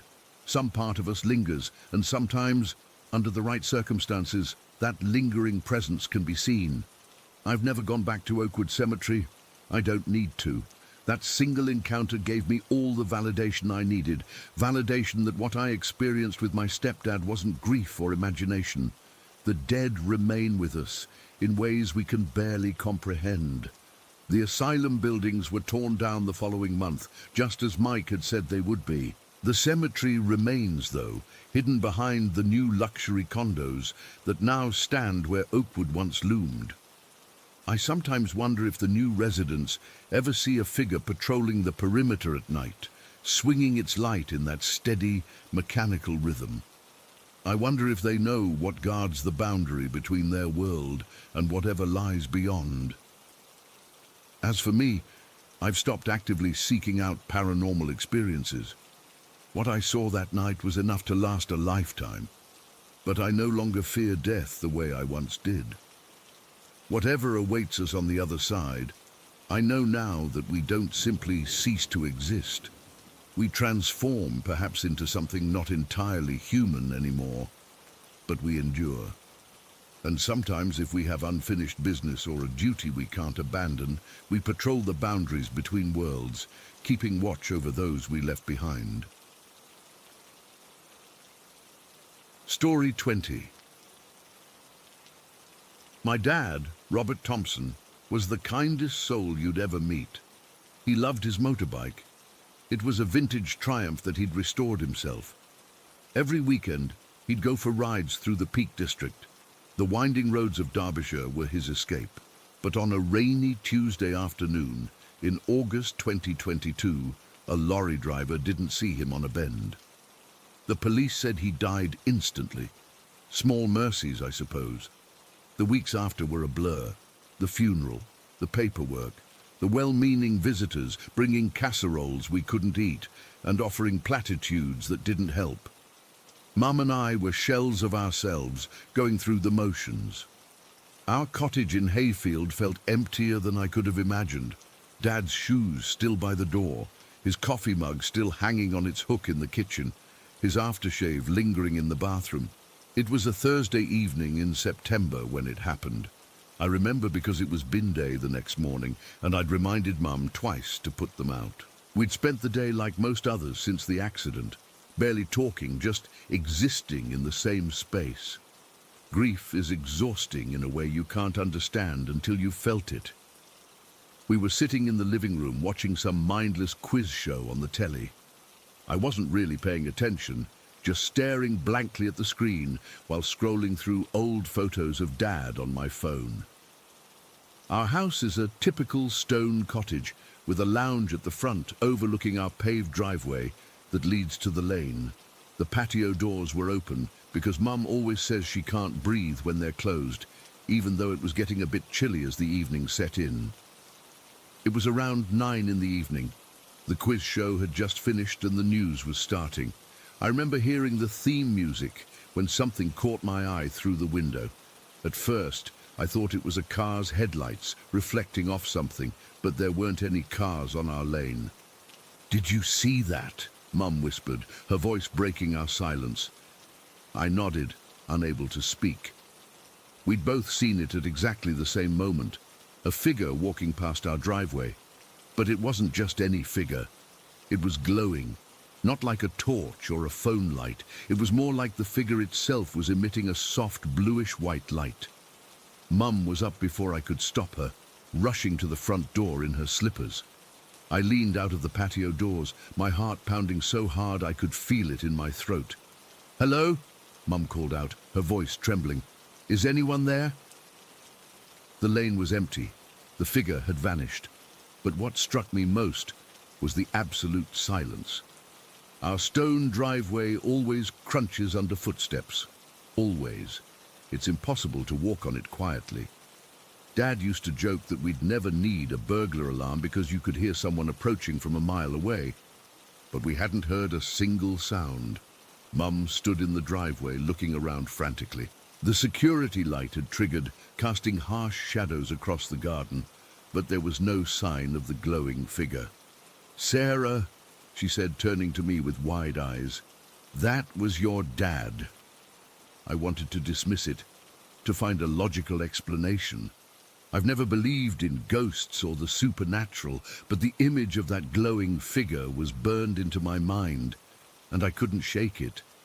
"It couldn't be," I said weakly, but I didn't believe my own words. We spent the next hour trying to replicate what we'd seen. Mum walked up and down the driveway while I shone various lights at different angles. We used torches, phone flashlights, even the headlights from my car.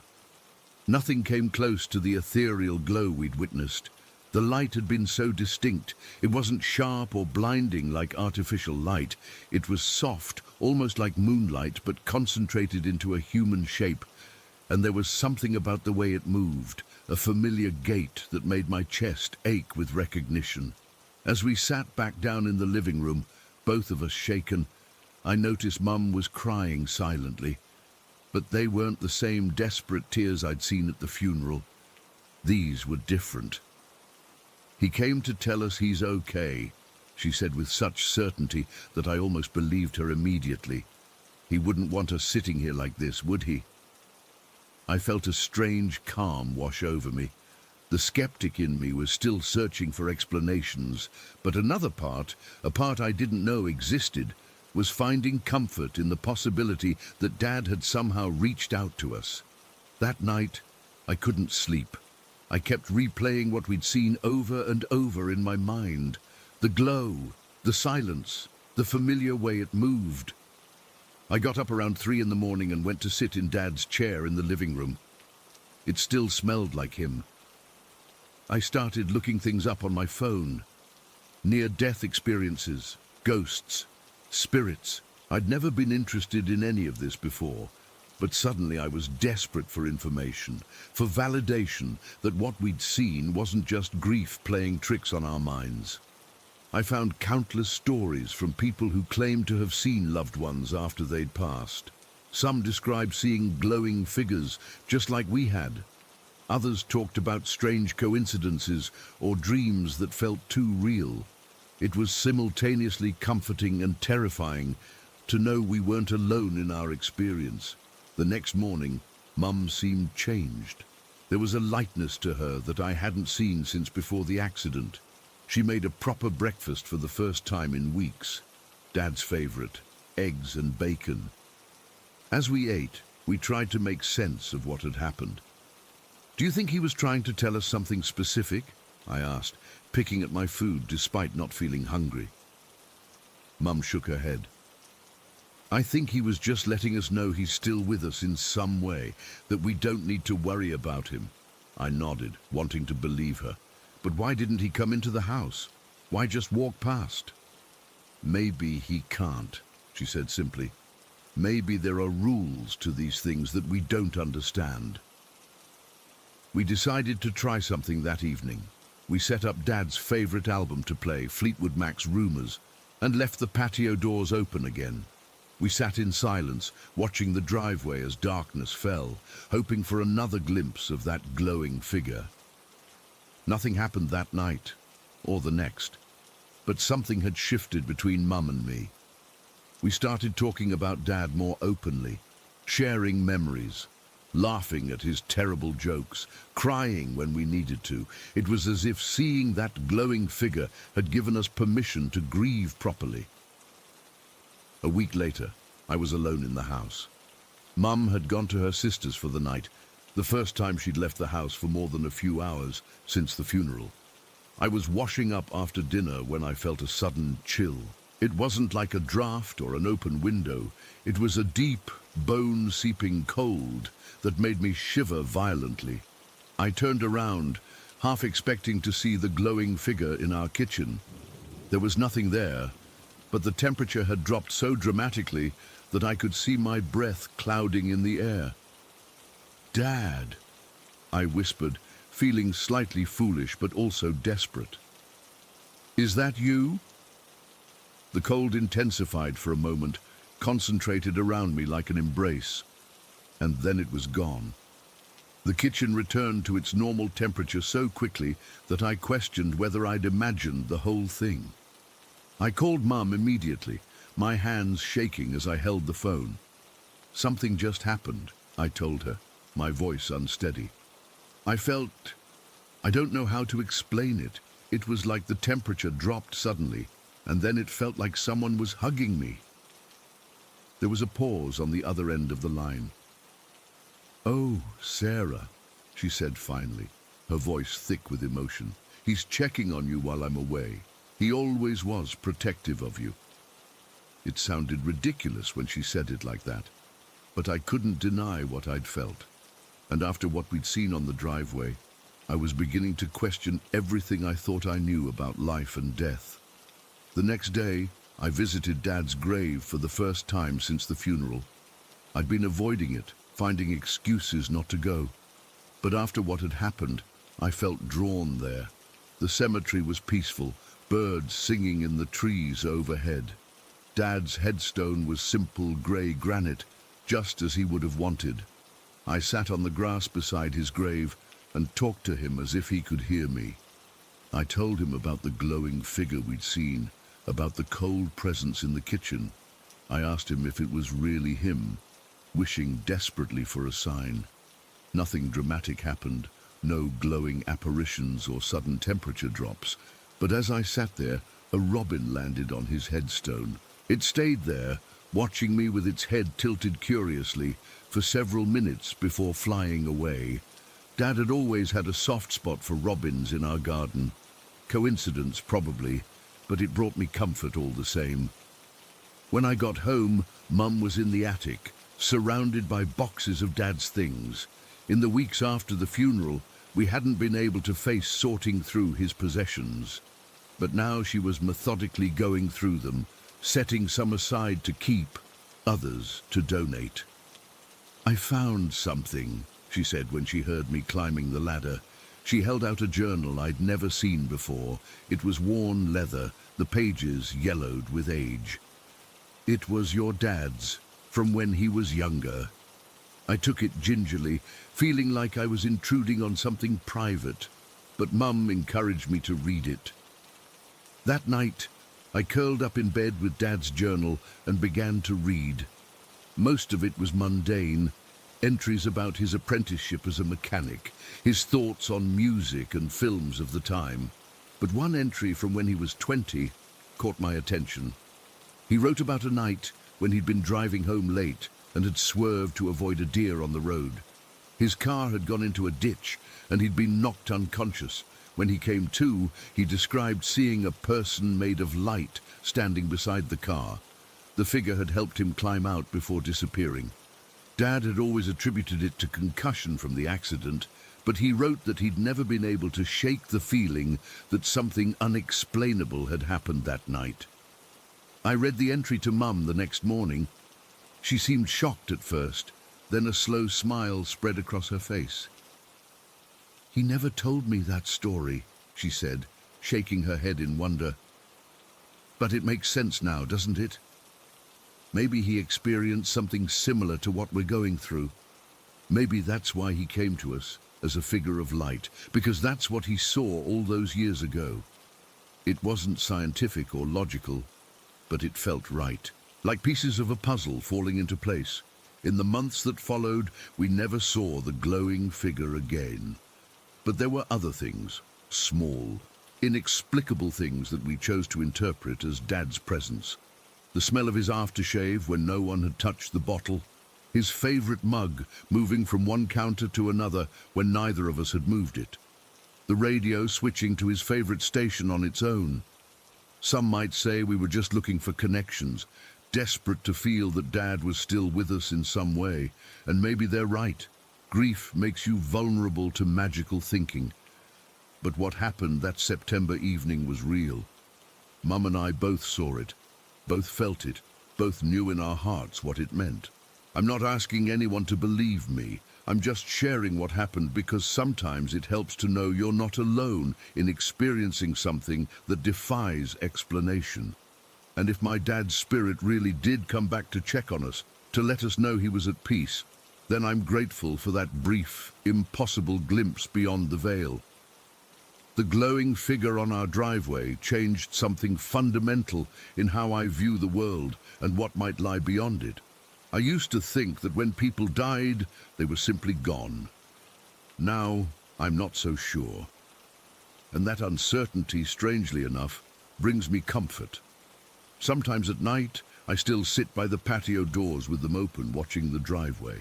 And sometimes, just sometimes, I swear I can feel him sitting there beside me, enveloped in that same peaceful glow, keeping me company as I navigate a world without him in it.